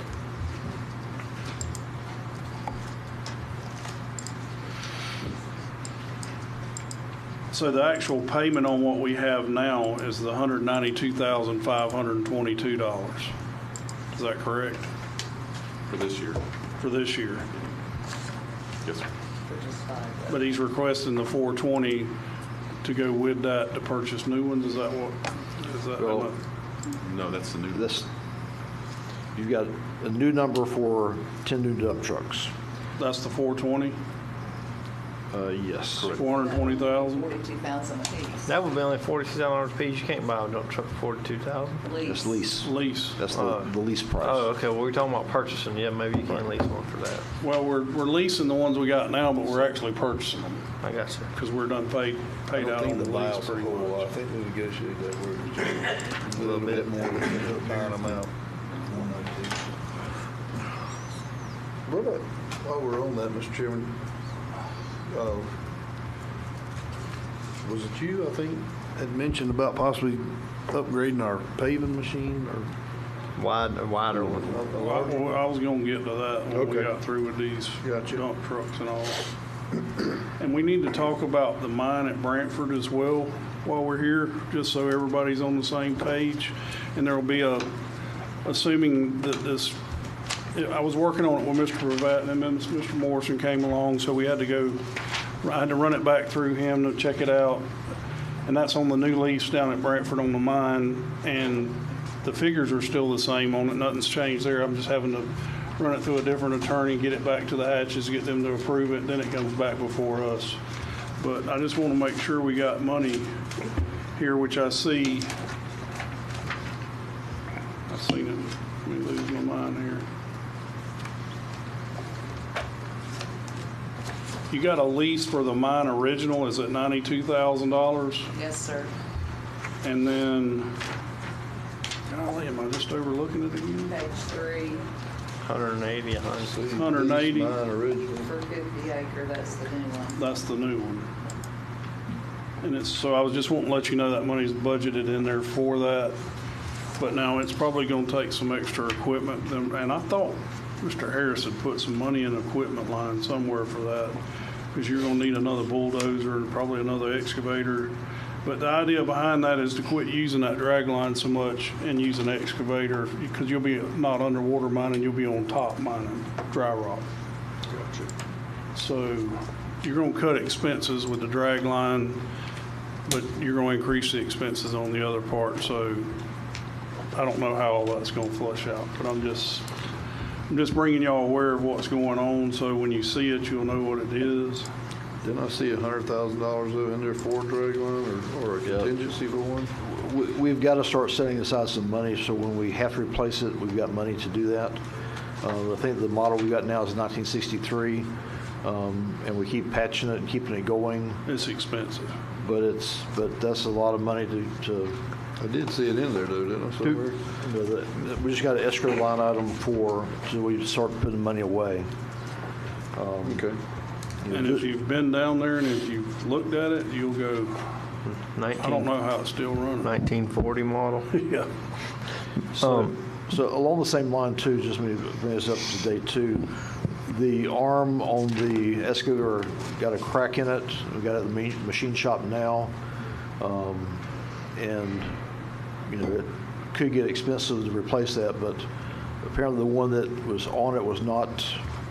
Anyway, there were issues before. We're getting it fixed. We can use it again once we get it back together, but it's just down right now. So. Is that the one we were buying? Yes. Go We figure. already bought it at Yeah. 100,000. Yeah, go figure. Well, kind of side note, what was the big bucket I seen getting welded on in the shop? Drag line. That's off the drag line too? Okay. Or they talked about carrying it up there and getting it done. I didn't. When did you see it? It was earlier this week. Okay. Or late last week. I'm sorry. Okay. I didn't notice it. Okay. It was huge, so it must have been drag line. Mr. Chairman, Commissioner isn't that the wet rock is what's most valuable, right? Wet rock's what you need under a paved Yeah, road. for your base. Yeah, so The dry rock you can use on the dirt road. So we need to be using the dry rock on our dirt road fill-ins and then saving our wet rock for our paving jobs, chip seal jobs. Well, you see that $101,000 there for mine blasting? That's what gets your wet rock broke up. That's correct. Yeah. And I'm a not saying mine you won't have to expert. do some up top too, but it probably won't be near as expensive. Just my guess on that now. I'm just trying to bring y'all aware of all the moving parts there. At $180,000 a year, I'm about to do some soil boring and see if I got any lime rock on my place. This is it's bad to be a commissioner, because I got a piece of land they can mine. And we're looking at that option as well. We just haven't came across anything to maybe buy our own place and do our own deal, but, you know, that's tough. Yeah, that's a lot of money. Yeah, and we're already here. Set up work. And what it breaks down to is 30 cents a ton is what we're paying for the rock. Now, we got to mine it, but that's what we're paying for the rock. So when you put that in perspective, yeah, you say, well, that's a lot of money right now, but 5 years from now, that may not be a drop in the bucket for what you will pay for rock. So I'm just trying to look forward. We appreciate you. Mine expertise. Mr. Chairman. Yes, sir. Commissioner Perkins. In that, since we're talking about the mine, you know, I know a lot of, well, I'm told a lot of line rock that was left because we were using the excavator to mine that before. But now when they bought that drag line, they was able to go down deeper and to get that wet rock, you know. So, and I think you're talking about getting an excavator. Are we looking at getting the excavator with like that extra length arm that it can dig down further and maybe use further, and it'll help to relieve the stress off of that drag line? Well, the problem with an excavator is the longer the arm, the more it'll break. So when you get up on top, you just mine it off in lifts. So you don't have to reach near as deep. And we still got the drag line to mine the wet rock. What I'm talking about is a new lease that's above water that you'll be mining off going down till you get to water, which you won't need a drag line for. You only need an excavator to dig that. Right. So, okay. And the pit we're in and the lease we currently have is going away pretty quick. There's still a lot of rock there, don't get me wrong. It's not like we're going to run out tomorrow, but 4 or 5 years, if you keep on, you're going to be out of rock and you don't have anywhere to go. So that's why the talk now to try to get a new lease and to get that moving forward is so we don't run out of rock. Well, I was told also it was going back and remine the area that was once mined by the excavator. Go back and move that lime rock, fill in that area, and then redig that area out. And I've been down there and I've looked at it. The problem is once you mine over something like that and you move off of it, you know, it's underwater now. Right. So you got to fill it back in to get the drag line back over, and you're contaminating the rock that's underneath because you're putting dirt. You're going to have to put dirt. You can't put rock because you're running out of rock. So I don't think it's worth going back for. It's done. They went past it, and there was another company that had this before we did, and they were mining with an excavator. When we took it over, this is just what I'm getting from a history lesson, and so we've been doing it pretty much right. Now there's times when the drag line breaks down, we have to use the excavator, but we usually try to go back behind the excavator and get that rock that's left there before we move on. So we've been doing, the county has been doing a fair job. Now there's a piece over there that's a shelf that we can cover and get that remaining rock, but the part that's way on out, we can't get it. Okay, well, I'm like you, I'm thinking that they were saying about building that bed out there and then taking that drag line and reach out there and pull. There is a in. piece of that we can do. Okay. All right. And by me saying 4 or 5, that's just me guessing from looking at what was there when I got here and looking at what we have down there today. It's eroding pretty quick. So we need to be, whatever we do, whether we release from the hatches, go buy a piece of property, whatever the case may be, we've got to be looking now. And so, How many acres is that currently that we? I think it's 70-something acre, that current lease, and the 50 behind it. Now, when we leased that 70 acres, it was already down to wet rock. Somebody had already got the top off, but the piece that we're leasing is 50 feet, all the way down. Gotcha. It's from the top to the bottom. Gotcha. It's crazy. But that's a lesson in mining, I guess, for everybody. I will point out too that we have in the budget for the 68th Street, the repave there, for the version 1, I can't remember what we called it, the curb and gutter on that. So we do have that in the budget. Remind me what 68th Street is? That's by Fusion Buffet, Project Gorilla. Oh, okay, all right, I'm with you. Mr. Scott. Yes. On that same page, down at that 71st Drive drain ditch, that's been in the budget for, I don't know, 2 or 3 years Right. now. What are we doing with that? We need to decide what we want to do. That's the project there by Peacock Lake. Yep. By the house. And we need to decide what we want to do. Yeah, I've got, last time it was engineered, I think it's been engineered a couple times, done, anyway, it has some other issues. Re-engineers bid, and bids came out way high.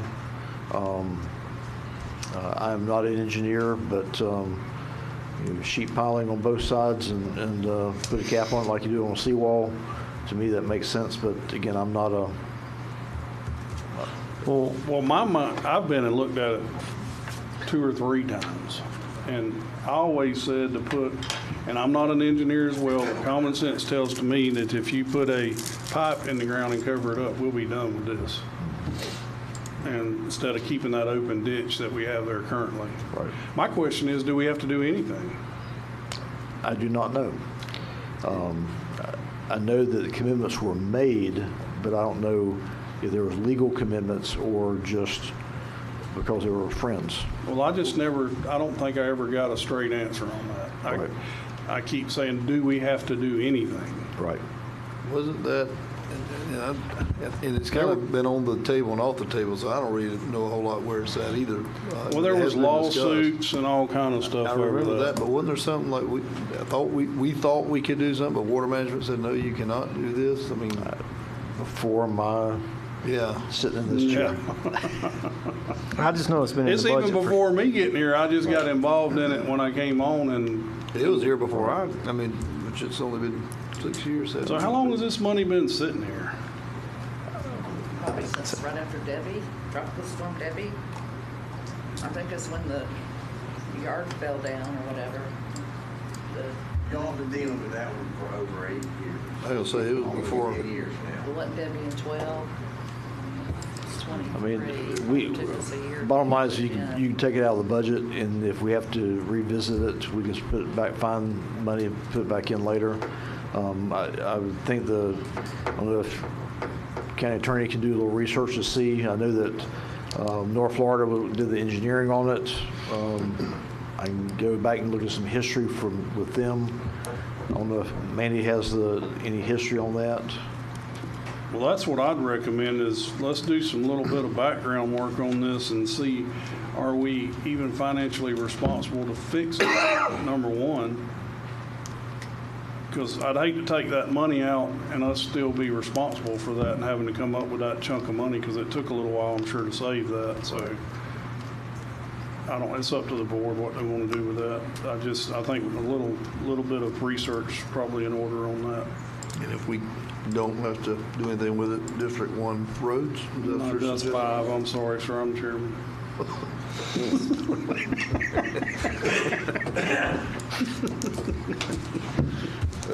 Well, you can pay one that used to be in your district, now ain't. That's already happened. Mr. Perkins is gonna get credit for that already. All right, is there anything else on road and bridge? I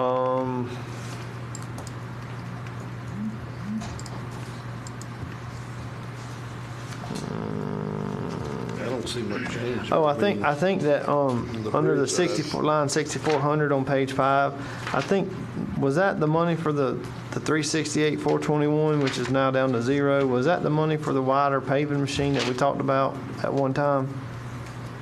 No, because we hadn't bought one. Yeah, I don't remember y'all. We talked about trading it in. We did. We talked about it. And I think we did something on it. It's been so far back. I thought we talked about trading in the smaller one and getting a bigger one that we could do some of these small short roads with, that we were talking about doing asphalt over chip seal, but I don't remember if anything happened. You? I don't. I know y'all talked about last year, actually maybe a couple of years. but I don't remember anything being done. But again, I wasn't there. I need to really ask the guys if they what size they need. We got, I don't even know what width we have now. I think it's 10 foot we got now. We need probably a 12 or a 14. But are we paving, if we make 2 passes, are we paving that much road at one time? Well, it depends on how far you want to get with it. Right. If you're just happy with paving this little thing and that little thing, what we got is probably okay. I don't think we need to get in the road paving business, but for some of these smaller. I mean, that might be sufficient, like he's saying, though, doing one pass at a time. I don't know. Well, they did the one for me down in McAlpin, and I brought it up several times. They did a fabulous job on it. They did it with that machine. So you did get a road paved? It's not a road, it's just an intersection. First I heard of this. First I heard of He let that slip out, didn't he? Yeah. Wait a minute. Wait a minute. It's just an intersection. It's not a road. Yeah, what's going on here, Hale? So is that What line item was that? 2 roads? I'm still waiting on the chip seal road. What's that paved? Golly, paved. That was somebody had to experiment. There's some perks to being chairman, obviously. You can have it anytime you want it. Look at that. When we get done, I'll check with Mike and those guys and just see what their thoughts are. And I know they did Oakwood not long ago. We got some other roads we got set up to do. Mr. Perkins down there. Oh, you're going to get credit for that. He told me. Had Road 2 get paid yet? Huh? Have Road 2 get paid? Yes, sir. Yes. You did? I was teasing with him last night about Oakwood. He got that in our New district new map. districts, and he said, "Yeah, I'm gonna go in there and tell everybody I knew I was getting this district, so I got these roads paid for." Gotta get some help. Tyrone's pretty sharp. He is, boy. Tyrone's got it going on. That's right. And right, Mr. Norris? All right. But Well, I'm happy for him. But before we swap machines, they were talking just the other day about, they did a good job, but I want to make sure, and if we need to go wider, certainly I'm okay with that. Well, I'm with you. Just leave it up to them. They're the guys that have to do it. Right. And they do a great job. I agree with that. Yeah. But I'd like, I know we got a lot of chip sealed roads and they've been holding up fairly well, but at some point there's going to come a time when it's time to redo those. And I think if it's still the same as it is now, we just pave over the top of it. Well, the thing I commend Gene on is, bring it to my attention and ultimately to your attention too, that we can do some paving for the same price we're doing cheap seal or less. And why not pave it when we can? Yeah, absolutely. If we can get the asphalt, that's going to be tricky. If we do too much paving, it's going to be hard for us to find asphalt. Ain't so many suppliers. And I'll leave that one alone. Yes, I sir. know exactly what you're saying. Yeah. Anything else in Road and Bridge? I don't have anything. No, sir. The next one is solid waste, tab 44. Dennis has been here all day. In case any questions comes up, he's got all the answers. Oh, boy.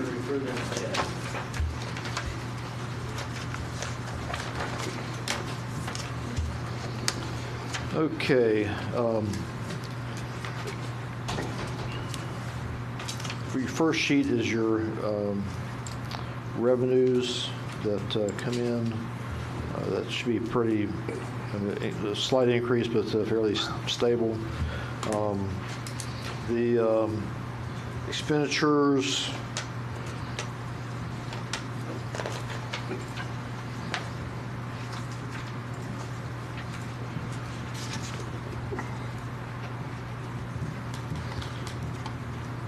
I was looking at my cheat sheet. Not a lot of big changes there. We did set aside some money in machinery and equipment for compactors. The idea is what we're trying to do is gear up to be ready 3 years out to make a transition if we choose to. We've chased that rabbit a little bit over the years, I know, but Anyway, any questions about? Yes, So sir. go ahead, Commissioner Lane. I was going to ask on the Welborn collection site, Well, he's on the same page. the expansion of the shop at the landfill and the pole barn. I know all three of those, especially the Welborn collection site, has been talked about, has been in the budget for at least 3 years. Right. Like, Last night you approved the pole barn and to go out to bid on the barns. That's right. So that, we expect that to be less than that number, so we'll have money left over when we do that. So we don't think by the time we bid it and get it done, it may not get done in this year's budget. So roll that forward for the barns. But the Welborn collection site, if we go to roll-offs, we're going to need a bigger footprint. I don't think that and Commissioner Mobley certainly can speak on that, but that current site seems awkward and Dennis also can speak to this. It seems like we got a lot of cans and little space. So That's the one right there north of Welborn? right, Yeah. right. Yeah. but Go ahead. I know we have that property there on 90, and it's not my district, so I don't want to get too sideways with it, but I don't know where you're going to move it to.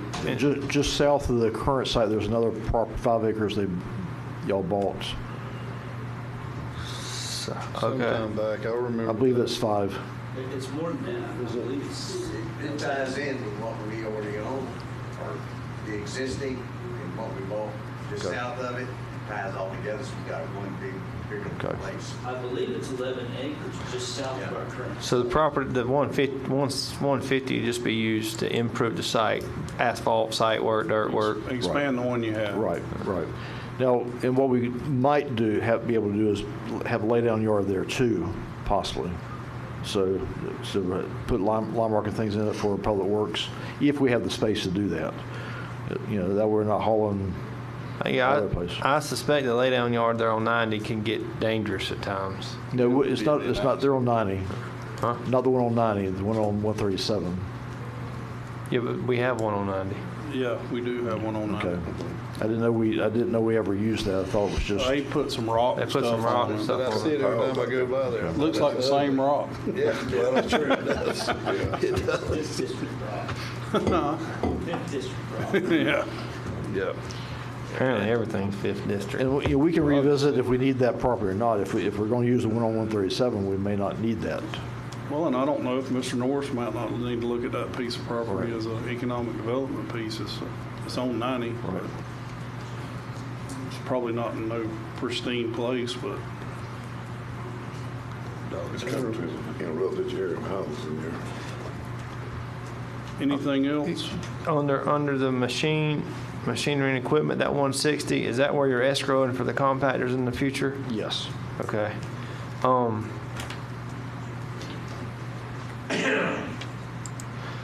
No, I would just. I got a question for Dennis, or you, Mr. Scott, whichever one of you wants to answer it. How many commercial cans have we still got left out in the field? I can't believe we got any left.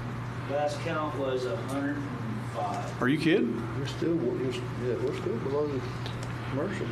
No, we're not. We're not Sure. Yeah, we Pops doubled is- up the price, so we would be higher.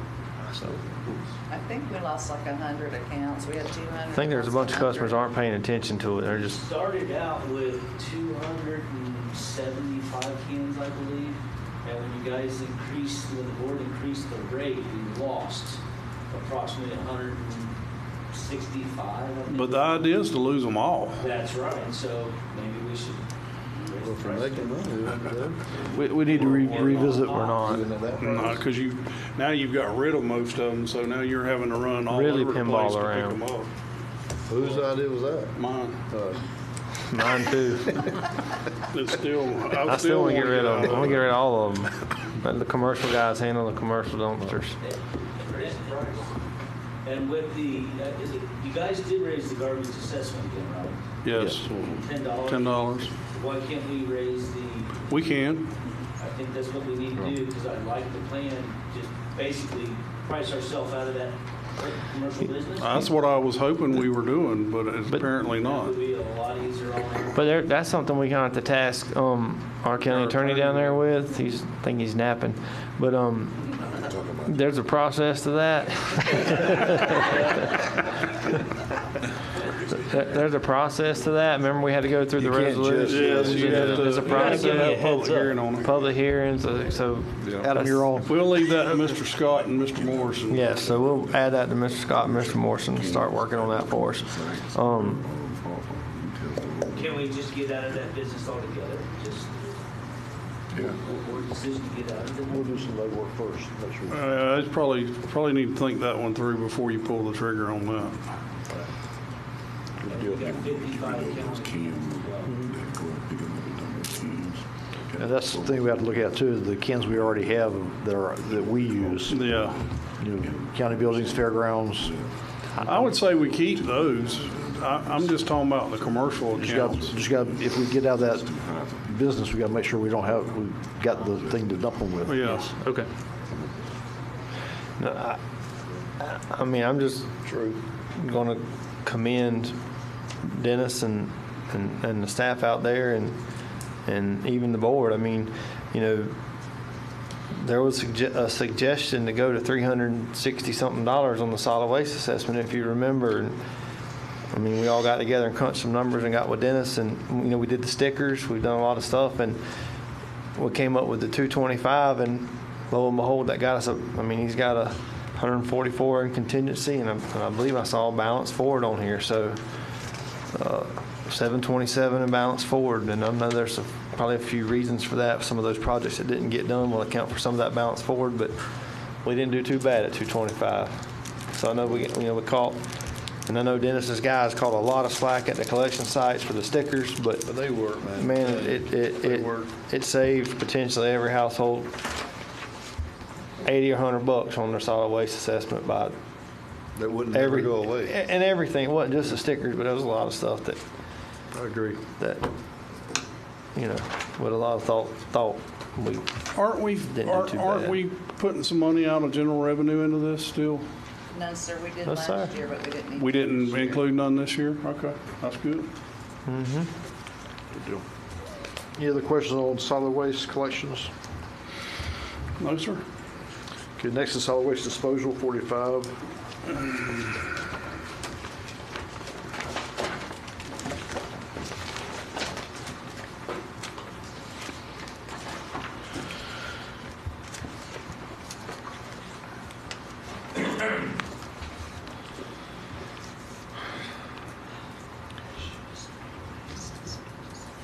Okay, on your first page there is the revenues. We got an increase of $638,000 there. And also got a balance forward of 1.2. So We got a balance forward of what? 1.2. Wow. That one's had that. I mean, it runs about that. Yeah. I thought it was shrinking for a while. On the expense side, everything there is fairly consistent. Disposal will go up.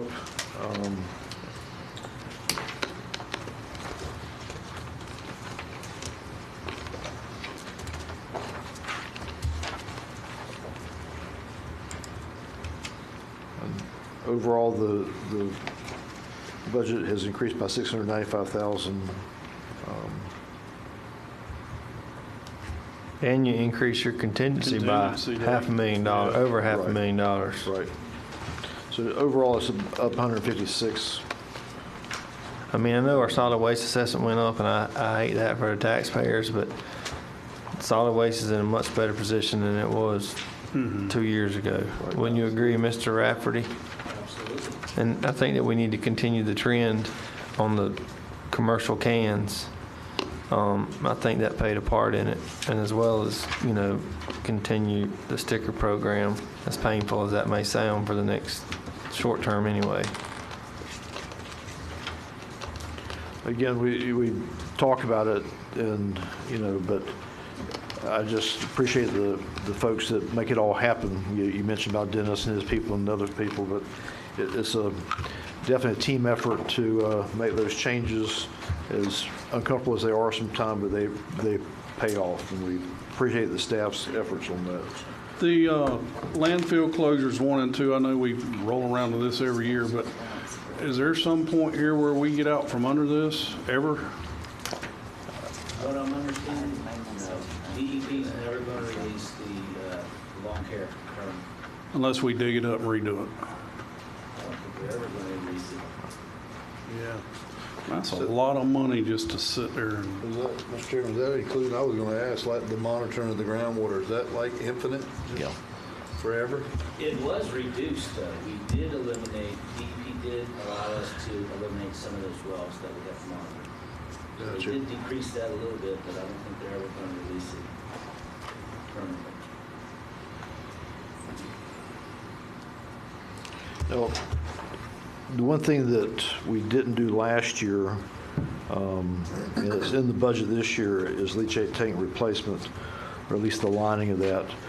We do have a plan going forward to make those improvements. We just biting off a piece at a time. We've done a good job. Dennis has organized the contractors coming in and taking care of some of the maintenance issues we had. So we've got a few more things to do, but making progress there. I'm really glad that we've eliminated our safety issues that we've had.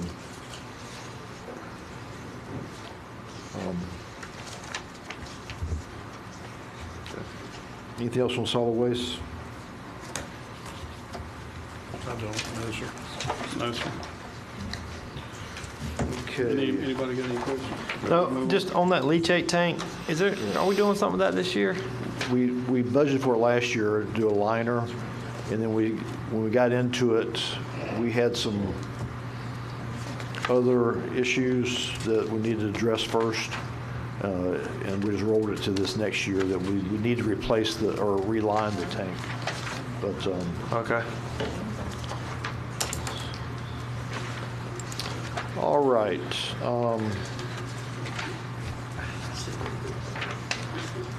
The revenue side of the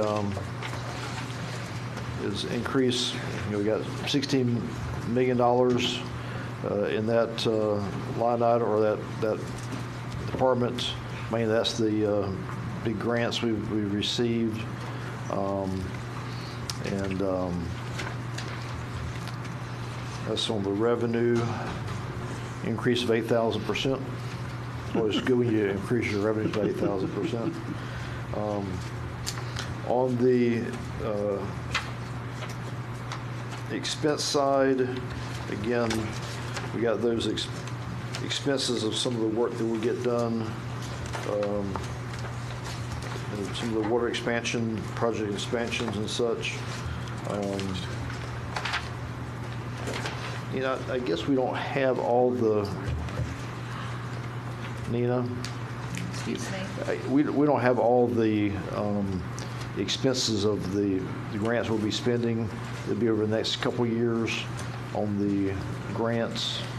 I just got the 16 million for next year. Right. That's for but that's on the income side, but not the expense side. No, so there's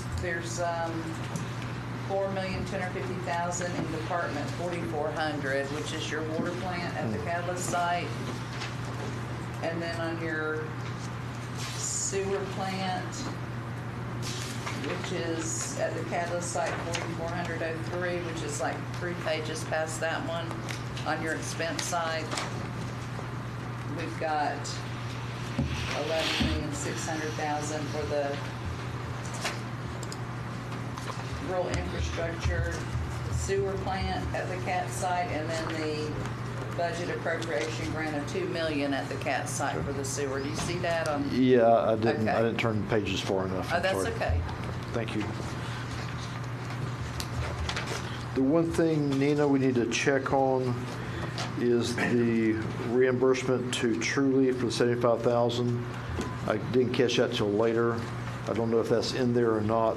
No, sir, we got the agreement the other day that you had sent, thank Right. you, and we were gonna put it on for the tentative hearing. Okay. As one of our changes before we go forward at the tentative hearing. Okay, good. All right, thank you. Should it go in 1110, the Board of County Commissioners? Is probably where we were gonna put it. I don't, Well, we spent it out of this one, this line, this budget, probably. Your call. I learned a long time ago you don't argue with y'all's office very much. So. well, we'll see where we spent it. I was thinking we spent it out of, maybe we did spend it out of the utility, but we'll find out and Okay. recoup the money, pay it out of that one then. Okay, good. Thank you. Not recoup, pay out. We're refunding that? The agreement that we had with True Leaf was they fronted us $750, and then we pay it back over 10 years. Okay.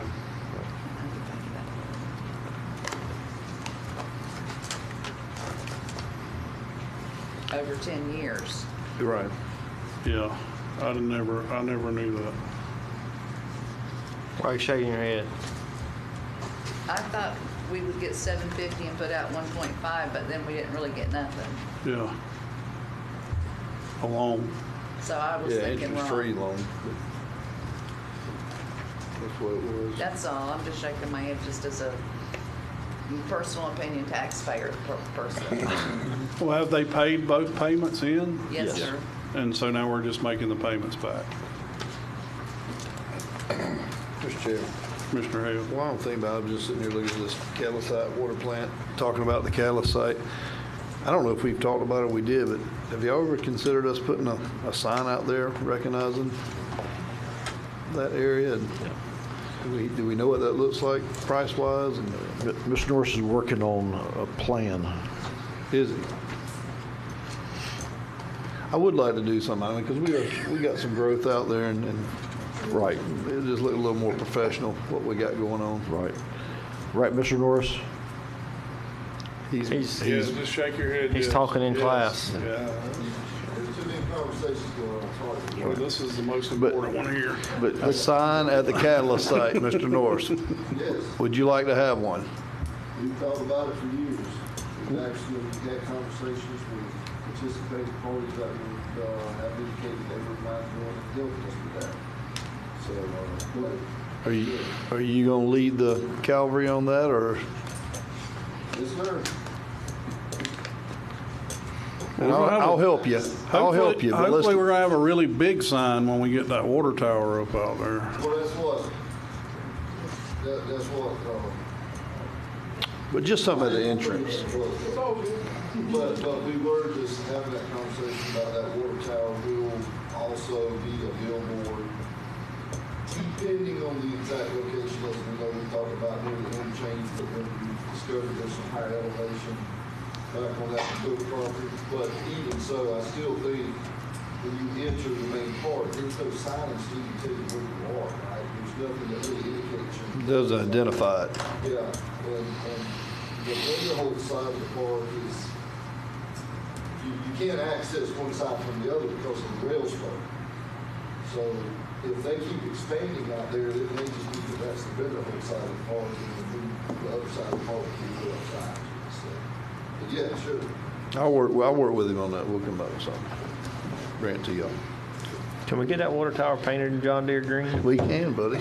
Orange Well, and blue. depends on if Project Wave wants, or Wave wants it in that blue. We'll do it whatever. Orange and blue. No. Negative. No. How tall is that water tower? We have, I don't even know yet. Don't misspeak. Not that far. Said don't misspeak. That's why I said I don't know. Is there any other questions on utilities? Mr. Scott, anything else? I'm good unless you have any questions. We should have been here at 10 in the morning, sir. Yes, I realize that. Okay. I didn't do all that. Okay. I tried to get y'all to move on. All right, moving on. Or is that it? That's it, buddy. Oh, man, we still got 2 hours. We can, We can hit the wish list. are these folks coming tomorrow? Do we know like they normally do to come and speak? Should be. Well, I think we probably ought to address that now before we get there. If y'all want to talk about it, sure. Do you really want each one of them to speak? Do you want to set a figure and just go with that? What's the pleasure of the board? What's your thoughts, Mr. Chairman? My thought set an amount and just let it go. That sounds good.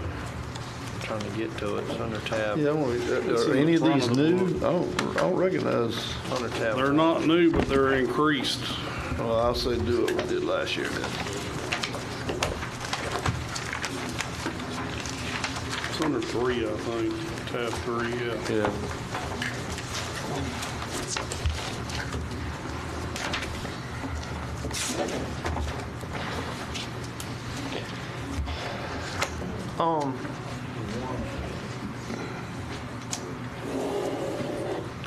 Just a note, and I know y'all have already seen this, but in '22, the funding from that year was due to the extra CARES money you had. So just to make a point of that.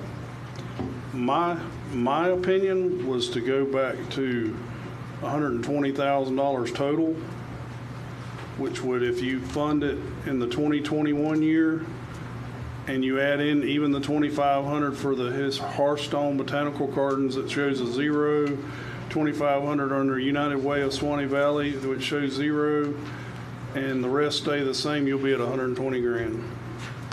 Say that one more time. I'm sorry. What were you saying? See, they weren't funded here. I got you. But if you So move put them into the column. If you put 2,500 there Yeah. and 2,500 there, you leave the rest the same in this column, you'll be at 120,000. Yeah. My math's right. Wait, I have 112 plus what? 8. 25 and I was 25. talking about doing a whole total of $120,000, Miss Nina.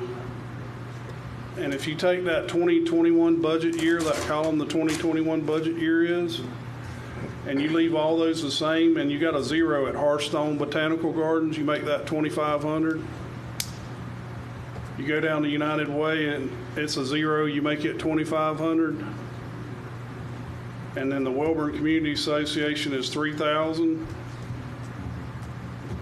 If you add all those together, that comes to 120,000 by my math. Got it. Now, that's my idea. There's 4 more commissioners here. Good. Commissioner Mobley. Wasn't that part of that, Mr. Scott? For like Toys for Tots, or there's remodeling the building down there on that Welborn? What part of that money is asking for to? I can't remember. I can't recall what the thought process was in doing that.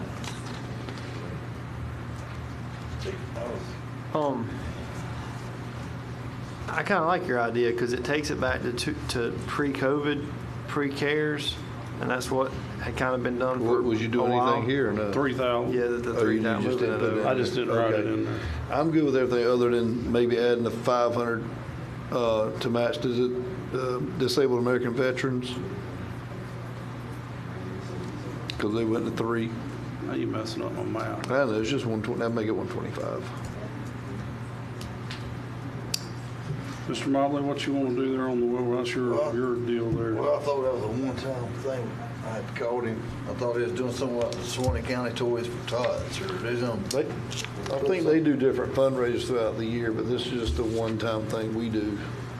If you're talking about the Welborn Community Association? Yeah, I think they do other things throughout the year to raise monies, other events. I thought they had took on some extra, like Toys for Tots. Yeah, they were talking about Suwannee County. they're talking about doing And it was Toys a for Tots. one-time thing. They needed the money to help get that building remodeled down there, or one of the buildings, and then it would only be a one-time addition of the funds. I can't remember the I had the conversation. guy coming tomorrow to speak on. Well, and he still can. This is just kind of like a pre-conference to tomorrow. I just want to have a plan when we get there so we ain't sitting I here told him to arguing come over. tomorrow, Mr. Mesa Martin. That's fine. His letter's back here. Meso's coming. Meso. I told Mesa and Sherman Stanley. I said no. I figured it'd be. But here's what's going to happen if we do that. If you start with letting one, if you don't want to have to sit here and listen to all these, if you let one speak, you're going to have to let them all speak. Or you just ask the question. we just, invite them, I guess. But some of them don't want to speak. No, they don't. They're here to answer. Yes, and I know David from ARC, he comes and I'm just trying to get ahead of tomorrow. That's what I'm trying to do. So I'm just trying to get a plan. I think there was Chairman that with Powell, with Mr. Ford probably want to speak on there, and they're asking for a little bit more money. I know they have some things going on at the Powell level. They want to do some things there.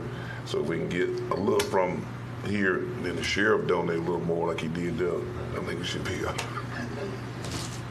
or the sheriff take that on what they need. I mean, that can leave that Powell talking at all. That'd be a great thing. Yes, They got their name on it. if we stay with the five like you're talking about, and the sheriff just give them, maybe 3, they'll give them 8. Yeah. So, yeah. Train you for having control. Yes. Absolutely ain't happening. No way, no how. I thought you was gone, buddy. Yeah, I thought you was gone. You must have got over being mad at us. Come back. Yeah, he got so upset he left. Yeah, just throw this sucker in the dirt and walk out the door. So we don't have a consensus on Not that. yet, Nina. That's just a kind of a game plan. I just wanted to have one going forward. This is gonna be first right off the rip.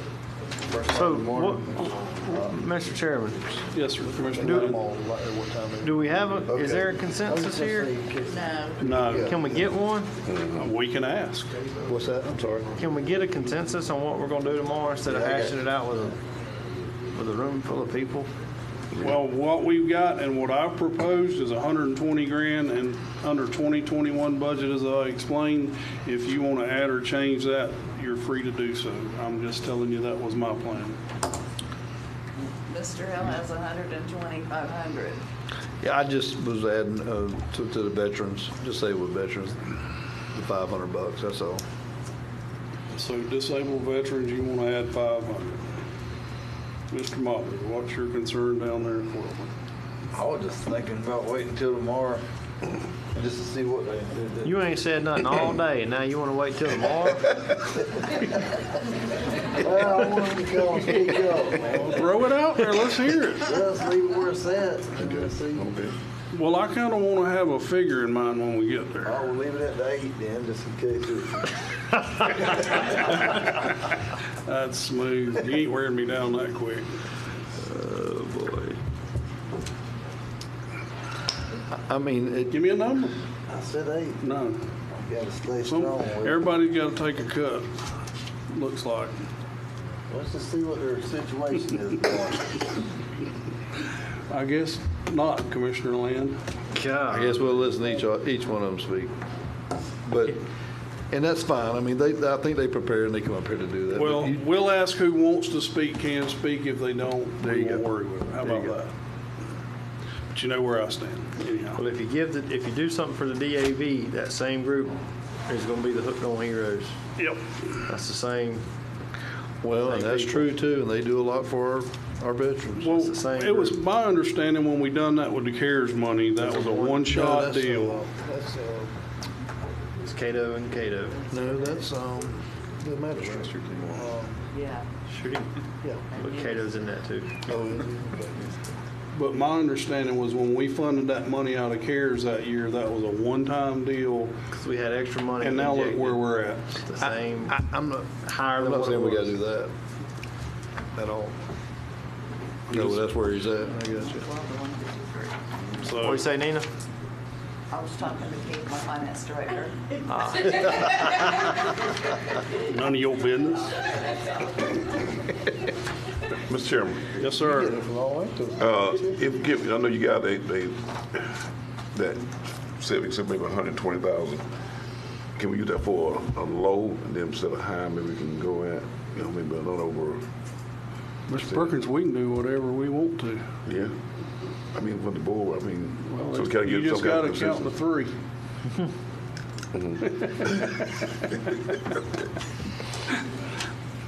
So we kind of know where we're at tomorrow, I mean. We'll just, I think the way this is going right now is we're going to let them come. Those that Let 'em want to talk. speak can speak. The ones that don't have to. And we'll rehash this afterwards. You know, I do have a question. You was talking about Powell. Does our local police give anything to that? Does anyone know? They don't do it all. Or the city side? Nothing? No, since the sheriff been running with So he's pretty much Sheriff been Cameron, heading it up. and so Gotcha. kind of have that's he should have been on the police, but Okay. the sheriff he's been Sheriff Cameron, he's been very active in it. He was give out quite a bit of money to it. The sheriff gave about $3,000 this year to it, I think. Okay. Are we good on that aspect for tomorrow? Let's move into the items that are not in the budget. Let's run through that real quick. I'm on page 103, items not in the budget under tab 2.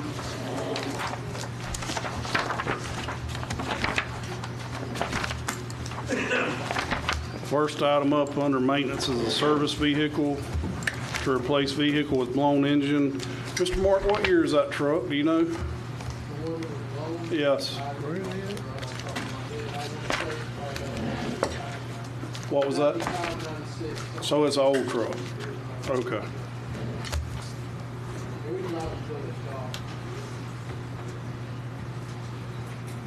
Well, I just didn't know if it was a newer vehicle. I'm saying 6-7 years old and had a blowed up motor. It'd probably be cheaper to put a motor in it, but if it's that old, no, we don't want to put a motor in it. What kind of vehicle is it? Yes, sir. What kind of vehicle is that? Actually, what they call transit, type van. Van. Has it got a TV in it or something? No. It does have a shelving unit. I hate to talk bad about them transits, but they ain't worth the money they are, I can tell you.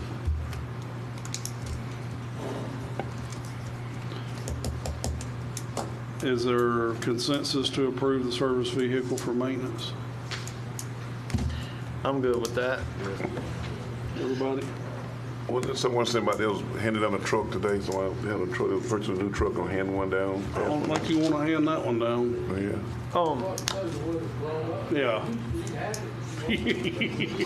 That's a good sign. It probably needs to go to scrap yard. Yeah. It's probably already in the auction, get ready for the auction. That's part of that auction We need stuff. a utility vehicle, a pool, Okay. $18,000 pool. RTV 4x4 utility vehicle for the airport. Certainly, as close to the public works we are, we can go there and pull it. Lawnmower out. Just saying. I mean, do we need this to chauffeur people around on the airport? Let's just cut down to it. Yeah, We ain't pulling out lawnmowers with this. Are we going to use it for something else? Yeah, we've got a cart now. It's got some age on it. We got from Sarasota County. Same group of carts we got for parks back years ago. They were surplus from Sarasota County about 4 years ago. So they wanted to be replaced. They want to replace theirs then. So we just kept them going for a few more years. Are they wanting to replace theirs again? That's a whole different deal. He said something about pulling out a bat wing. Is that a tractor bat wing? Earlier, I thought he So you ain't gonna pull a tractor or bat wing or a grasshopper out with one of those. It's a big zero turn. Okay. I mean, if we need a stretch golf cart, gas golf cart that's nice and We've got one of those that we inherited. So, but well, can we hold off on that? And yeah, we can hold off on that. in case we just need it. I mean, I ain't trying to be ugly, but That's all right. I know we live. That's a no. Drone for multiple department use, building department, 11,500. We done discussed multiple department uses out of the question. Correct, so it's just for the building department. But they said it'd be 16, not 11.5. Wow. he did. Well, that say inflation was quick, wasn't it? You want to get a more definitive answer on the price before we see left? I'd just put the 16 in there, and if y'all want to do it, you do, and if you don't, you don't. But I do believe he said 16, so it's just. 16,000. Is everybody in agreement on that? That was already in the budget. So it don't need to be here? So it don't need to be in this wish list? That's great. Okay, well, good. Okay. Budget. Kubota utility carts, recreation, I'm sorry, go ahead. The 22,000 includes the $16,000 drone and the body armor and all that? That's not coming out of code enforcement, that's the building department. That Robert turned in his budget? The camera stuff is come out of code enforcement. The drone would be building department. Okay, I need to go back to that, Tad. Sorry to interrupt. No, ma'am, that's fine. We want to get it straight while we're going. You want to turn your microphone back on now? You gonna get killed. I'll be talking loud enough in the next hour, I'm sure. No. Okay, Ronald, I have 22,000 in Robin's budget. That would cover. And he's got body camera, DASU camera, drone, laptop, in-vehicle printer, parts, and a vehicle, parts vehicle. So go to the backup sheet for the building department.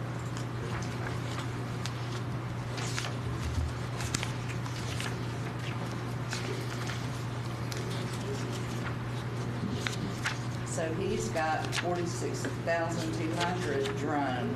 That's correct.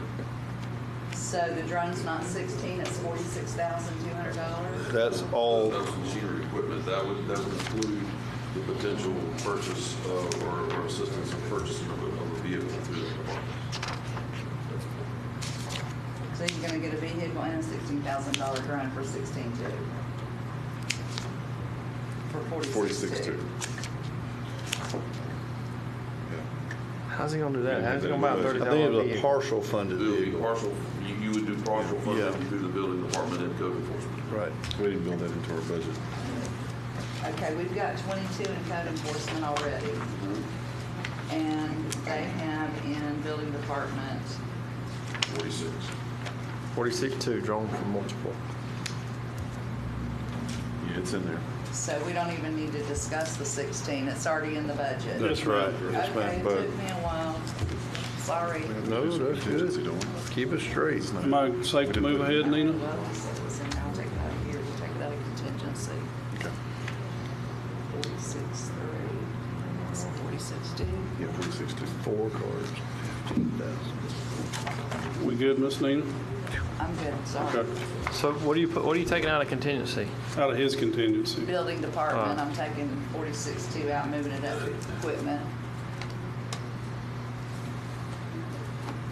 Which was on his backup, but we had, even though he had his own contingency, we took it. You missed it on the line item, is what you're saying.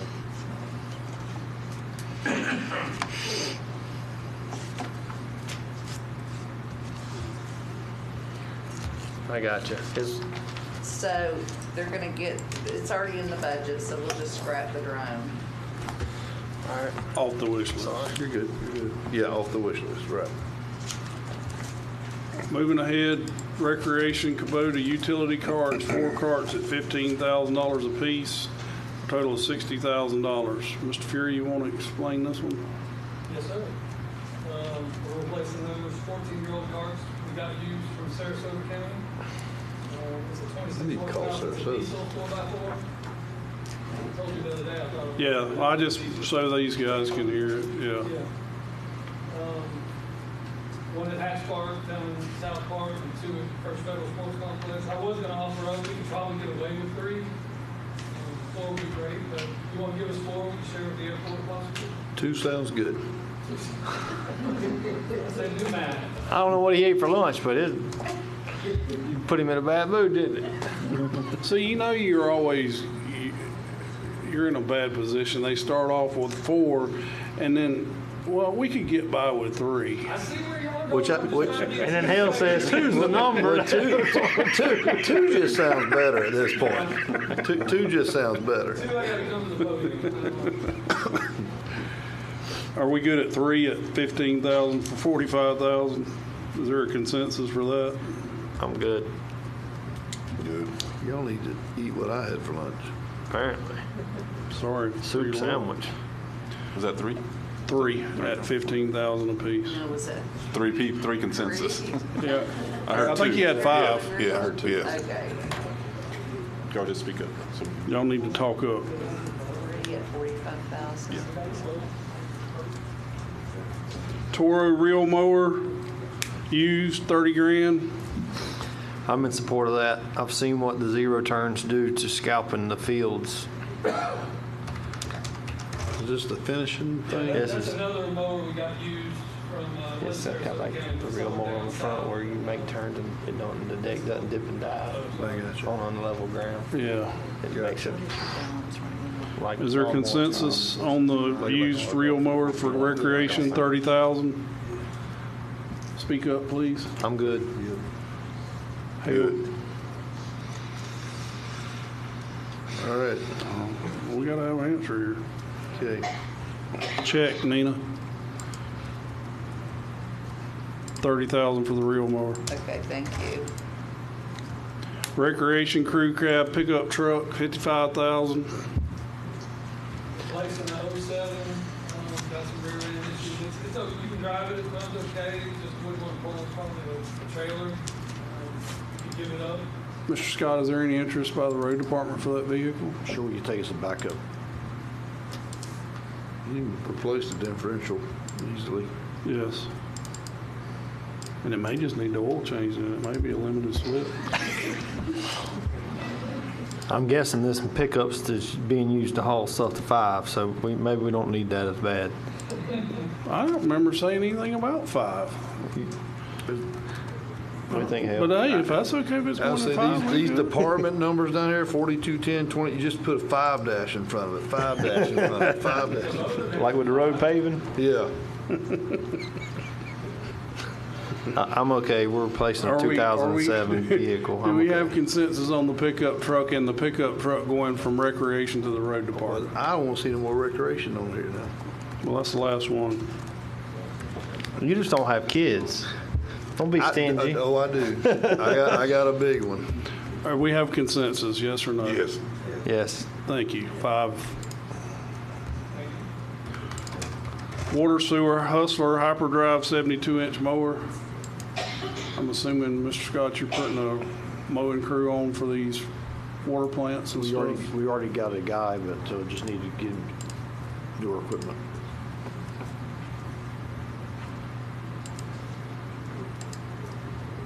Is the truck as well for that? Yes, sir.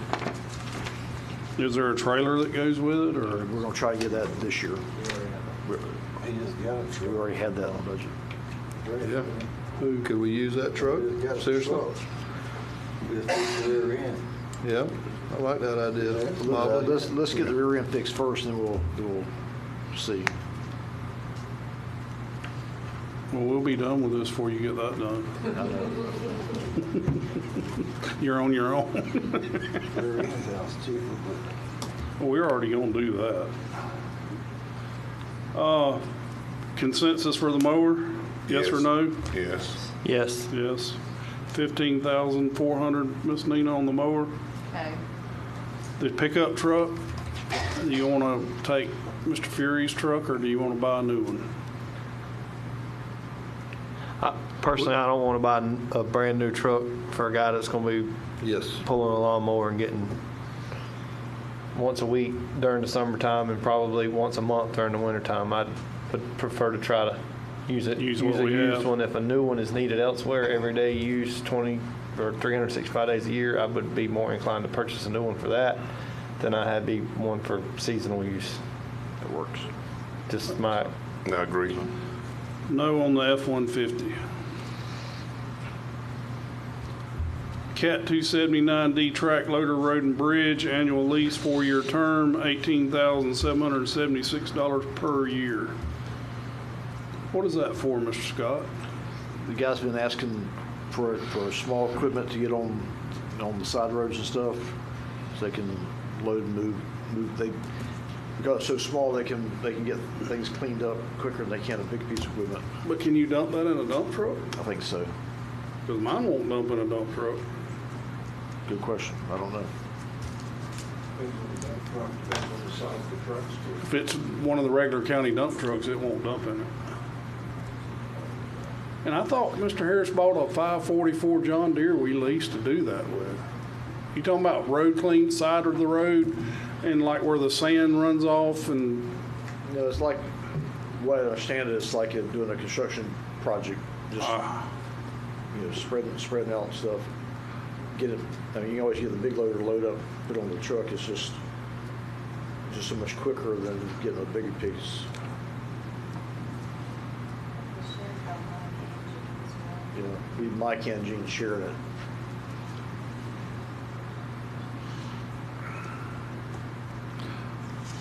If you don't have a problem with it dumping in a truck, Yeah, it won't. It was fun. Yeah, I was thinking about they were talking about how moving it around, and that wasn't about. it wasn't about loading a truck with it. I got you.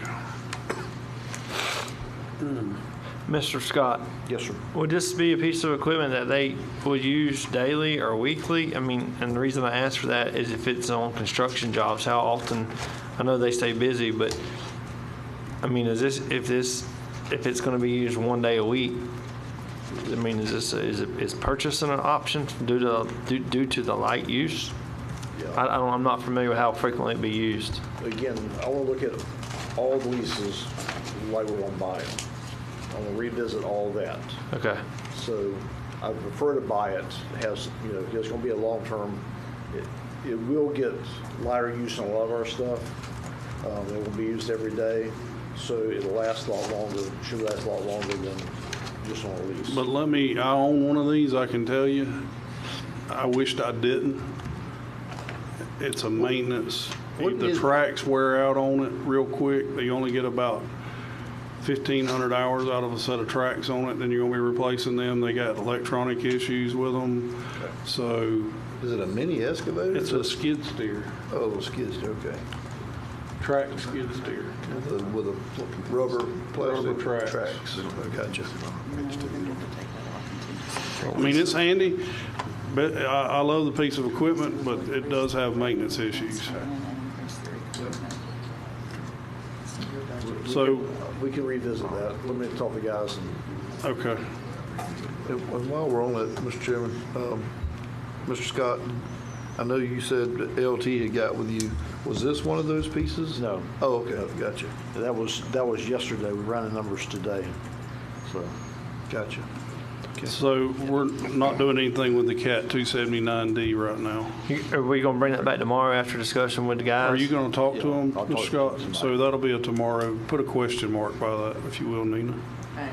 Mr. Chairman. Commissioner Perkins. Mr. Scott. Yes, sir. Yes, sir.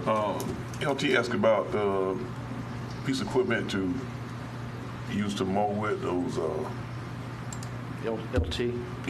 Yes, sir. We haven't got that far yet. It's coming.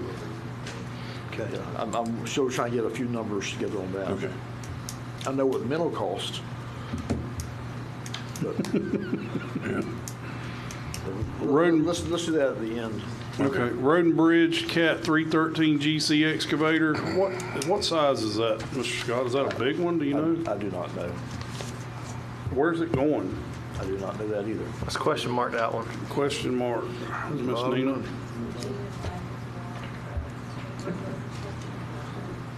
Road construction and driveway use. So it's a small excavator. It's a mini excavator. Doesn't look mini. Yeah, that's 13 is smaller than 350. Now that I would probably consider buying if I was going to buy one. That looks pretty big. That's a good size one. Where you Mid-size. It's still what I'd consider a mini Oh, excavator. that's your money. My money, that's like, God, my haul. That's 38,000 times 4 on that. Right. Option price or return 70,000. I don't know what that means. Probably the buyback at the end. 160, and how much is the buyback? 70 at the end. 12, 13. It's got all the goodies back here. That's yes, ma'am. That's $230,000.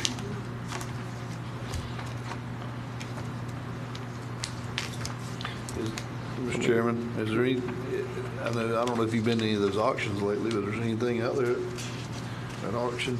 You know how auction is. You don't know what you get.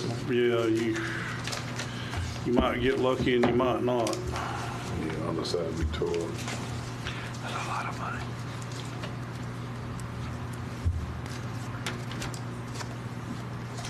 And the purpose of this is to do side of the road stuff, like culverts, and is that what we're talking about?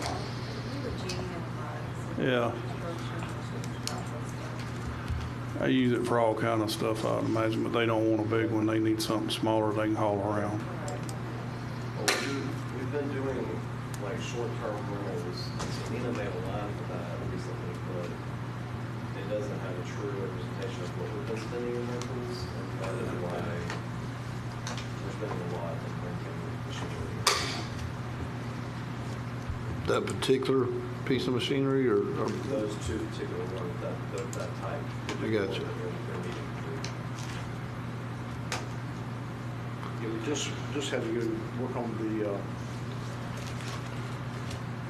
retention ponds out at Vinderholtz that we own, and we were out there probably had to rent for about a month to catch up from lost time, and it was pretty pricey.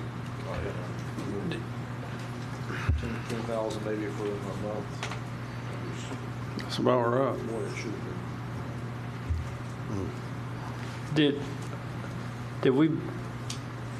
Did we bid these, or these are just This sheriff contract price on the cab. on both of them? Are they the grapple trucks? We ain't got there yet. The excavator, we still questioning that or what? I think we've got an explanation what they're using it for. And which is what? Roadside, Driveways. construction, retention ponds, Yeah. drainage. Weird stumps. I mean, you just got to keep. Do we in mind- still have a thing to do the ditches with, the grade all? We do, but it's always in District 5 when I call for it. Well, that's the dry end of the county. Why is it always down there? It truly is. I told them not to drop it off at the nursery. I swear, it's always down there. Let me guess, your guys didn't know it wasn't theirs, and they've been using it. How about, and I'm glad you brought that up, though. I was gonna ask, when you said driveways and culverts and stuff, is that an attachment we could put on there to have another grade all? I don't know the size of that. Chairman, you may know, would it be large enough? I don't know. I've never seen one done that way. A little excavator with a long, wide curved bucket. I don't know. I'm sure it's possible. But some of them areas, I've seen them try to get in with that grade all. It's hard to do. It's very hard. Yeah. Yeah. It may be a flexible piece of equipment that might help out. I don't know. I would love to have one. Can I use it? Yeah, the auction. No, I'm not allowed to even bid on that. Y'all make your mind up. It's a 4-year commitment. That's a lot of money, man. Can we? I hate to buy used equipment. I don't mind doing it, but Let's bring it back tomorrow. Let's go through the rest of it. all right. We question marked that. 2 new grapple trucks, South Collections, $132,888 per year for 2 trucks, 2-year term, $264,000 plus. 132 a year. That gives you 2 trucks. You got 260. With a 2-year lease. 260,000. What's the buyback on those, or is there? I don't think there is one of that lease.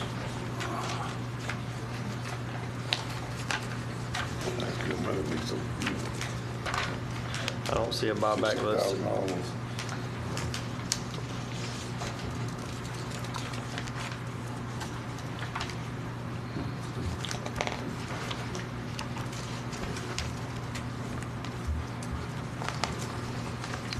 Those replace 10-year-old equipment.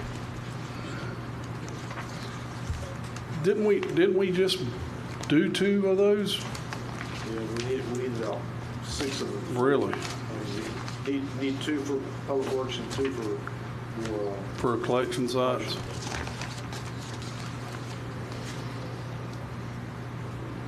What are we doing with the 2 old ones? Just auctioning them off, or we gonna keep them, or? We still got them until we get through them. Well, I get that once you get some new ones, Then we'll either auction or keep using them as backups. How old are the 2 that we're replacing? 10 years old. I'm okay with that. I mean, Well, if we've had those for 10 years, why don't we look at buying? Is that what you finished saying? can we look at what it costs to buy one? We'll understand, anything we're talking about leasing, we're going to run the numbers on purchase also. And then before we buy it or lease it, we will come back around and have that discussion. Yeah, I was about to say that. So I'm okay with the money, but before we pull the trigger on a lease purchase, will you bring that back to the board so we can discuss? On any of this? On any of these lease purchases? All of those come back to you anyway. Now, by saying that, let me ask you this. At one time, we brought new purchases to you for approval at commission meetings. And then we had direction a few years ago that if it was in the budget, we didn't have to bring it to you for permission to buy it. And then we started coming back and get permission again. I agree on these that we're not certain about on the lease versus purchase. We need to do that, but we will make sure it's all clear. But like the pickup trucks, the mowers, and things that we budget for, you know, I like to just, if they're budgeted. If it's in there, yeah. Yeah, but anything that's a lease purchase, big ticket item, I think the board should have a say in that. You have to sign off on it anyway. That's right. Yeah, I would agree. I mean, the lawnmowers, the pickups, $50,000 and less pickups, but if it's a $100,000 purchase, even though we budgeted, I mean, a lot of things happen throughout the year, and if we're in month 9 of a 12-month budget and we haven't pulled the trigger on the $150,000 lease that we budgeted for, a bomb could have went off between now and then and say, whoa, let's pump the brakes and wait 3 months and do a niche budget cycle. We need to use that money to go fix this road that fell in or whatever. And that's what we're doing now with things that we've been needing. The guys are coming to me and said, can we buy this? We budgeted for it, can we buy it? I said, if it's in the budget, and it's still there, why haven't we bought it already? If we need it. If we don't need it, that's fine. But if we're example, and you know, can we buy a fan for the shop? There's 100 daggum degrees in there. You can buy a fan for the shop. Yeah, get a fan. Yeah, I don't think you should have to ask for permission twice on budgeted items unless it's over a certain dollar figure because, you know, like I say, if we're halfway through the budget and you're talking about $100,000 and we hadn't pulled the trigger even though it's in the budget, something could have happened that we are trying to find $100,000. So like, hey, can we wait 6 months to buy that even though we approved it, but we need to move that over there to fix this big problem and we're already 6 months in. But a $50,000 pickup truck has been budgeted, yeah, I don't think you should have to come back and ask for permission again to buy the truck that we already budgeted for. Thank you. I don't know what that dollar figure is, I'm just saying. So,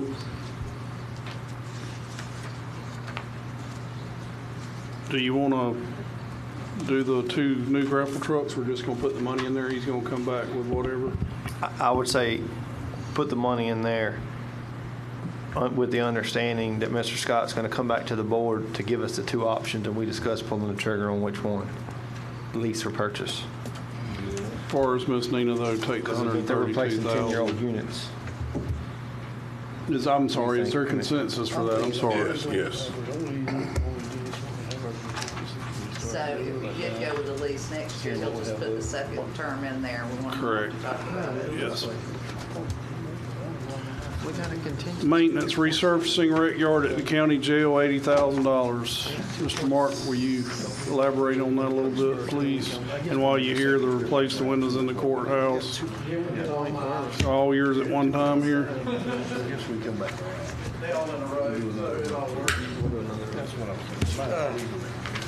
Gentlemen, approximately 12 years ago, we redid the roof on the jail.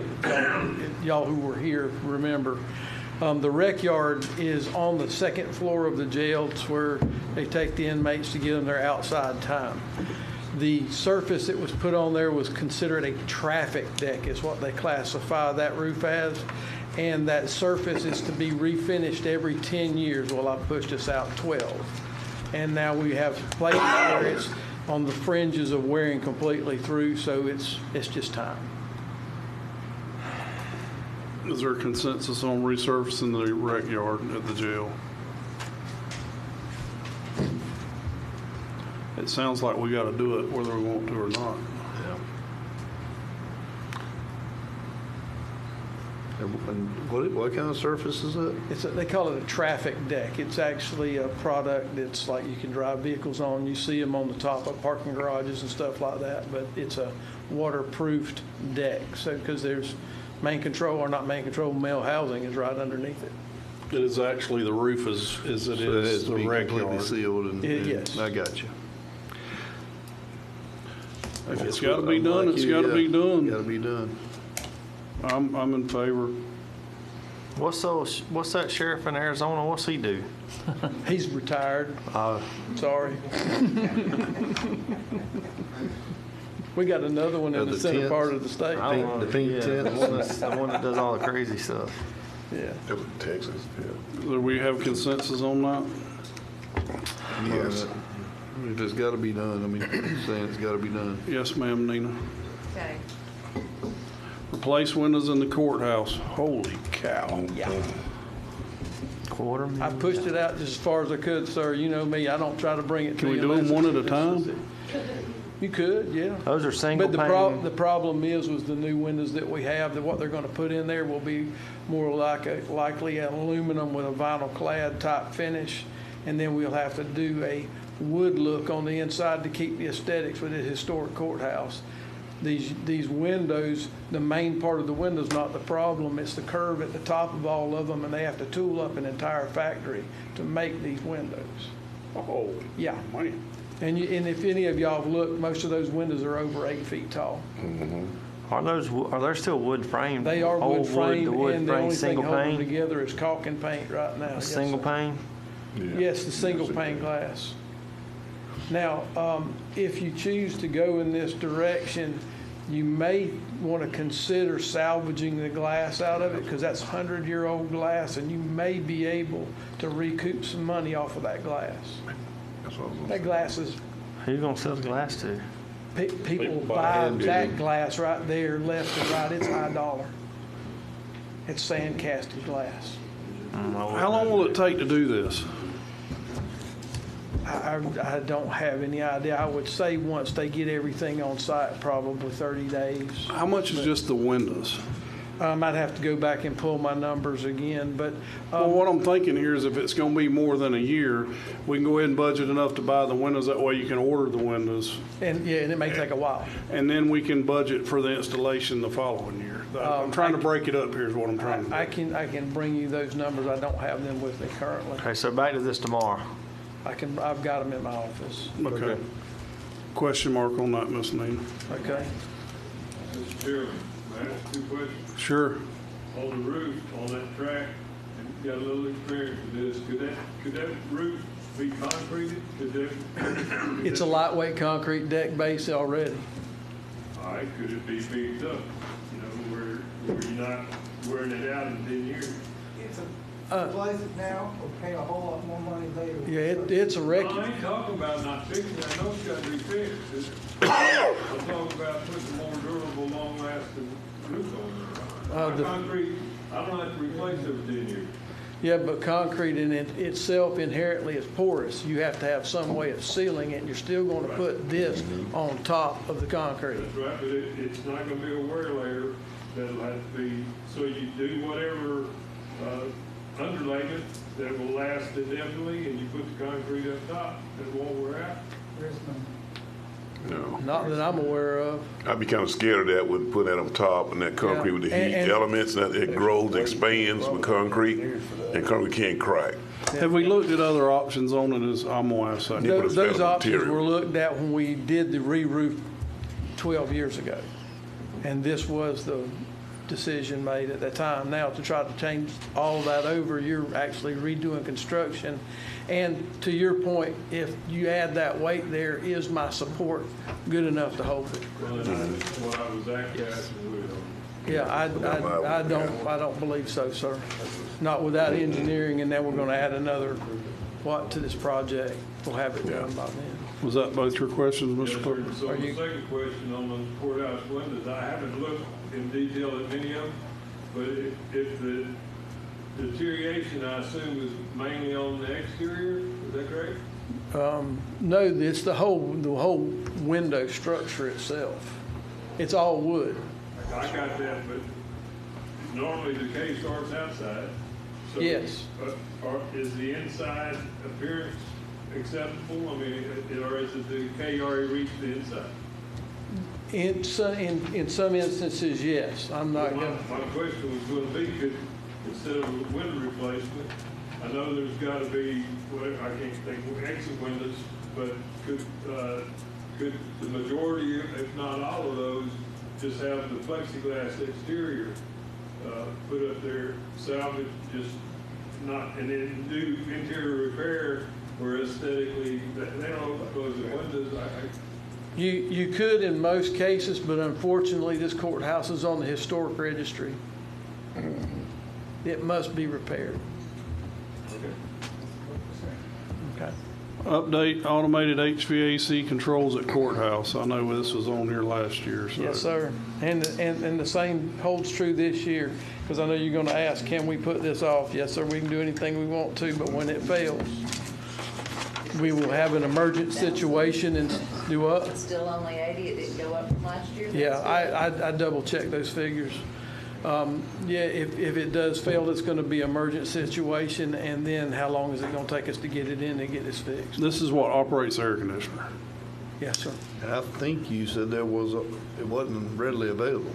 They are not readily available. I remember this. There's no parts for them. They're old, right? Is Yes, that what they're we're- antiquated. You can't even buy them on eBay today. I remember We this. tried. Daggone, man, the sheriff's getting all the money. I have one question, Mark. Yes. I know that the rec yard over there is wide open. Yes. I've got a huge concern with these heat advisories and the inmate crews and everything. And we've taken the chance to make sure we've got first aid kits, AEDs and everything on even the county trucks that the inmates rent. Is there any chance of maybe a couple cell shades or two up there, because you're obligated to give them their outside time? However, that's wide open up top where they do I'm just asking, I don't know. I just think we need to make sure that we're looking into everything we can to make sure we're taking every precaution we can, because I'm telling you, y'all work in the heat every day, I understand that. But you're not controlled by the county. And I just wondered if it's something we may need to look at. Is it mandatory for them to go out and do Oh, that? absolutely, yeah. So whether they want to or not? You have to go out. Yes. They can't say, I'm hot, I want to go back in. If they do that, what says they're not just trying to test us to see if we're going to send them out there anyway? If they go out, they go out. They don't mean they got to dribble a basketball or anything else. But you have to give them their outside time. For how long? Oh, gosh. I think it's 60 minutes. Yeah, I think it's 60 minutes. They need their vitamin D. You know, the other thing that I know that nobody's talked about, because I just saw it today, DJJ is fixing to impose some new things. We've been sentenced to a juvenile inmate in our county jail, which requires their house where they have no voice or visual contact with adults. You provide their education, blah, blah, blah. So there's some other things we're going to have to address down the line as well. Our jail is not built to have solidarity from visual or hearing that. And I just asked this question, what are you going to do if we can't? You know, and there's no penalties yet, but these are things we're going to have to look at coming up pretty soon. We don't have many juvenile inmates, but we got one that's sentenced there for 6 months. And so we have the area to do that one, or did y'all have to just make do, or? We're going to look and see if, I know you don't know yet, Mark, I hadn't talked to you about it. We're going to see if we can house them elsewhere, or the DJJ lady's supposedly coming this week, and we're going to look at some other things. We've had to house in one of our med units. The med units are now full. So these are things that they keep imposing on us or mandating, and there's nothing to help you with this stuff. And, you know, we got a couple options. If we can convince the state to put them on house arrest, not on sheriff's office arrest, that would definitely help us make sure that we don't get caught up or written up for not complying. But the heat stuff really worries me with these inmates. We got 100 and something of them over there. They've got to be outside, and right now it's cooking out there. There's no shade up top. Mr. Williams, I'm sorry if I may, Mr. Chairman. Yes, sir. I'm not involved in the budget discussions. Just a question for Mr. Williams, just from my previous experience. Yes, sir. When somebody when the juvenile was sentenced to jail, in my experience, most of the time, I'm just asking, has the sheriff's department talked to the judge to say prospectively, here's the problem that's going to happen? I'm just asking, because every time I did that as a prosecutor, even now as a defense attorney, first question the judge asked me is, have you all talked to the sheriff about this, if it's going to be a pain in the rear? First thing I would say, Mr. Morrison, we miss you a lot. And secondly, it was an item of discussion. Okay. But he got sentenced there anyway. I mean, you can't control, if the judge does it, the judge does it, I understand. Again, there's nothing we can do about that. Yes, sir. Thanks. And look what a cat drug in. Yeah, my goodness. Hey, Welcome to the Saviors. party. The Saviors have arrived. Look at 'em. The road guys. What did y'all show up for?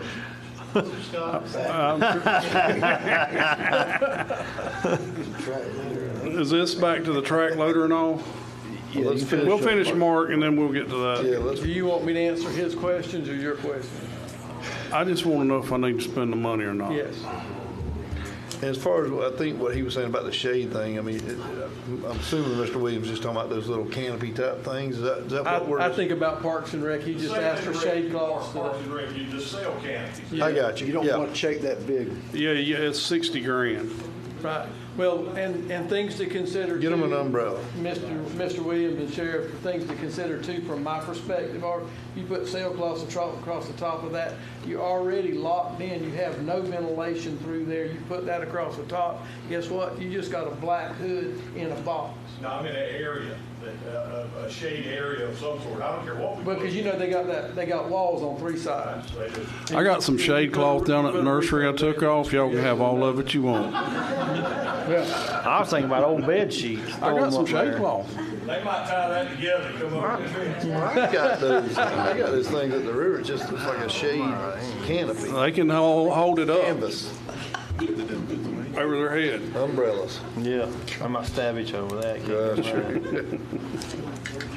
Okay. All right. So what do we say What do we on- need? We either yay or nay on the updated automated HVAC controls at the courthouse. And he came last year and told us we Yeah. needed to do it, and now he's telling us again. If we give it a go, because you need to order them, how long are we taking to get the controls? I would have 6 months? I would have to ask the manufacturer. I would assume within 6 months. That's what I was But let's see how long chips. We take should be come. able to get this done in 12 months, though. Let's Yes, go ahead and sir. do it. So the reason the Dollar General on 51 was closed for 6 weeks was because a part broke. On the air conditioner. I talked to Dollar General, a part broke in the unit. It burned up the same, another part in another unit, and they waited 6 weeks back order on the parts. They had to close the store? Close the store. It's been closed. It's reopened now, but servers in there too, Mr. Durham. that's why it was Are the closed. servers affected by that as well, all our computer servers? I'm scared. This is on the courthouse. The jail, we updated the jail 2 years ago. All the perishable goods got replaced. I'm in favor of updating HVAC controls at the courthouse. I'm good with it. What say y'all? I'm good with it. Yes, ma'am, Miss Nina, 80,000. Okay. Install transfer set switch on old section of County Health Department. When the health department installed their generator several years back, the way that building was constructed, if y'all remember, it was put together a piece here and a piece there. They had the 1963 section, which was Meridian and the old health department. It was on a separate service than the rest of the building was. So that small section there does not have emergent power in the case of a power outage out there. And I spoke with Mr. Carey, and I told him that I would present that to you and let you make that decision. The rest of the health department does have emergent power, but just that one section does not. Is it necessary? It's optional, sir. Thank you. I say we wait till next year. Be cheaper to take the day off. I'm good with it. No on that, Nina. No. Okay. I'm sorry, I didn't ask you to. Y'all gotta speak up down there. All he's thinking is about tomorrow. I want to go home. Leave him alone. Additional code enforcement officer, 2 pay options, part-time, 30 hours per week. Option A at 18 an hour, option B at 20 an hour. I'm in favor of the 18 an hour, and I am in favor of another code enforcement officer. Yes, sir. Me too. Second. Start This my is non, this is non. I'm with you. Starting pay at 44. What you got, Mr. Moses? Well, I don't see why you wouldn't want to go ahead and hire full-time and let him cross over and help Mr. Beach or wherever. I mean, if you're going part-time, I don't know what kind of benefits and all. It just seems like a full-time employee that could be used in other departments would be more beneficial to. Do we pay benefits on Part-time 30 hours a saves you week? benefits. Yeah. Depends on how many hours, if it's 30 or less, I think 30 is the magic number. So it says 30 hours a week. So Let's go with this option right here at the $18 an hour. Let's see if we can hire somebody part-time. If we can't hire somebody part-time or it's going to require full-time, let's circle back on it. Okay. But is there benefits with the 30 hours? No. No, sir. There is. At 30 hours, there is. Is it 28? 28, 20. 28. That's what I was thinking. So 28. Make it 28. Change 28. Gotta be less than 28 too, I think. All right, I 20 need or some less. clarification here. Is it 28 hours you get benefits? At 30 hours, you get benefits. At 30 hours you get benefits? So you can work. 29 you don't? It's 29 you do not. Right. 29 hours. It is. 29 hours.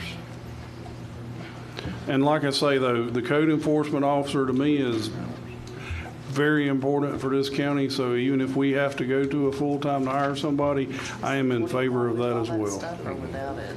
I don't know what the rest of the board is, but Well, the good thing about code enforcement, Robin's done a tremendous job in getting the office organized. He can mentor and train the next person to help him, so it's going to be a great process. so yes, Nina, do the 44,926 for now. That's what I was thinking, instead of trying to recalculate for 1 hour. Yes, ma'am. Just put that in the budget. Yes, ma'am. Everybody agrees. Is everybody in Yes. agreement on that? Yes. Mower hoist lift, here we are at recreation again. That's all we've I done. thought you said that was it. Defer to Mr. Norris, because he didn't realize he could enter an item on the wish list, so. I just wish I was as cool as Jason. I think y'all have too much fun back there. Hey, is what's going on. Mr. Chairman. I guarantee you. Yeah. You want to go back to the excavator and stuff since Well, we yeah, got these? since Mike and them are here, I'm sorry. Hang on, Jason. You're on salary anyway, ain't you? I'm sure y'all got stuff to do, right, Mike? Mike acts like he ain't want to be here.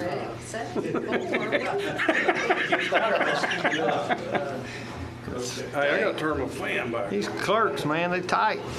I'll turn the air off on them. Y'all pay the electric bill, don't you? Why, sure. All right. All right, we're going back to the cat track loader 313 excavator. What are we using it for? Installing culvert pipes, digging up asphalt in the roadway, and construction. It was long And this is the excavator or the loader or both? excavator. Mike, the question was, is there an attachment or something we can use as like a grade all? I know that grade all can't get in every location because of the size of it and things of that. Do they have that attachment? Is it possible? That would have to be checked on. It would come with a regular excavation bucket,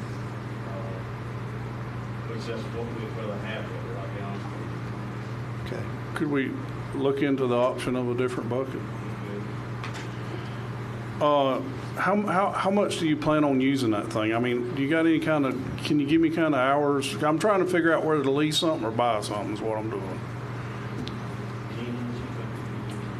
It would be used probably weekly, but it would be used like, it wouldn't put 30 hours a week on my money. I'd say 1,000 hours. I was gonna say 1,000 hours a year. Yes. That's a 4-year lease, that's 4,000. 4,000 hours, you ain't gonna be hurt it. You shouldn't have at 4,000 hours. I'd probably look at buying that. But just See what the numbers See what are. the numbers are. Yeah. Greg. The track loader, what are we using that for? Skid steer? Skid steer, that's gonna be used every day. Any of the construction stuff, it'd be way quicker than a regular loader. I mean, it's. But you're not planning on having to load over into a dump truck with it, are you? Okay. We're planning on just running up and down side of the road, you know, you can put it in here rather than taking all day or any place. I get it. It's handy. It's handy. But do we need something more, I'll use the word heavy duty because you said it has some issues. You Well, it's have just, one. they're all that way. You're gonna wear the tracks out on them. They're rubber tracks. They just, so many hours and you're gonna be changing them. It's just the way that is. But I would prefer to lease that versus buy that because they do have the track issues. So that's my opinion on that. Commissioner Perkins? And getting that, we need a trailer to move that about when we do that. That included in there, the trailer. You have a trailer? We can move it on two different trailers. Okay. The local one, and we've got to tag along with Just like that, we spend $100,000. My question is, well, they were saying earlier we were leasing, I guess, one of the skid steers or maybe the excavator or both. Excavator. We were leasing, I mean, we were renting an excavator. We have in the past several times. Any idea how much you do that a year? Just a guess? Right now, we're trying to minimize it because of the cost. Yeah, they're expensive that way. That's why I was kind of, We could use it more if we had it. if you had it. But we try not to lease it no more than that, and that rent them on it. If we had one, we could utilize it. Could we keep these two pieces of equipment out of District 5 for a little while and up here? Might be contingent on the approval. That might be. I bet if we looked at the work orders stacked up, there's a whole lot more for I doubt certain somebody here than there is I for me. doubt it.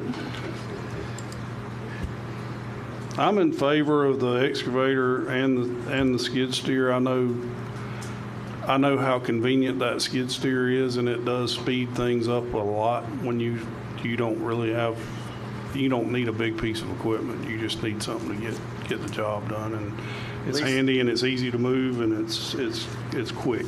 Leasing the skid steer, purchasing the excavator? Correct, is my opinion. If the numbers are If the numbers are right, if the excavators is better to lease it, and then that's what we'll do. Double check both of them. Yes. But we're gonna lease the skid steer. I would say lease both of them because all the electronics and stuff today. Well, that's what I was telling them about the skid steer. I own one, and not only has it got a track issue, it's got an electronic issue about all the time. That is constant, so. And I've found that we can't fix it in-house because we don't have the computer. Same issue you're gonna have. Is that, I'm just asking, I don't know a lot about this side of things, but is it the cat issue? I mean, is there other brands out there that we could look into? Mine are John Deere's. I would look at other brands, but cat, keep in mind the service on them is quicker. I got you. Like I said, they get here quicker. That's I've asked about doing John Deere's with different people in the department, and it always comes back to cat because of the maintenance and the service on them. Because some stuff I'd like to lease John Deere, and we do some stuff. But if I was buying loaders, I'd want John Deere loaders. But it depends on how you can get them worked on. I guess it doesn't matter if the excavator is getting bad, like the grader, where you need to fix it as soon as possible. So that's 100%. Yeah. So it being down wouldn't be detrimental, is what you're saying? It would be as bad as the grader, obviously. I mean, if we're going to look at buying, I mean, could we look at the different brands? Sure. Kubota, John Deere, Cat, Sure. Whatever this company out here on the end of the road is.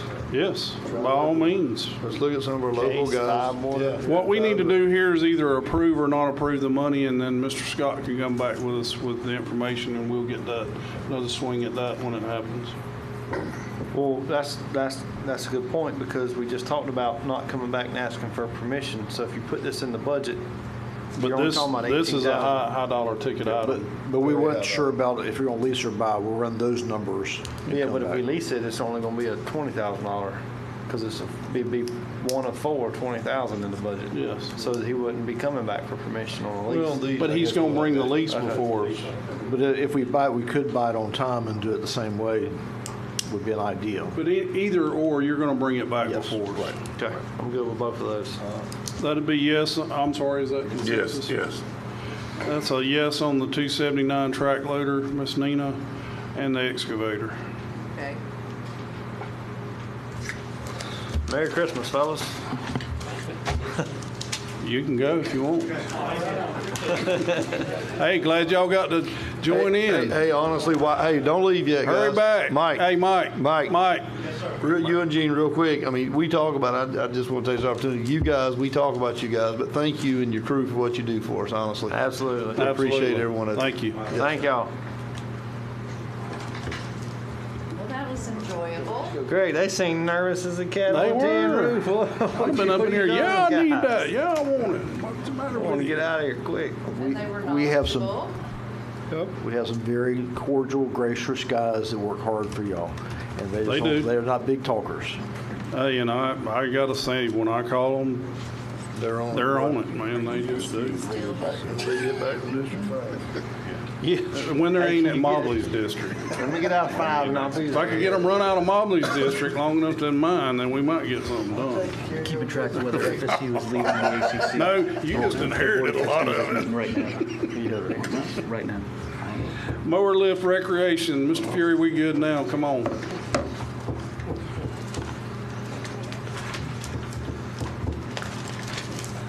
So this is just a safety cost savings. We try to do a lot of work ourselves in the shop and not ship it down to Ag Pro. And just safety. Jack stands and floor jacks don't work too good in the shop with a mower up on it. So Do you have an old one? I do not. Dang. Is this like a cherry bigger? It just lifts It's just it up. a hydraulic lift. Like It's made for it. Yeah, not as big as a vehicle, but just for I smaller got you. equipment. I got you. I'm good with that. I'm good. Yep. Yes, Nina? Yes. Sorry, y'all good? Yes. Shade sales for splash pad. It's that popular splash pad y'all built. I know. I'll go ahead and tell you. It's a no. It's a no for me. So that's a $100,000 package. I'm working with some partners in the community that might want to invest in that as a partner. We also have a possible grant that we could put towards it. So once we know all that, So if maybe you're a little maybe you won't be short, so maybe quick. come back? No? Yeah, I could come back. Talk about a different number maybe if partners come through in the grant. How about a no for now? How about a no and you can come back? Let's see what you come up with when you come back. Well, see, here I was thinking about the kids. And y'all Can I saying give that. those phone numbers for the mamas that get That's hot out what there? I'm Okay. Yeah, what's your number, Dylan? Okay. 20? I was thinking, that was the only yes I was going to give on that. Okay. Rural Springs Gatehouse in attendance? Yes. Yes. Yes for me. Yes. I agree. It's worked at Little River. A combination of staff, the SROs that are there in the summer. I think they'll agree that we've moved Little River down to Royal. And the next it'll be to the next one, So- and the next one, and the next one. Well, we may have to do them all before it's over with. Yeah, no, it's made a big world difference, Chairman. It really works and all, and with the deputies down there, we've had a lot less problems down there, and then plus all the officers go down there, they tell the deputy how much they appreciate us being down there, and also the tenant being down there, so it's worked good, guys. And I've had I've had one or two, but most people they're glad to pay Happy it. that's there, yeah. They're Well, they're not- they enjoying don't their have a problem time. with They're it. enjoying their time there Yes. better. Has it created less people at the Springs? Is it controlled the crowd any? I mean, No, as far as numbers? I wish or- they'd carpool a little bit better so we could get. But no, it's packed in there. Yeah. Is it still packed? Still even packed. even charging? Mm-hmm. Yep. And that's, I think, it's more family-oriented. Definitely. Yeah. Now that's what I was after. Yeah, better at they're enjoying their A lot more kids down there and families. I think it was a great move, Yeah. and I'm in favor of this one as well. While we're talking about Royal Springs, I'm gonna go ahead and bring this up, and just kind of get y'all's idea on it. We don't have to do it this year, but with what we did at Little River, all we have done is increase the traffic. I get calls weekly on 198th Well, I've already told you what I would. because of the traffic that's now going to Rural. I mean, in any little rain, they're calling because there's all these cars going to Rural Springs. I will be asking at some point for y'all to chip seal. I ain't looked at the map. Maybe it ain't in my district anymore. It's in your district. But man. But I already traffic told you I going was to- in favor of that. I even told you. How long is that road, Trace? It ain't that far. It's I a don't couple know. miles, maybe. Not even that. I don't even think it's that far. But I don't know if we can swing it this year or whatnot. But and it was already a problem. But now you got even more people going down there, and I kind of think that the traffic to the springs in general is probably increasing because now we have a better the atmosphere and is the better. So you marketing, got the people TDC, going. and the marketing and tourism has increased. So I think you got more folks going to the springs now than you probably did before because the atmosphere is so much better. Jason's selling it, ain't it? I'm trying to help. I'm trying At to be any a team rate, with Jimmy. that ain't on the list. I don't want to get off course, but there is a problem there with Well, that when you road. get ready, I'm ready. I'm ready to talk about roads when we get that one. I understand. For sure. So, yes, ma'am, Ms. Neen, on the $30,000 for the Rural Springs. Okay. Capital project request from new criminal division building. I think we done went over that, and we've come up with a plan for that. Yeah, we're good with that. Okay. Animal control officer, I'm in favor of that. I think we've all agreed to that already. Yes. Ms. Neen, have you took that out yet? Yes, sir. Life scan, we were in favor of that. We've already Yes. taken care of that. Airboat was a no on everybody. Thank you. Moving on to fire rescue equipment detail. Says all items are funded from fire rescue budget if approved. Is that correct, Mr. Hennessy still? If you go down to machinery and equipment on the 2610 budget, all of these items are in that line and have been balanced out with what finance has done with the budget prior to the year. Can I ask a question? I'm looking at the ambulance rechassis with power load and power cot is $303,930 versus a new one with the same stuff. I'm assuming it's the same. Is that two of them at $303,000 or is that one at $103,000? No, one, the two ambulances are rolled over from this year's budget. And then the two more for this coming year's budget. One is a rechassis at 303, and then the other is a new ambulance. Instead of rechassis in a 12-foot box, it's purchasing a new one with a 14-foot for $40,000 more. The 14-foot boxes are a little better for our 911 side response. That now that we're not doing transfers anymore, we're down to only one more 12-foot box if we replace this one. How much could we get for that ambulance if we sold it that we were going to rechassis? The two, I'd have to look Because at. why I'm looking at, and I'll tell you where I'm going with this, because I'm looking at $304,000 to rechassis versus $344 to buy a new one. So I've never researched selling them. I know that there are some agencies out there that purchase used ambulances. Most of what we've rechassied in the past 2 years, by the time we got to rechassing them, the motor blew on them or something, so they're scrap. I mean, I got two going in auction that are scrap. Is that right, though, Mr. Chairman? It says two here. though. well, that's why I was asking. Yeah, I just was The top two are rolling over from this year's budget. There's two there. Number new one. At 303, so they're No, there's 150 two. It's 523. Those two are at 523 because the prices were locked in whenever we. That's how much they went up. That's how much they've gone up in a year's time. But the 303,930, that is for a one ambulance That is for rechassis. one ambulance rechassis. Now that does include the power load and power cot that we're adding into the fleet to. It reduces.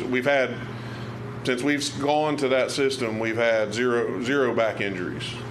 We've still had some knees and we've had some shoulders and stuff, but we've not had a back injury, knock on wood, since we went to that because To the power load? To the power load system, yes. Well, what's getting me is there's only $40,000 difference between rechassis and a brand new one. Right.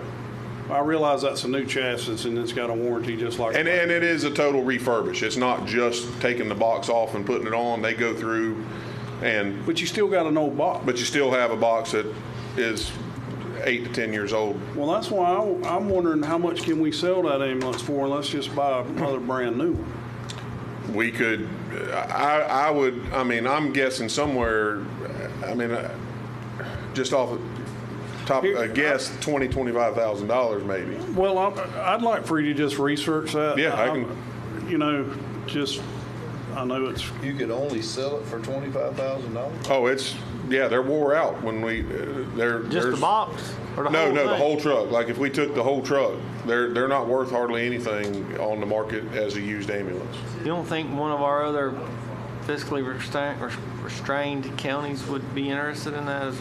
I'll do the research and see what I can come back with. I would just like for you to look at that Right. because I would rather buy a brand new than I had Right. to re-chassis that, only $40,000 difference. Right. And if we can get somewhere close to that 40 out of the old one, then Right. that's a no-brainer Oh for yeah, me to buy a new absolutely. one. Yeah, and like I said, I've never looked into it because we've always either before.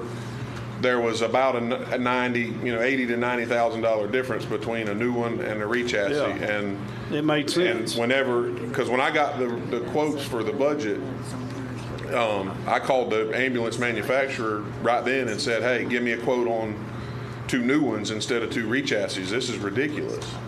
And they came back, and the one is a 14-foot box, but when I looked at, we were going to rechassis a 12-foot, and I could spend $40,000 and get a 14-foot that's more conducive for 911 operations. I'm like, for $40,000, that's a no-brainer. And yes, we can. I will find out what we can get out of them, and if we approve it at this, and when we get to. If I find out that it's a wash, we'll be okay. Well, that's what I'm getting. That's what I'm hoping for here is a wash. Right. So yes, I just wanted to ask about that. The gas work body shift supervisor vehicle. It's got 200,000 miles. It's a 2017. What condition is the truck itself in? It's in pretty good shape. Well, it will be when it gets out of the body shop. It'll be in pretty good shape. We hit two deer with it within a week. Do we have brush guards on them? Full replacement bumper. The first one, it just scratched paint a little on the corner of the bumper, but the second deer, he hit 2 in one hitting. It hit the quarter panel and caved it in front of the rear wheel. The second one went under the push bumper and got the oil cooler and. Gracious. So the truck itself, I'm just trying to see if we can get another year out of it. That's what I'm trying to do. That was my original intent. And when we started having these other issues with it and the time frame that it takes for you to receive something when you order it was the reason I went ahead and moved it into this year's budget. So you probably won't get it till next year. Because it may roll over to next year, but if I don't get it approved in the budget, can't order it. Understand. That makes sense. So we're probably going to have it another year anyway. I would say close. I know those supply chain issues are getting better. What kind of truck is it? An F-250? Is it what, 3/4 1 ton? It's a 1 ton with a work body on it. Basically, you've all seen Tim's truck, the fire mark. It's the exact same thing as his. Got the compartments on it. It's got the compartments on it. We've got the regular pickup now. We've realized that the storage in the back of that, even though it has an organized slide, isn't really good, and the equipment that they carry has that 2,500 right at its max of load, so I bumped it to a 1 ton instead of a 3/4. Is the only reason that we went to that, because they carry quite a bit of equipment on it. They respond to every call, so they're kind of our heavy rescue squad, if you will, right now, because of not having the personnel to run a truck like that. They carry extrication equipment on their truck that's the heavy duty set, so if something really bad's happened, because they, being the shift supervisor, they're free to roam the county. They go to every major call. But that price is the truck. It's $10,000 for a work body now. It's crazy. But that's I'm also the surprised lights. you get it for that. That's the lights and radio and everything in that price. Yeah, it'd be $100,000. Yeah. Yep. I'm in favor of it. I know the truck Tim's got now, there was last year, the year before, there was a storm, and he had hooked to it trying to pull a tree off and couldn't. And when I got there, we both hooked to it and was able to move it. But I mean, he used that thing pretty regularly. Yeah, oh yeah, absolutely. Is there consensus on the work truck for the fire department? Sure. Sure, good. That's a yes. Eric's got my copy, but yes, by those. So if you don't want to do it, we'll, Put money back in contingency, wouldn't you? his contingency. His contingency. Because it's coming out of his budget anyway. Okay. So put yes. Storage barn at Station 1. We currently have a 40 by 40 slab that was poured back before I was the chief, when Chief Summers was the chief. We were intent on putting up a steel building, like a Keene style building. Former county administrator wanted to pole barn it. Well, he wanted a red iron building and everything, and it blew what we had in the budget then. So we ended up having to pull that out of the budget last year to get the budget to balance on the fire side. So this is to put us. We've got Connex boxes sitting there now. This is to put it up to where our storage or our apparatus bays where the trucks are is cluttered full of, because we're just out of storage there. This gives us an area to move a lot of that equipment to and be able to, get it, have some storage. We have zero now. So is it to build a pole top structure or what? No, it's an enclosed steel. Steel building? Yeah, this one is for 27 grand? Mm-hmm. Like a Galvaloom, like Elite, or yeah, like a Keenes building. Keenes building. Yeah, BAM, Keenes, Elite, whichever. We got quotes from all of them, but it's a 40 by 40 with a 10-foot roll-up door, enclosed building. Concrete. Tell them you need two. I want one. And concrete. The concrete's already there. Okay. What say y'all? I'm good with it. I'm good with it. Check. Carport storage for reserve equipment. That's basically the same thing, an Elite or Keenes style. At the same place? It's going to be at Station 1, but it's going to be out on the far west side of the property. This is for, right now, the pole barn that we built a few years ago. Between our reserve fire engines, our trailers, and all the stuff that we've got in there, and we haven't ever gotten the electric run to that building. We've got 3 ambulances that sit out in the weather all the time. This would allow for the trailers to be moved that aren't used all the time. We would just put some millings down underneath it. It's a 3-sided building, open on the east side, so we could back the trailers in, and it would get all of our equipment out of the weather. So get the ambulances out of the way. Right. It'd free up space in the pole barn for the ambulances to be moved in there, and the trailers and stuff would go under this. There again, that's the same style, engineered metal building. I'm in favor. What say y'all? Yes. Yes. Good. Check. Polaris Ranger. That is we have currently 2 special event vehicles that we use. A lot of the larger events, we've got to have both of them for patient transport. The older one is 10 years old. We're continually having maintenance issues and having it, break down at events, different problems with it. This is to replace that older Polaris, and the slides that go in the back of them for the patient transport are a certain size. A lot of the different UTV manufacturers, they won't fit in their beds. And they also don't have the weight carrying capacity that the Polaris has. Like I said, this is to replace that older of the 2 vehicles. It has those mechanisms on it already? Well, the mechanisms that we have currently on the old one would be transferred over. I got you. What say y'all? I would have to be against this one. I feel like a lot of these special events maybe aren't the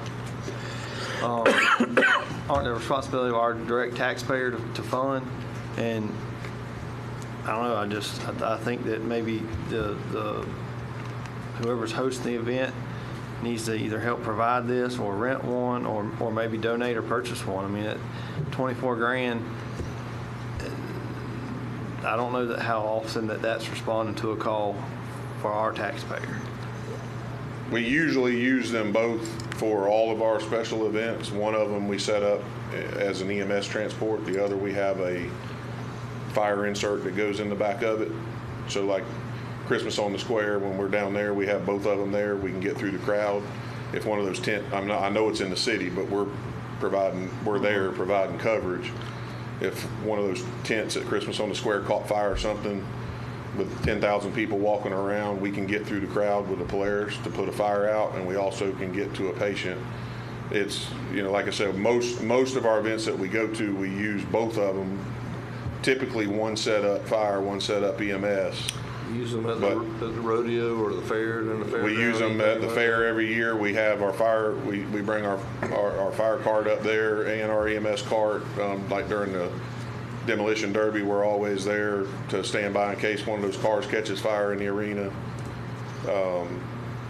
Like I said, they're not a major use thing, but depending on what happens in the county, if it's in an area that we cannot get a fire truck to, we do have firefighting capability to be able, or EMS capability if it's in the woods, to get in there and get a patient out or put a fire out if we can't get to them.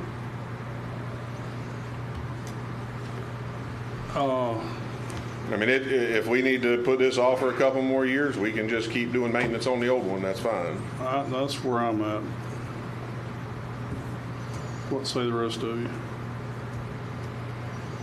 I'll follow the chief on this one. Whatever if he thinks he can put it off, fine. If he thinks he needs it, I'm fine with that too. Whatever he thinks.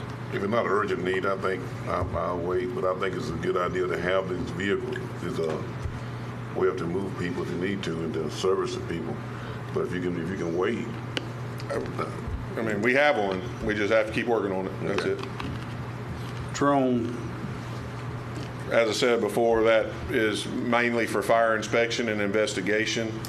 It can be used in some cases with fire incidents if we have a brush fire or something and need to get up to where we can see exactly where homes are or that, but it's primarily for Tim to do his inspections, investigations. We're also can use it for pre-planning to get aerial views of properties on commercial properties to put in our pre-plan software. Mr. Chairman, can I ask, does the on the fire inspection and fire investigation, does the state fire marshal's office not do like co-investigate a structure fire? It all depends on the fire. If there's not any criminal activity involved in it with our initial investigation, the state fire marshal's office does not investigate. It's Tim. If there is criminal activity because he's not a law enforcement officer, then we call the state in to co-investigate. But do they have drones? I don't know the answer to that. Like I said, this is as much for more for inspection probably than it is investigation. The investigation side, but he has to inspect all of our commercial buildings. I personally, I would like to wait on this one too until the guys had their certification. That's fine. I mean, I get it. They may need one to practice with, or so to speak, but I mean, if you buy it tomorrow, we don't have anybody licensed to fly it. Right. And at the rate of speed of technology changing, next year there's going to be a better model. And Right. this one's going to be obsolete. Yeah. So I'm fine with I'd that. rather see you get the guys, some of your staff certified before we go buying drones. Yeah, I'm fine with that. Everybody on the same page? Same page. That's a no. And I mean, Robin's not even here, but I mean, he's so busy now. I mean, if you called him to come fly it, I mean, it might be a week or two. Well, you need your investigation done pretty quickly. So right. I'd just soon wait till you get Tim licensed or somebody licensed, and I'd be issue. okay with it if we had somebody to fly it today, but we don't. Right, not an issue. 4 sets of R42 stabilizing struts. These are basically for when you have a vehicle accident and you have a vehicle on its side or its roof or whatever, and you need to stabilize it we've Distract somebody. gotten by over the years and not had a problem, but we've had some incidents where we've had to engineer some way to stabilize it, whether it be a winch off of a truck and a rope to a tree or whatever. These are struts that go in, attached to the vehicle, strap in, and it stabilizes it where our guys or the patient doesn't Don't fall on them. It can't fall on them. I'm in support. I'm in support. That's a check, yes, ma'am.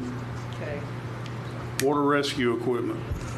These are some, getting the type of personal flotation devices and rope that's water rated and stuff. We've had several times, especially in Dowling Park area, that we've had somebody in the river and we've had to go in the water to try to get them out, and our guys are getting by with a, pretty cheap life vest and that's it, and a piece of utility rope.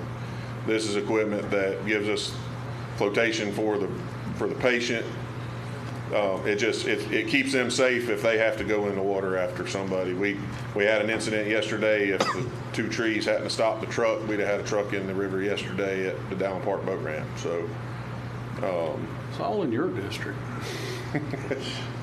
This one went out. I don't know how, the pictures I saw, I don't know how he made it to the riverbank, but he went out through the woods somewhere close to the Dowling Park boat ramp and over the embankment and slid down. So he wasn't intentionally going there? No. This was a medical issue that caused it. See there? Yep. But it's rope rescue equipment, or water rescue equipment. How often does that happen, though? I mean, really, what's the... I get it. Yeah, it's one of those things that you got to be prepared for, but may or may not get used at all this year, but then you may have 10 in a year. It's just one of those things. We don't have the proper equipment to keep the guys safe if they have to do it. Well, you go right down below that, and it's rope rescue equipment. Are we talking about some of the same stuff, two different uses? Some of the equipment is, the water rescue side is more all the flotation and flotation devices and Stokes baskets that float, so you can take a patient and put them in it and float them to wherever you need to go. The rope rescue is more for either below ground or high angle rescue. I've got several guys in the department, probably a third of the department, that are certified as rope rescue techs, but we don't have the materials for them to actually perform it safely. Pulleys, harnesses, all of it. We just had, not long ago, out at the Howlands feed mill, had a guy that got hung in an auger above ground. And we were able to get him out and down, but it wasn't safe. It wasn't the safest way possible, but we got the job done. This is just giving them the equipment needed to be able to do it safely. I'm going to ask the same question that I asked the sheriff on the airboat. Is this water rescue equipment? I mean, we're not duplicating something that FWC already has, is it? No. I don't, they have no normal. I mean, if they bring their boat, they've got a life vest on it. Yeah. The problem is when we get there, we're sometimes hours waiting on a boat. If we've got somebody, I mean, we had a person fall in the river at the village and was hanging on to the pontoon when the river was up and really flowing, hanging on to the back of a pontoon boat, and was so tired they just about were done. If our guys hadn't gone in and got that person out, but by the time FWC would have gotten there, or even the sheriff, bringing their boat, that person would have probably not made it. And this is for them to be safe. It's almost like lifeguard equipment. If they go in the water, they have a flotation device for the patient that they can put under their arms, or a basket if they need. So it's that type of stuff. I mean, I get it. I'm all about saving somebody's life, but I'm trying to wrap my head around a $10,000 life jacket. It's not just a life. I mean, it's flotation. I know, but I mean, that's the differences in the rope rescue. Sorry, like a flotation, a gurney that floats again. Yeah, I mean, my guy that this is his thing put the quote together for me, and I don't know exactly what all it entails on the equipment, but it's what it's a package type that if you have to go in the water, they have what they need to be safe. But how often is that? Like the chairman said, how often are we talking? I mean, and then what's the lifespan on this type of equipment? I mean, if it's self-inflatable or stuff, I mean, that stuff. No, these aren't self-inflatable type stuff. These are what, like, if you see a water rescue happening, it's got enough flotation in it that if I crawl on your back because I'm drowning and you get to me, it's got enough flotation to lift us both. I got you. And it's That's you usually know, what happens when you get to stuff something that you they can do shove right. under them, you know, it's that, it's rope, you know, it you know, like I said, I know it's $10,000, but that's more than one set. That's enough to have, you know, a couple guys outfitted that can, so they're working in a team. It's not just one set of, it's one set or one package that will go on basically our hazmat truck is going to be turned into kind of our special operations truck, and if something happens, they're coming with it. It's not something that's going to be put on every single engine around the county, but it gets it there. The supervisor can bring it quick, or that station can bring it. And it's not, like I said, it's water rescue, rope rescue, none of that are high volume calls. But when they happen, they're serious calls and they're dangerous calls that puts our people at risk. And there's not one of the guys that works for the county or gals that works for the county that's not going to do anything that they can to save someone's life. I want them to be the safest that they can be when they go to do that. Mr. Chairman. Commissioner Perkins. I know it's $10,000, and I know it's quite a bit of money, but I'm gonna say I'm inclined to go with this because the amount of water we have here and the amount of people now that's coming into the county, I've witnessed that getting into water and then getting in some trouble when the live oak. Fire department had to go in and rescue a guy who drove his car off into the water in front of the health department. They took a seat, to use a seat to pull that man out of the water. And no, to pull one of the officers out of the water because he was swimming in the water and he about got drowned. And then they didn't have the equipment, to help anyone. But this, I think, would be putting us far ahead for the future by having this equipment on staff already. And like I said, every bit of this, if you approve it, is in the budget already. This isn't coming out of your extra, line. I'm inclined to be good with it. Yeah. Everybody? Yes, sir. Check. Check and check. I think that winds us up for today. Hey, before we leave this, Chief, when what are the plans to start addressing the mobile home at McAlpin? Sure, we got. 'Cause we got to do something different there. I received the plans that were drawn a couple of years or back under Chief Summers for the building that North Florida Professional Services did the plans on the original building there. I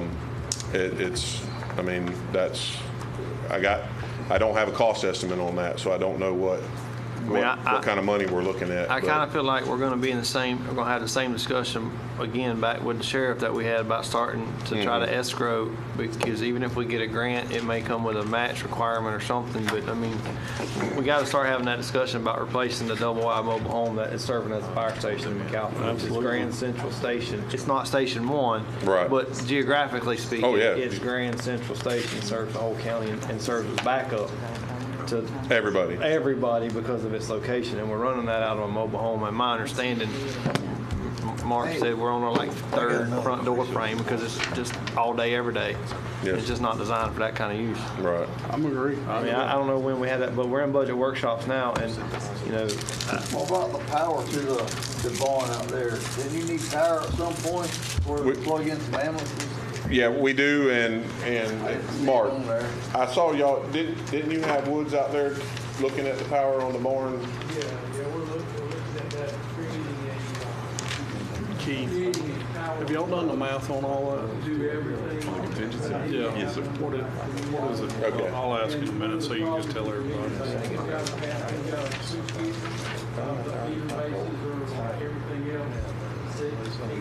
Right. Yeah, so it is something that we're looking, that he's already got somebody coming to look so we can see what kind of price we're looking at doing. Look here, y'all just cut. You didn't cut much, but we cut 24 and 16's 40 grand off of what he had here. I'd say that's a good place to start. Use that as a line item to start. I know it ain't close to what it's going to take to get that. but it'll generate a line item in the budget so that next year we got a talking point. Well, why don't we there's no money in the fire side of the budget to do anything because we know we've got a deficit on that side anyway. Why don't we take and start an escrow line on the general fund side and just take an even 100,000 out of the contingency and put it in that line? You catch that? And the 40 that we saved out of this will be part of it. So we'd be taking 60 out of contingency and moving into that line. That'll put us at an even 100 to start with. We'll get the cost estimate, and then we'll know a time frame of. Well, it gives us a place to start asking Right. for grants or to start talking Right. about appropriations next year. I mean, we don't even have a line on our budget with zero in it. Even that we haven't even, as far as Tallahassee goes, we haven't even designated that as a problem. Yeah. Or target. Well, that was going to be on my. As you asked what the plan was, that was going to be on my request from the fire department was. I think it shows good to- faith on our part that we already started putting money and we've got something in our Right. budget and we're trying. Right. And this, I don't know the exact square footage without doing the math, but I know that the original plan for that crew quarter building is almost the identical. It looked like to me that the mobile home was probably custom built off of the floor plan of that building because it's almost the exact same layout. It's only like a 28 by 52 or 54 building, something like that. I got some ideas for that. Yeah, so we get. awesome. What's the contingency now What that are we talking about with the building, and it's at the station in McAlpin that's a double wide right now? Okay. And you want to move 100,000 out of his contingency? 60 out of his contingency, and we just saved, I think, 40 out of that. 40 out of this budget. Items right here. His new equipment number will be $1,327,067. Okay. $1,327,067. And then we're going to take 40,000 of that, along with 60 out of the contingency, and put it in a line item escrowing for a replacement building at McAlpin or whatever you want, a replacement station or new station. So am I moving this 100,000 to the fire budget? No, to just create a line in 2610. Move up. Gotcha. Building, yeah. Calvin. But it'd be 40 more if we just bought it. Site-built building. Which I just looked at used ambulance. It's doable. Okay. You've already got the land. It's going to Station 2, It's going to stay where McAlpin. where McAlpin is, Yes. just replace the mobile home. Okay, we'll do that. Your contingency, $1,934,519. 934, 519. 519. And that's after everything. Now, we still got some question marks here on Outside agency. outside agencies, the windows in the courthouse.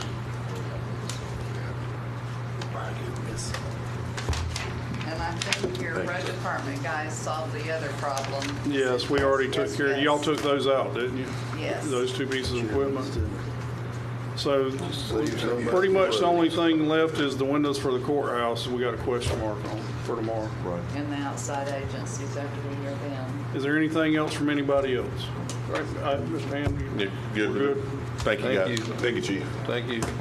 Moses?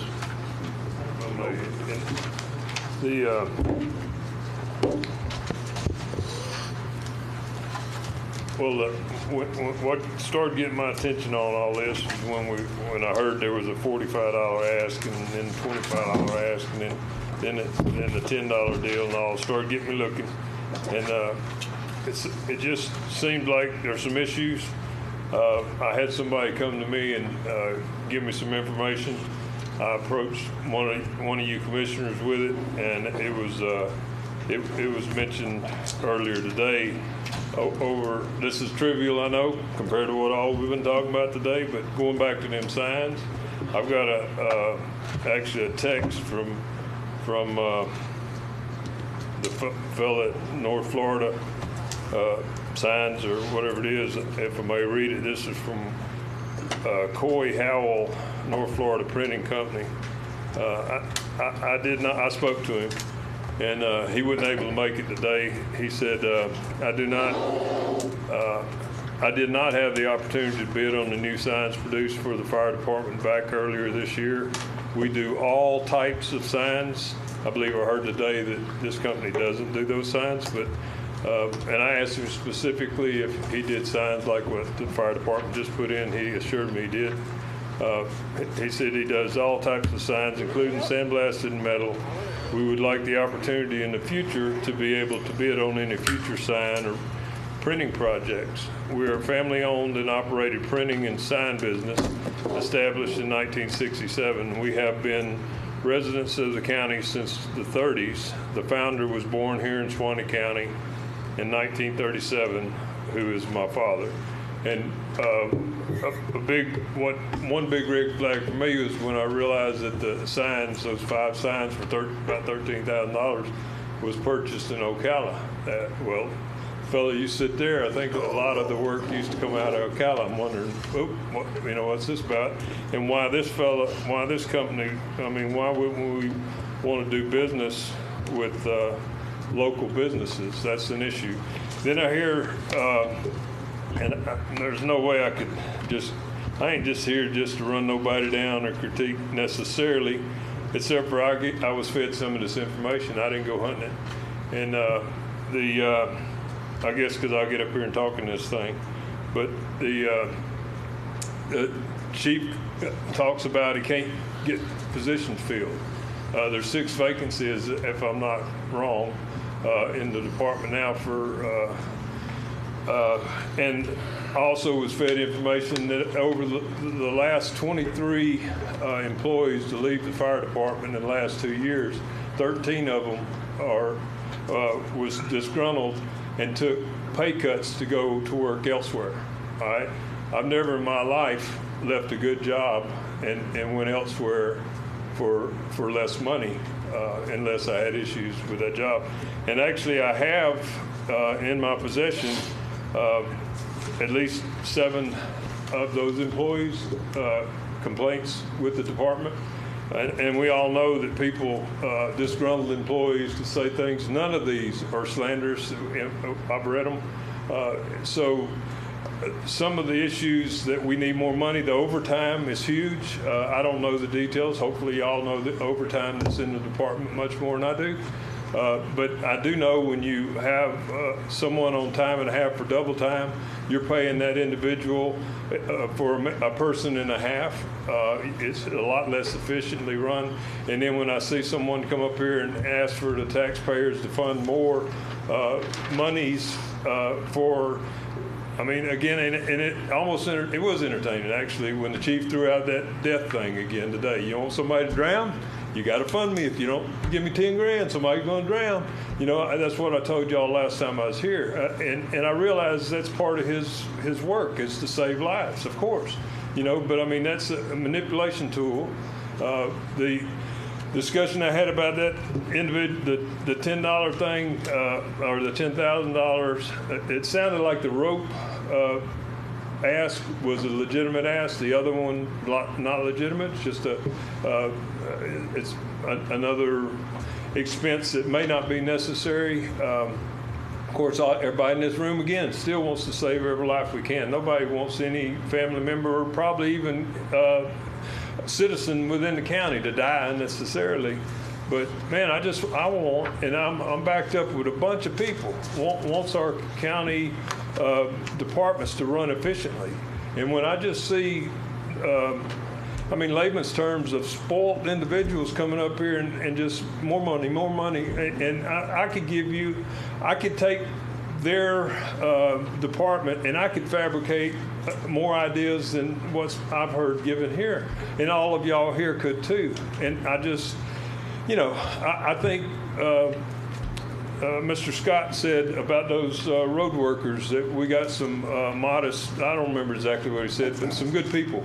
And I believe probably, and I hope, what I've seen, the majority of people that work in this county are good people. You know, it's just that I you know, all these, I've said, and Mr. Fleming argues with me that we're not poor. $27,000 a year average income is poor. And when you got a guy making 6 figures, wanting the taxpayer making less than 30 grand a year to fund these extravagances, you know, unnecessary items, it's just not good, you know. And again, if possibly, according to at least 7 of these 13 that left the department in the last 2 years, if things were run better, less nepotism, a shared benefit of being employed in that department, we may not have quite the financial issues that we have. So, thank you. Hey, can I ask you a question? I'll make sure I heard that correctly. You and I'm not sure that you'll tell me where you got your information, but I don't know. I didn't figure you would, but I maybe have to research that on my own. But you said that, did you say 7 or 13 of the last however many? 13 of the last 23 that left the department in the last 2 years left and took employment for less money than what they were earning here. Do you know why that was? I'll let you read them. Okay. Thank you. But as a chairman, I want to make something clear. As far as I'm concerned, the other commissioners can weigh in if they'd like. I know we have purchasing deals, and it used to be you could buy local. I don't think you necessarily can just do that anymore, but I do think that anytime we do need to purchase or buy something, if it's at all possible, that any local people be made aware of it. As much as we can, I would like to buy local. Right. I understand sometimes it can't be done, but a lot of times it could be. But others, if it's underneath that threshold, absolutely. I would agree with that. I mean, it just puts we're leaning on the taxpayer to fund Suwannee County government. Mr. Chairman, just one thing on that note.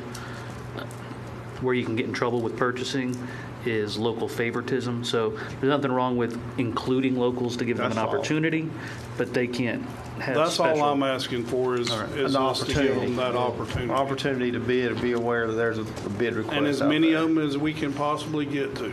The signs were bid out, but the local guy wasn't included. And if I'm not wrong, I heard today that the local guy didn't do that kind of work, and it's absolutely not. Well, I think we're going to change that going forward. Mr. Chairman, can I just make a couple comments? Sure can. As far as the signs, I got to go to the bathroom. I understand, and this will be brief. As far as the signs go, I can honestly tell you, a staff member of mine got the quotes together on that.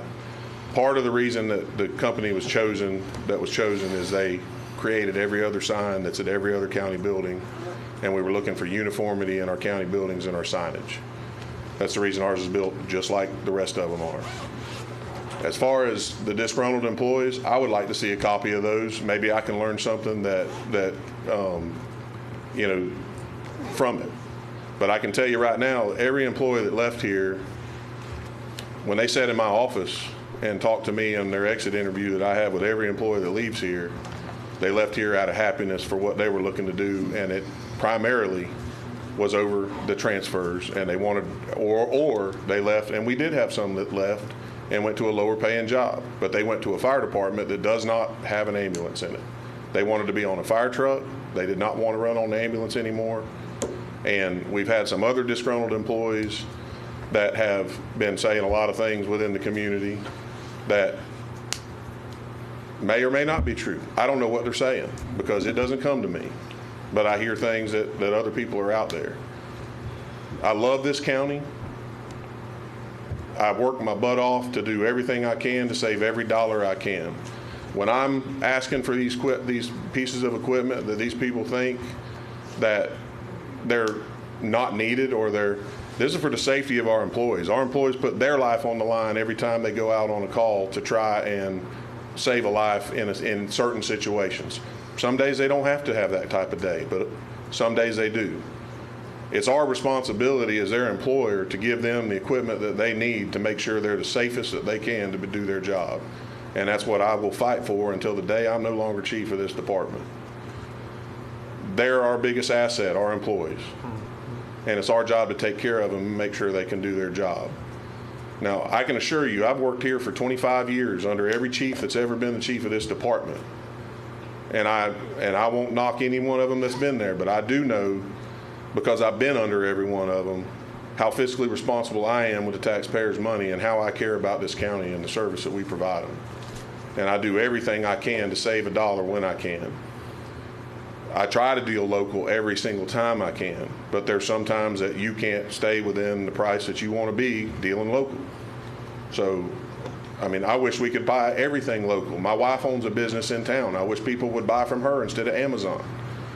You know, it's just the nature of the way things are and the prices. Because I'm trying to save money for this county, I may have to go out of county to find something. And I get that, and that's not what I'm saying. I'm just saying, give the people that are here the chance. Right, and I understand that. And like I said, I did not personally get the quotes for those signs when they were done. I got brought to me, these are what it costs, here's 3 quotes. That was by far the cheapest quote that we got on the signs. And I was, like I said, we were looking for uniformity to make all of our county buildings have the same signage on them. It's the same as the supervisor elections, it's the same as the administration office, and I think there's some other ones out there. And I was looking at, the last time we put a sign on the building, we had a piece of metal with some vinyl stickers on it screwed to the side of the building. We're proud of our fire stations. Not all of them. I mean, we got a turd in McAlpin with a mobile home, but it's got, we're still proud that we live there. Proud it's there. So, I know how, I just want the point to get across. I know what I'm trying to do, and I know sometimes it's expensive to do business. Everything costs a lot of money. And I'm doing everything I can to save every dollar. I underspend my budget every year on both sides because and my guys get mad at me all the time because I say, no, we can't do it right now. You don't understand the budget side, we can't do it. We get by the best we can with everything, but when it comes to safety, I'm not willing to put our people in jeopardy. They have a job that they have to do, and when people call, how much pain I'm in? Yes. Okay. So I'll leave it at that. I just can't sit here and be. I understand. I understand where you're coming from. Chief Hand. Yes, sir. So those signs that you're getting, and the signs that they have as the election. So are those signs are made by the same company? Yes, sir. The signs that I purchased were from okay. the same company that the county purchased every other sign that's in the county on. Thank you, sir. And like I said, I did not get the quotes. I went with the 3 quotes that were brought to me by my staff, and he's pretty good at doing his due diligence of trying to save money as well. And I went with the lowest quote, and it happened to be the company that did everything else, but we were looking for uniformity in the signs. So to match up the signs and match everybody else's sign with They're the same identical to company, everybody else same with the company, exception of the okay. county logo. They have the fire department logo, but everything else is identical to it. Okay, thank you, sir.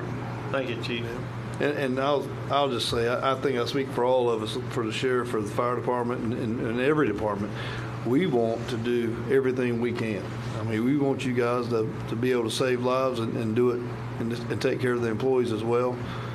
Fix the roads and have the right equipment to do that. But also, you guys know we only have so much to go around. So I just appreciate y'all working with us and Understanding. and understanding and cutting corners and doing that. It's a lot. It is, but we appreciate it. Mr. Hannigan. Thank you, Chief.